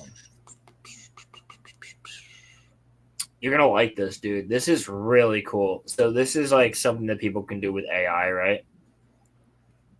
It's like AI and mostly this dude using Unreal Engine. But I think the faces and stuff are AI. I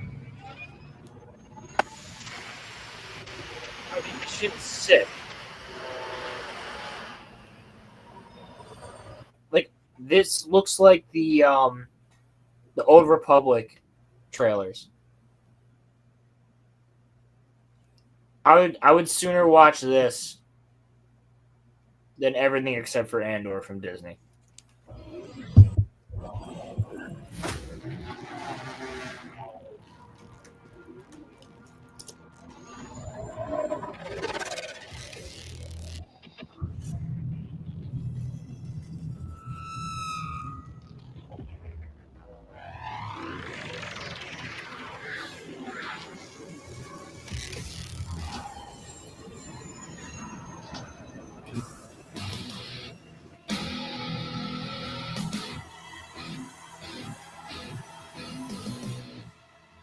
It's just badass.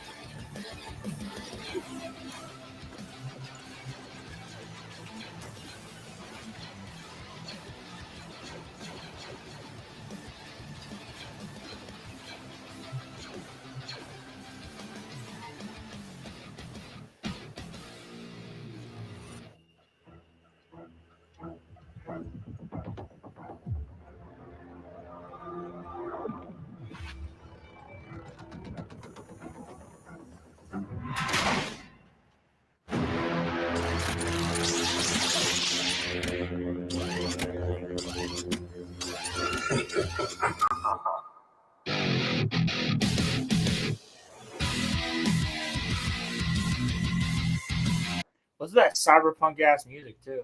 That was pretty dope. Right, dude? They're fans are coming up with some cool shit. Yeah, because us fans, we know the content more than Disney. Oh, 100%. 100%. I was kind of hoping Obi-Wan was gonna pop out and be like giving orders to like Cody or someone.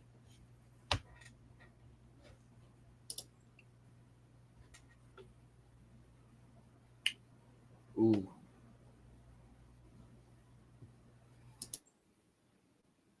I mean, dude, this one is. I don't know if you've ever seen this. This is also a fan.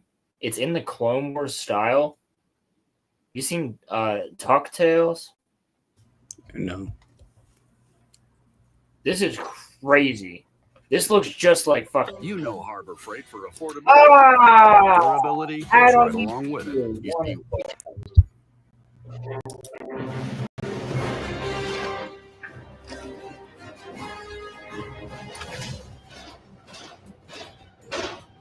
Be careful. There can still be clones around every corner. Huh? Why the long face?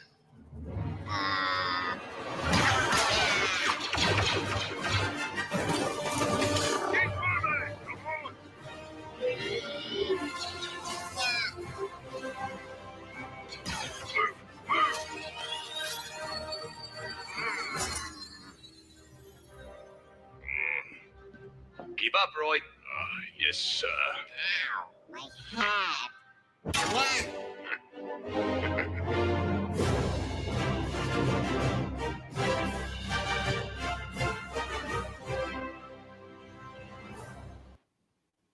Like that's what they're working on now, dude.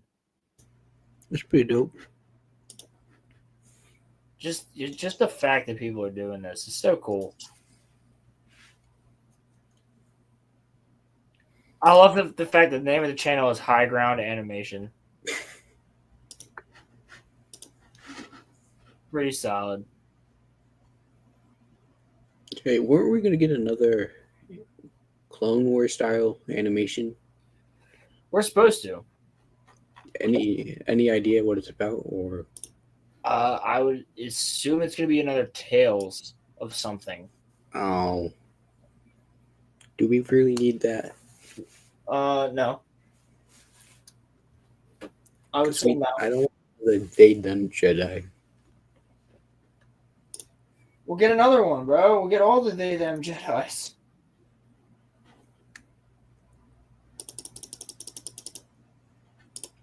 I remember watching Tales of the Empire because I enjoyed all the Count Dooku stuff from Tales of the Jedi.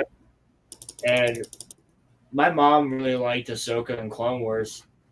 And she doesn't like the Ahsoka show as much. But she really liked the Ahsoka tales in there. And so I was like, Tales of the Empire is out. It's only like 120 minutes, right? Mm-hmm. Or an hour and 20 minutes, whatever. And she was like, all right, sweet. Yeah, let's watch it. So we watched it. And I remember she looked at me and she goes, how the fuck do they know that Jedi is a they? I was like, they don't. I guess they could just use the Force to assume someone's gender now. They were surrendering. We could have come to them alive. Come on, bro. Tales of the Empire sucked balls. Oh yeah, 100%. The two characters that we got were fucking retarded. I mean, I didn't like Barris's story arc, and why did we need I hate her. What's her face? Not Barris. Morgan I Elizabeth. Fucking hate Elsbeth. I hate that character. I was like, killer. I'm so glad she's dead. When she died in Ahsoka, I was like, wow, that's one good thing they did in this show. Well, don't forget the Clone Wars flashback. That's pretty badass. No, that's dope. That's dope. But that should have just been the show. I would have rather just watched that. Of all Clone Wars in live action. No, that actress, what's her face? What actress? The one who played Shin. I forget her name. She's low key kind of fine. Oh no, she's I wouldn't even say low key.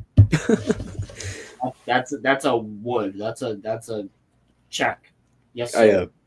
I got a picture with her last year. Did you really? Yeah. Is she cool? Yeah, she seems sweet. She seems like a cool person through like the promotional material that I've seen. Mm-hmm. It just sucks that we lost guy who plays Balin, man. Yeah. So good. I feel like they should have gone with a different actress who they recast. Actor, my bad. They recast for him. What? You don't like the idea of the Hound from Game of Thrones? I'm gonna be with you. I didn't watch Game of Thrones.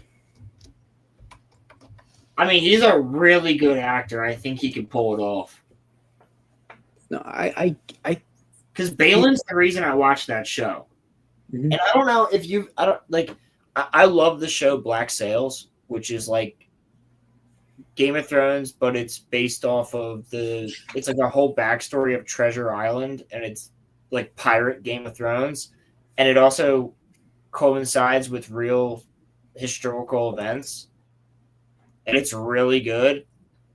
And he plays Blackbeard in that show. And oh my God, his portrayal of Blackbeard is phenomenal. Like, it's so good. Mm-hmm. I highly recommend Black Sails to people all the time. That show's on Netflix. You can go watch it. It was a Starz exclusive back in the day. So a lot of people don't know about it because no one watches Starz. If you got Netflix, watch Black Sails. You will not regret it. I don't have Netflix.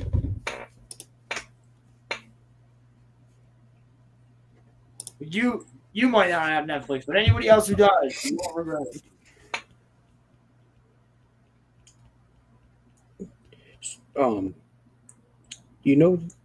This is unrelated from Ahsoka, but because I met the actress who played Shin. Yeah. But I met another actress last year at Rhode Island Comic Con. You know She-Hulk, right? Tatiana Maslany? I didn't meet her, but you know the show, right? Yeah. I only watched one episode. I couldn't get through it. No, I couldn't either. I watched. So I watched the first like 2 episodes, and then I didn't watch anything until Daredevil showed up, and I watched the Daredevil episode, and that pissed me off, so I didn't watch it. And then I watched the last episode though because I heard of all the whack, crazy bullshit that happened in it. I heard Captain America fucks, and then I'm like, yeah, this isn't for me. I mean, I get it because he's a human, but still. Wait, what do you mean, Captain America? Oh, yeah. At the end of the season 1, I mean episode 1, he's like, I knew it, Captain America fucks. I'm like, okay. Did they say that word? I don't think she says fucks, but she's about to say, and then it goes to the credits.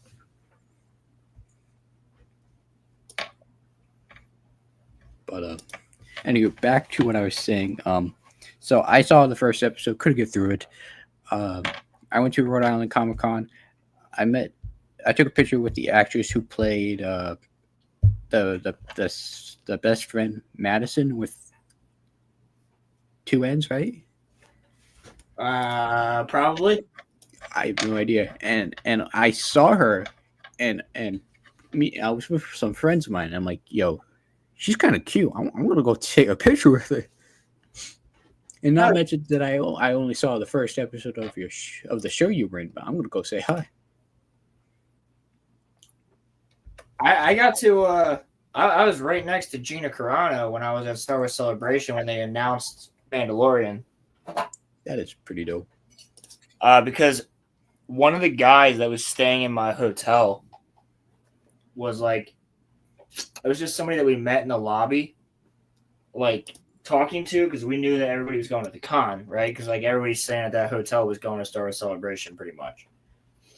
And I was just shooting the shit with this guy because we stayed in a hostel. So it was like you'd walk in and there would be a regular room that has like a table and a kitchen and shit.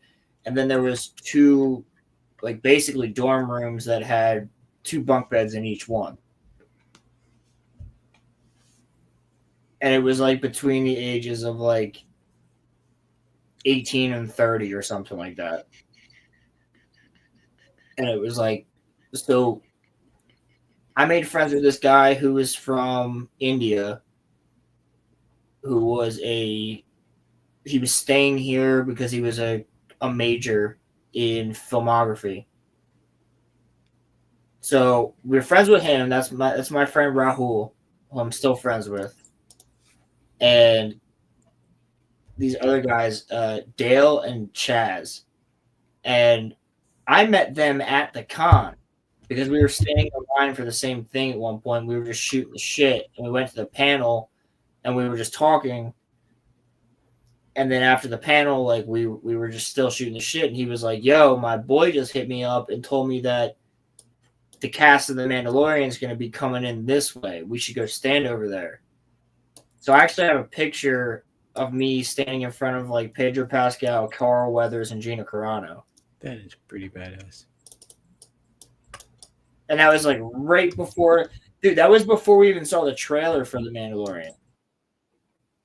We just knew it was a thing. Oh no, I lost Kenobi. He said, that is pretty badass. Dibs. Well, Kenobi, you got the link. You can come back in. You're more than welcome.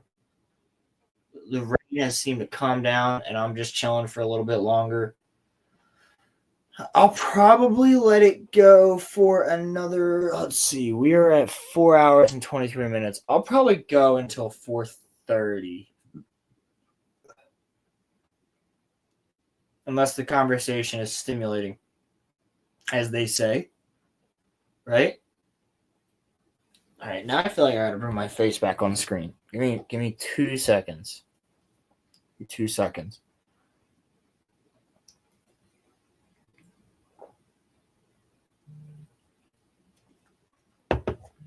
Alrighty. Oh my god, look at my hair. Shit. I'm gonna do something real quick, guys.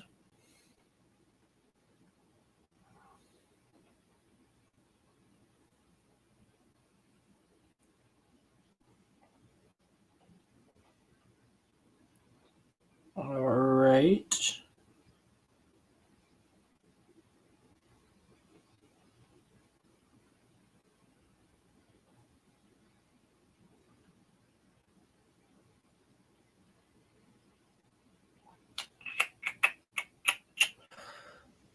My bad. Let's see. Kenobi, I'm sorry. There we go. That's my fault. I was pressing buttons and I pressed the wrong one. It happens to the best of us, dude. I do it too.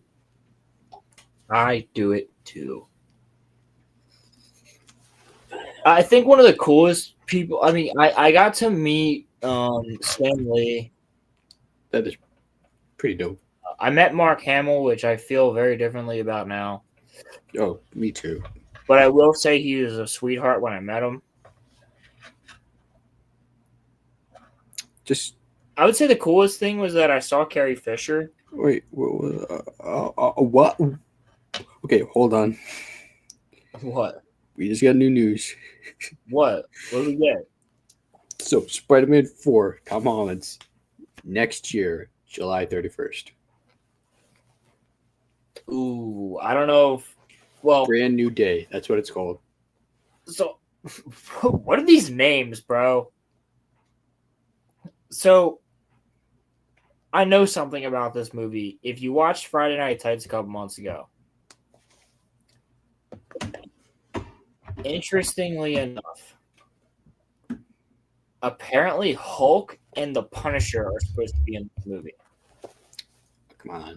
According to Gary. Who's Gary? Gary from Nerdrotic. Dude, I don't watch YouTube. I was gonna say he's another YouTuber, and he's got a lot. He's the one who runs the Friday Night Tights show, and he's got a lot of connections with people in Marvel. He used to run a comic book shop. A lot of these people that used to go to his comic book shop now work for Marvel, things like that. Can you ask him if Tobey Maguire is going to be in the next Avengers? He's not going to be. He already said it on Friday Night Tights this week. They'll be in Secret Wars probably. But who will be in this new Avengers is we just got X-Men. Yeah, we just got the cast. Fantastic Four, all that. Does Hugh Jackman return? I think Hugh Jackman, I don't know if he'll be in this one, but he'll definitely be in, what is this, Doomsday? So he'll be in Secret Wars for sure. Deadpool is confirmed. Apparently Deadpool's confirmed and Wolverine's confirmed, but they didn't put them in the seats, like in that live stream. You know what I mean? You know how much money they're gonna make from these films? They're gonna make $1 billion. This movie's gonna cost them $1 billion. Oh yeah, for sure. So to break even, they'll need like 2.5 billion. I sure they will go do it. They'll do it. I think they'll make it. And knowing me, I'll probably go see it like 6 times in the theaters. Well, I don't know if I'll see it. I definitely won't see it that many times. But I'll definitely go with Roman, and him and I will review it for sure. You guys in Pennsylvania, right? Yeah. I should come down and visit, or come to the left, I believe. Wait, where are you? I'm in Connecticut. You're northern of me. Oh, well. If you look at it to like you tilt your head, it's sort of to the left. Yeah, it's true. So I used to drive through Connecticut all the time because my ex-girlfriend lived in Massachusetts. Yeah. Right? Isn't Connecticut below Massachusetts? Yeah, right below. Yeah. So I used to drive through Connecticut all the time. Right, yeah. You come down here, don't get a hotel. You got a place to stay. For sure. I'd say the same if you ever come up here, but I live with my brother, and he doesn't like people that I hang out with. Well, I have 2 rooms. I'll stay in. Dude, honestly, I can sleep in the office. You can have my bed if you wanted to. Dude, I'd come, put that helmet on in the background, one of those, and you see me wearing that the whole time I'm there. Fuck yeah, like, dude. hey, you gonna eat something? Yeah, hold on. I have worn this. Like this. So I've worn this, and I'm jealous. Stick a straw up here, and like I can drink whatever I'm drinking. I don't have to take the helmet off, and you can see pretty well out of these things, man. Like they say that you can't see that well. I don't know. I can see everything perfectly. Maybe all the stormtroopers were crust-eyed. It's honestly pretty fucking comfortable too. I gotta give me a helmet. I'm gonna give me a stormtrooper. Maybe Scout Trooper is the one that I want. That's my favorite helmet in Star Wars. The Scout Trooper or the Air Assault Clone Trooper, the one that was just in that 212th video with the slashes on the face, where it's like the slits for that one, or like Commander Neo's helmet. Or bro, I would cosplay a snow trooper in a heartbeat, but that would be so freaking hot. Honestly, cosplay, I'd go as a I'd go to Obi-Wan Kenobi, of course. Well, here's the thing. When I was watching Andor last night, both my parents were like, bro, grow out your hair and cut your beard the right way and cosplay Andor. I was like, ooh, you know what? I'd do that. I could see it. I'd do that. But are you Hispanic? Because you don't want to offend some people. You know what I'm trying to say? Kenobi, who are you talking to, man? I offend people all the time. I don't try to, but they get offended every time I'm on stream. No, I get it. I don't even know if our editor likes me. To be honest with you, I have no idea if she even likes me. She probably like going to be editing. Roman hired our editor, and I have not met her. So he's like, "Oh, bro, she got some words about some of your takes," and I'm like, "At least you don't want a golden shower." No, I don't. I don't. With a goth girl. With a goth girl. I forgot about that, dude. And the fact that John's so like, wait. I'm like, I have to explain it to him where I'm like, you get pissed on. God, it's so good. I have other good ones. Like now you gotta show him 2 girls, 1 cup. Hold up, I have another good one right here. This is Caleb. Because everyone is asking, we're gonna tell you. Yes, I have sex with my husband.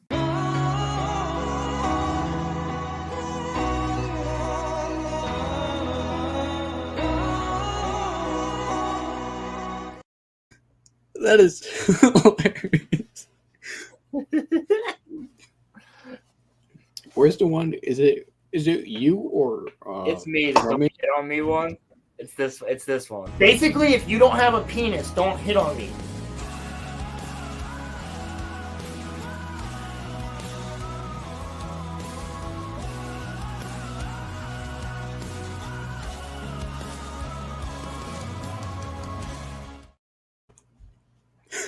My favorite clip. It's so good. That's thanks to Crimson Law. See, now I know not to say anything weird when you guys are. Actually, all of these are Crimson Law. That one. I thought Ronnie would have a few. I need to make clips of Ronnie's. The lore one. So this is so out of fucking context. This is when we were on Crimson's channel talking about Attack on Titan. It's just multiple sentences that are clipped together because somebody's smart. I think this might have been Ronnie. But somebody's smart. Man, when you're getting banged by a guy and like that guy's just hitting you and he's banging you hard. Stolen popped by Cherry with,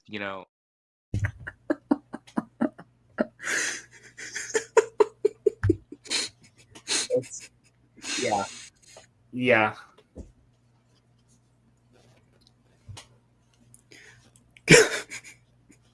God damn it. You gotta love him. So hold on a second. What he was saying there was Roland popped my cherry on anime because he wasn't watching enough anime. Fuck. See, he says these things, and then I'm the one that has to I get clipped for it. Fucking Roman.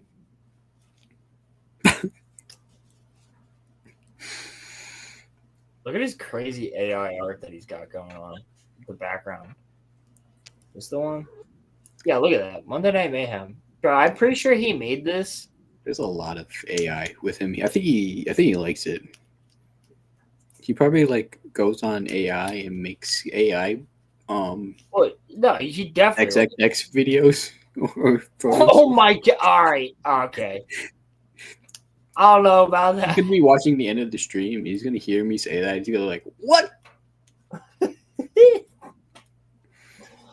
Holy shit, that's fucking hilarious, dude. This Python is freaking out right now. Do you want to come out of here? I don't really want to take her out right now, but she's like gibbering around. Gives me something to do. I definitely got more to talk about, though. I mean, I was gone by myself for a while before anybody joined in. I mean, I got the notification right after I got in the movie, so I'm like, oh shoot, should probably come say hi. Well, dude, I certainly appreciate it. Of course. Certainly appreciate it. Question: you don't have to dox yourself, but are you near Pittsburgh? No. Okay, because I'm like, that's an 8-hour drive for me.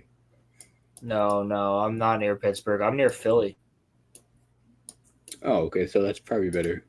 Yeah, Pittsburgh is all the way out by like Ohio and the Great Lakes. Like it's Pittsburgh. Yeah, I see it. Pittsburgh's top left. I'm bottom right. Pittsburgh's top left. Like I'm literally so close to Delaware. I can be in Delaware in an hour. I can be in Jersey in 20 minutes. It's about 4-hour drive from where I live. You should be about 3.5, 4 hours. It's New York that's going to be a pain in the ass. That's the only thing that's going to add time to your drive. Every time that I went up to Massachusetts, New York was the pain in the ass. Mm-hmm. I'd be stuck going through New York. If you hit the green belt, it adds a little bit more time onto your drive, but it's smoother and you're driving the whole time. If you go through New York, because it's going to take you through the city, hold on a second. That shit fucking sucks. But if you come down here, you'd be staying for a couple days. We'll take you to Philly. We'll do some cool shit. We'll show you around.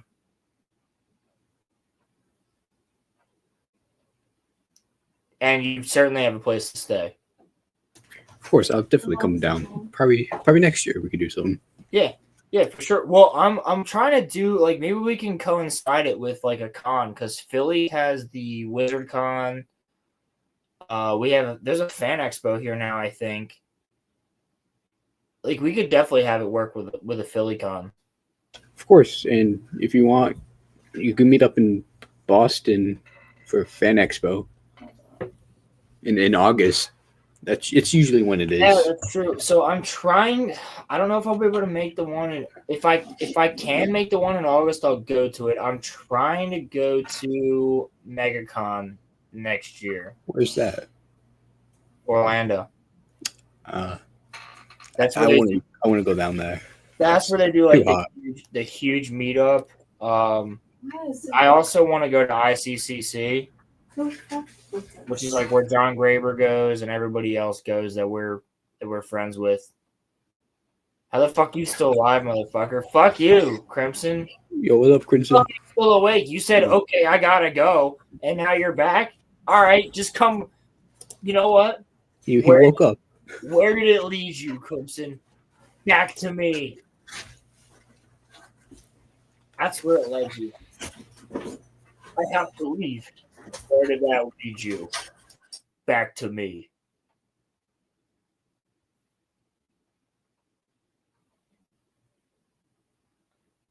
Dude, I've got a lot of people recently telling me that. Sorry. Where you going? Sorry, my brother just got home. Wow, you're good. I like I said, I'll totally come down for PhillyCon. Did you guys just have it? Dude, there's a lot more than you think around here. So I know Philadelphia has their con earlier in the year. Well, let me see. I should just be able to look at. I mean, I don't know if you're an anime fan, but there's an anime con too. Not really. Yeah, I didn't think so. Oh, yours is in June, and then there's no, look, because there's Fan Expo Philadelphia. That's in May. I mean, I'm on vacation that weekend. Yeah, I'm on vacation. I guess I could come down. I have to be back by the 20th. Yeah, I mean, if we could make it work, we could figure something out. I'd have to get my buddy because he's the one who drives. Did you unplug it? Oh, now you know my actual name. No, I didn't hear your actual name. I just heard that you unplug it. So no one heard your actual name. All we heard was, did you unplug it? So you're good. Yeah, dude, we could try to figure something out. Yeah, like I said, I'll have to invite my friend because he drives. I don't drive far. Gotcha. Like the farthest I've driven is like to the furthest town I could in Connecticut. That's just about it. Yeah, we could 100% make it work. I had my boys from New York. They came down from Brooklyn. They were friends that I met on GTA back in like 2015. Oh, Walton Goggles. Oh man, I gotta go. Yeah, Walton Goggles is supposed to be there, I think. I just finished Invincible. Is Walton Goggles in that? Yeah, he's Cecil. Is he really? Yeah. See, I haven't watched enough Invincible to be able to talk about it. It's I really know good. I know things because I'm in the space of paying attention to this type of stuff, Mhm. and I don't really care about spoilers for Invincible. But I haven't watched it the way that like so many other people have. I probably should. I need something to fucking watch. I watched the first season when it came out back in 2020, and then I canceled my Prime membership because it was so expensive. And then I got it earlier this year. I got a good deal on Prime, so I'm like, yeah, I'll get it. And then I binge watched the last 2 seasons, and I enjoyed it. It was 3 seasons. Yeah, season 3 is out now, right? Yeah.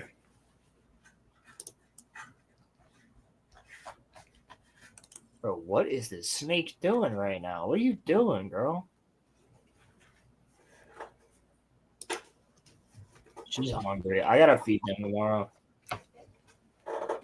You have a snake. I couldn't have a snake. I'd probably, 2 of them. I'd probably cry. Well, if you come down here and you stay down here, you'll see them. She's a sweetheart, man. She's afraid of her own shadow more than anything else. Relatable.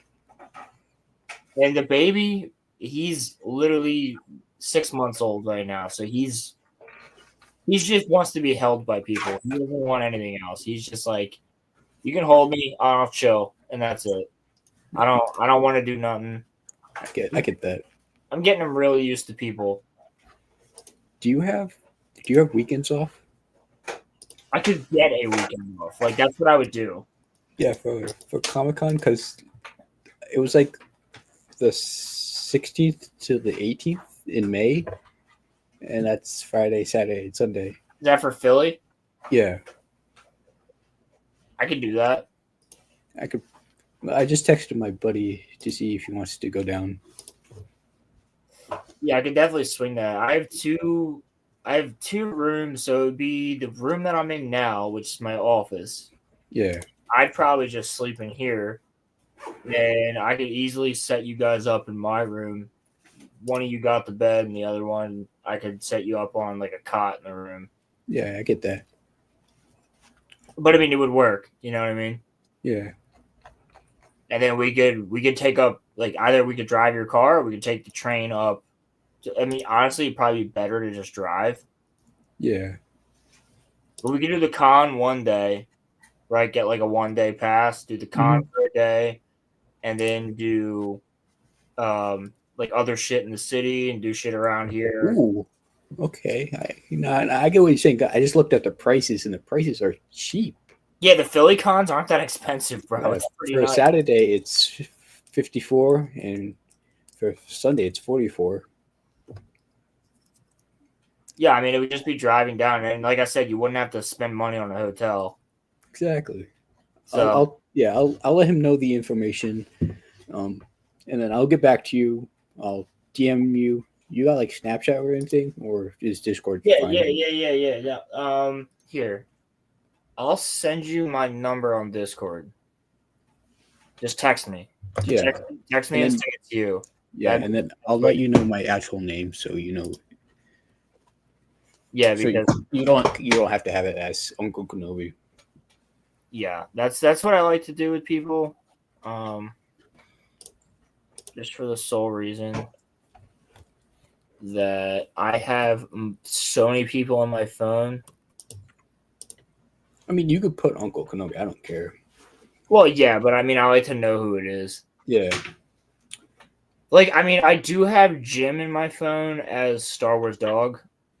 Jim. His name is Jim Dog in my phone. And then Caleb is Caleb KA for Caleb King's Advisors.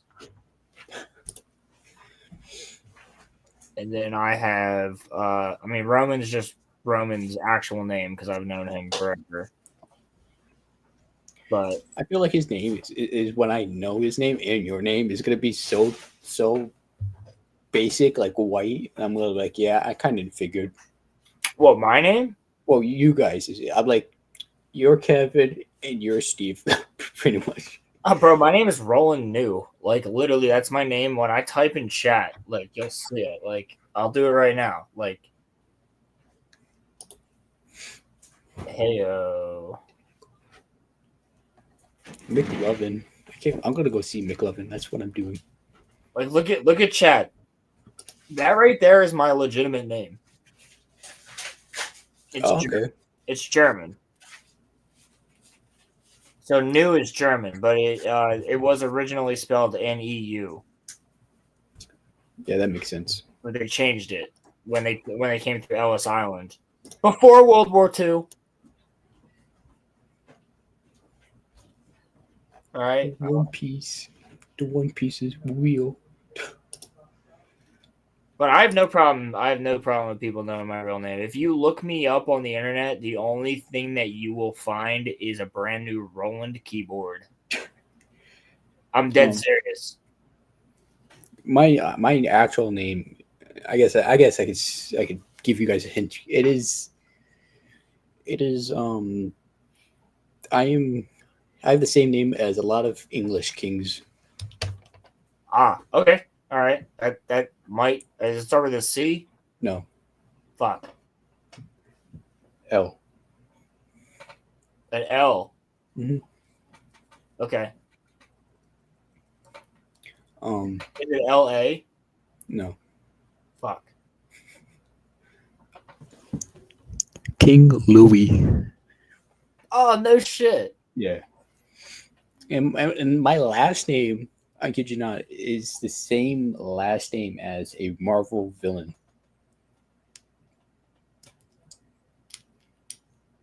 Louis Galactus. No, that would be badass. I get like, it's actually pronounced Louis, but Louis is fine. Louis Galactus. No. Think of reptilian. Think of a reptilian. Oh.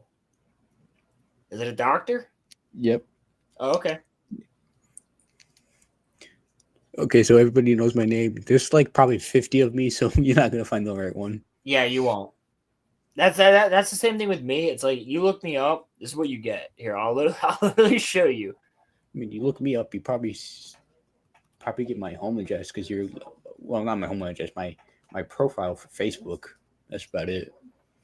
What the fuck? www.roland.com. Yeah, that's hilarious. That's so good. That's the first thing you get, dude. This is what you get if you look up my name. Here, let me share screen because I have no problem sharing this. This is hilarious. You're not going to see a picture of me on the Roll of Rome cast, bro.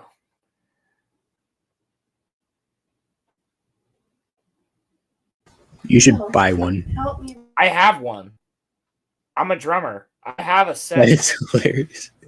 Yeah, I don't have a Roland keyboard, but I have a Roland cymbals. No, I have a Zildjian cymbal set. I have Roland equipment. So I have equipment for my drum set that's Roland issued, but it's not. I didn't buy it on purpose. It's my uncle's drum set. He already had it because he's a professional percussionist. He's like a voiceover worker, so he worked with like Sigourney Weaver and Will Smith and shit like that.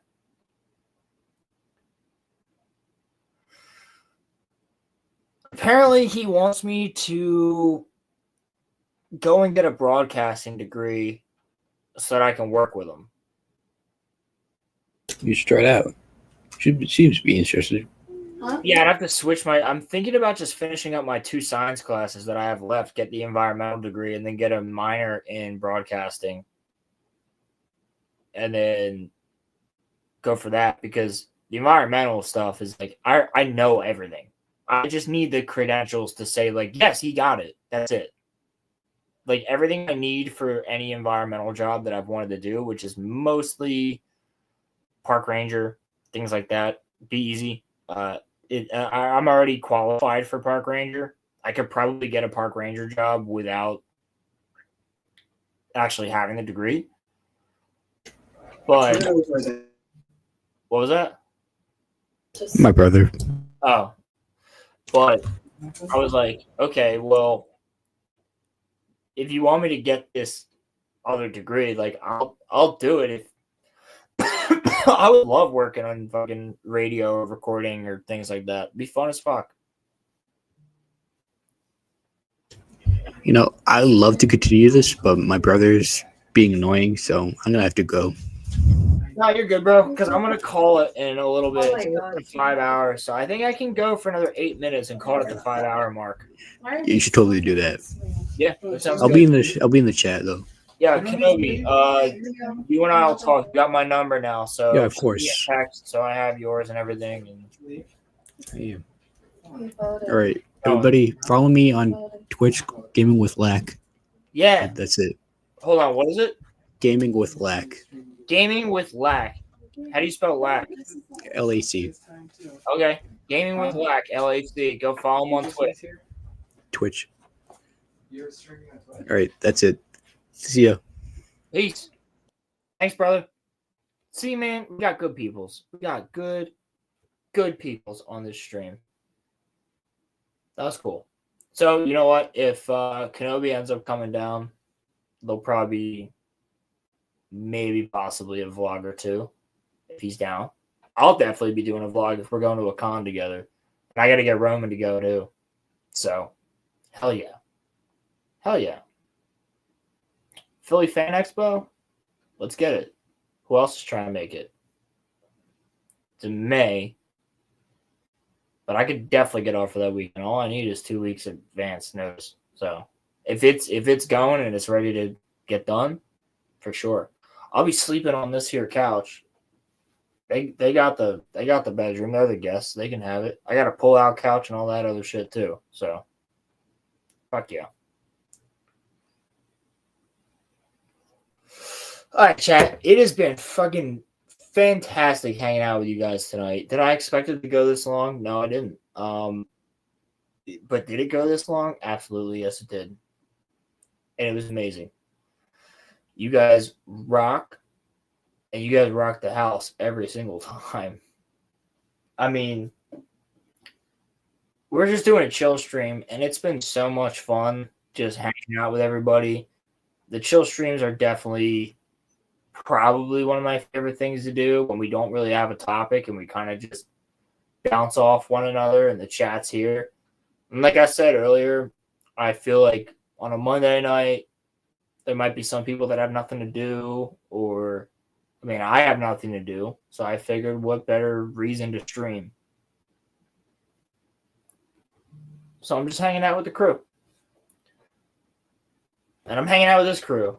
I got Swagger Souls and fucking Ghost, Stormtrooper, R2D2 hat, Boba Fett, guitar.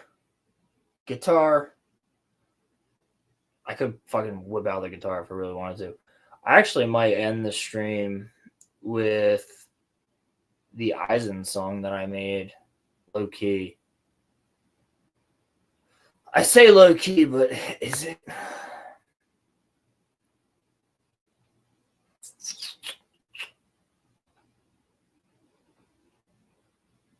Maybe not. Maybe not. Do I do it? I don't even think I have it saved.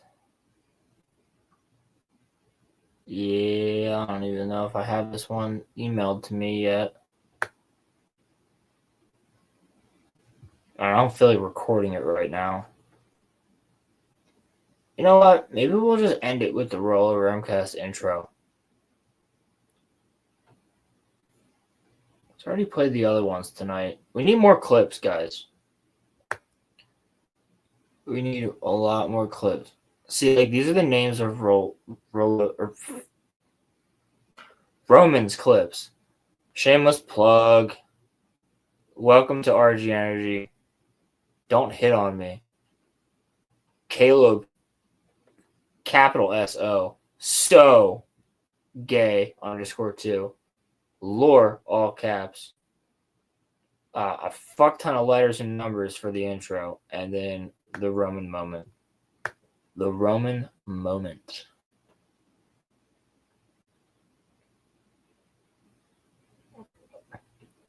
I mean, I got some good shit going on here. I kind of want to just. What are we at? 456, dude? Okay. I kind of want to just talk for a minute and then just play the. I kind of want to play the Ervin song one more time.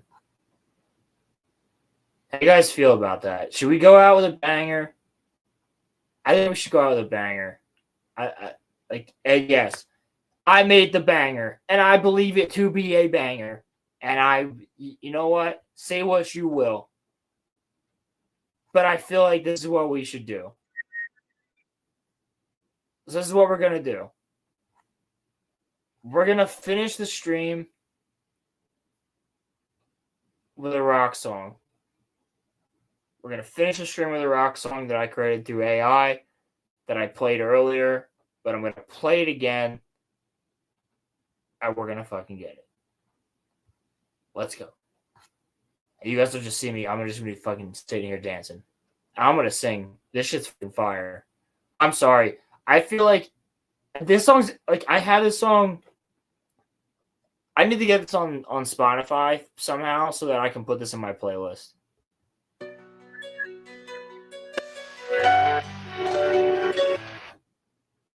No, don't do it again, you son of a bitch.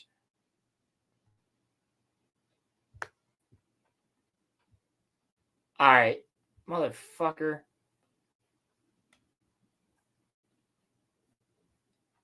God damn it, dude. Yo, Rolando Ramirez was correct. They just don't want me to play this song because it's too good. Every time I try to play it, it gets cut off. The other ones worked. The other ones worked fine. Absolutely fine.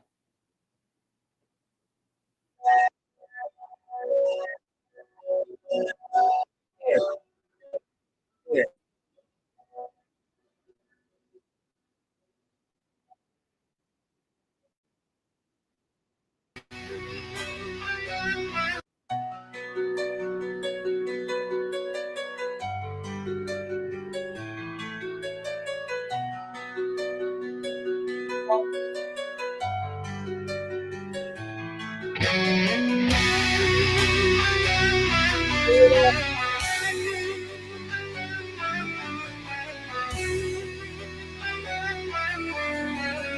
I want to make sure everybody can still hear this.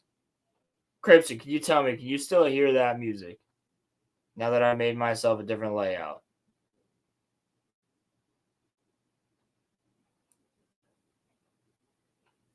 It says I'm sharing it.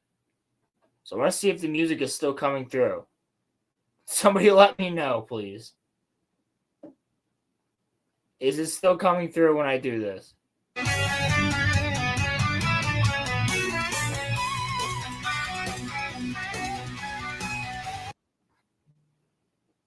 Did that come through? Come on, yo, somebody, please. Send people here.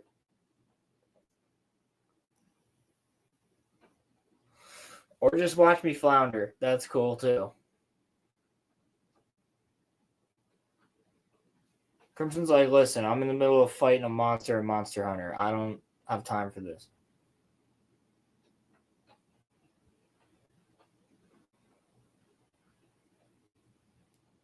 Oh, look at that. That's phenomenal. Why wasn't I doing this most of the time? Because I'm a fucking scrub. That's why.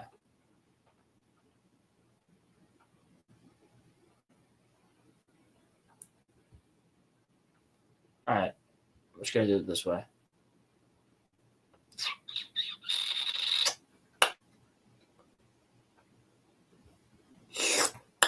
Nice.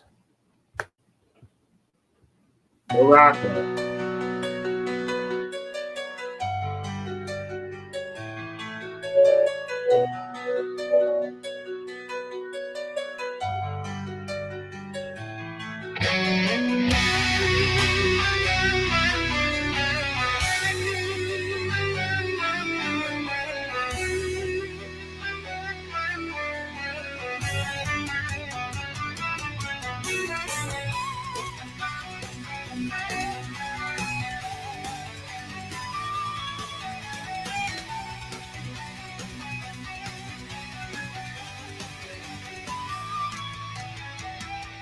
Everything that you thought had meaning, every hope, dream, or moment of happiness, none of it matters as you lie bleeding out on the battlefield.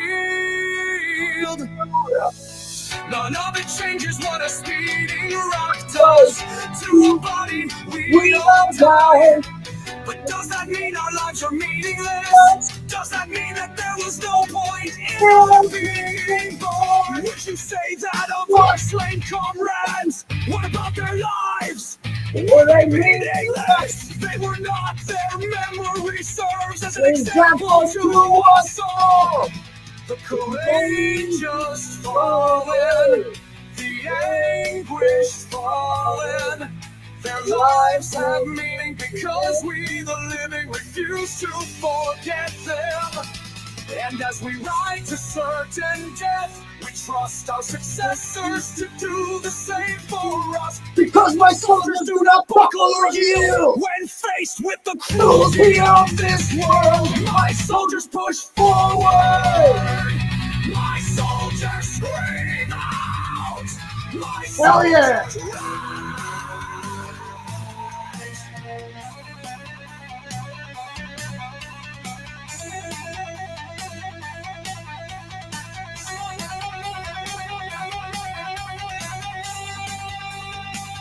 Because my soldiers do not buckle or yield when faced with the cruelty of this world.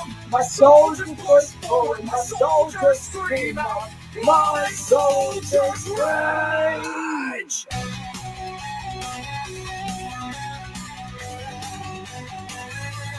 Because my soldiers do not buckle or yield when faced with the cruelty of this world. My soldiers push forward, my soldiers scream out, my soldiers rage.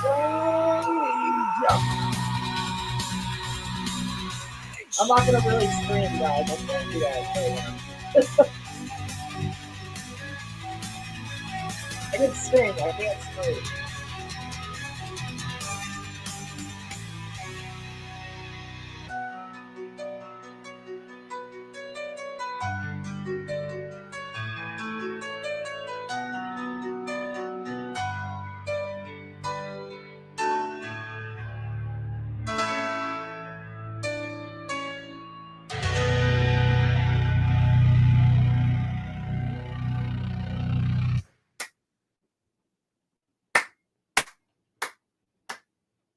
I'm clapping for myself. I shouldn't do that. Thank you, everybody, for hanging out with us tonight. This has been an absolutely fantastic time. A great show stream with us. A wonderful end of the month and a great way to end March. So thank you all. And I will see you next April. Well, this April, I suppose. But we're just going to end it with this. Are you getting a golden shower? I hope so. Wait, what's wrong with you? What? As long as she's got.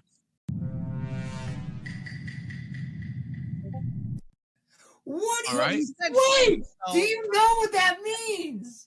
I mean, No. you did say she, so that gives me hope. I'm just saying. Otherwise, Wait, what did I just say?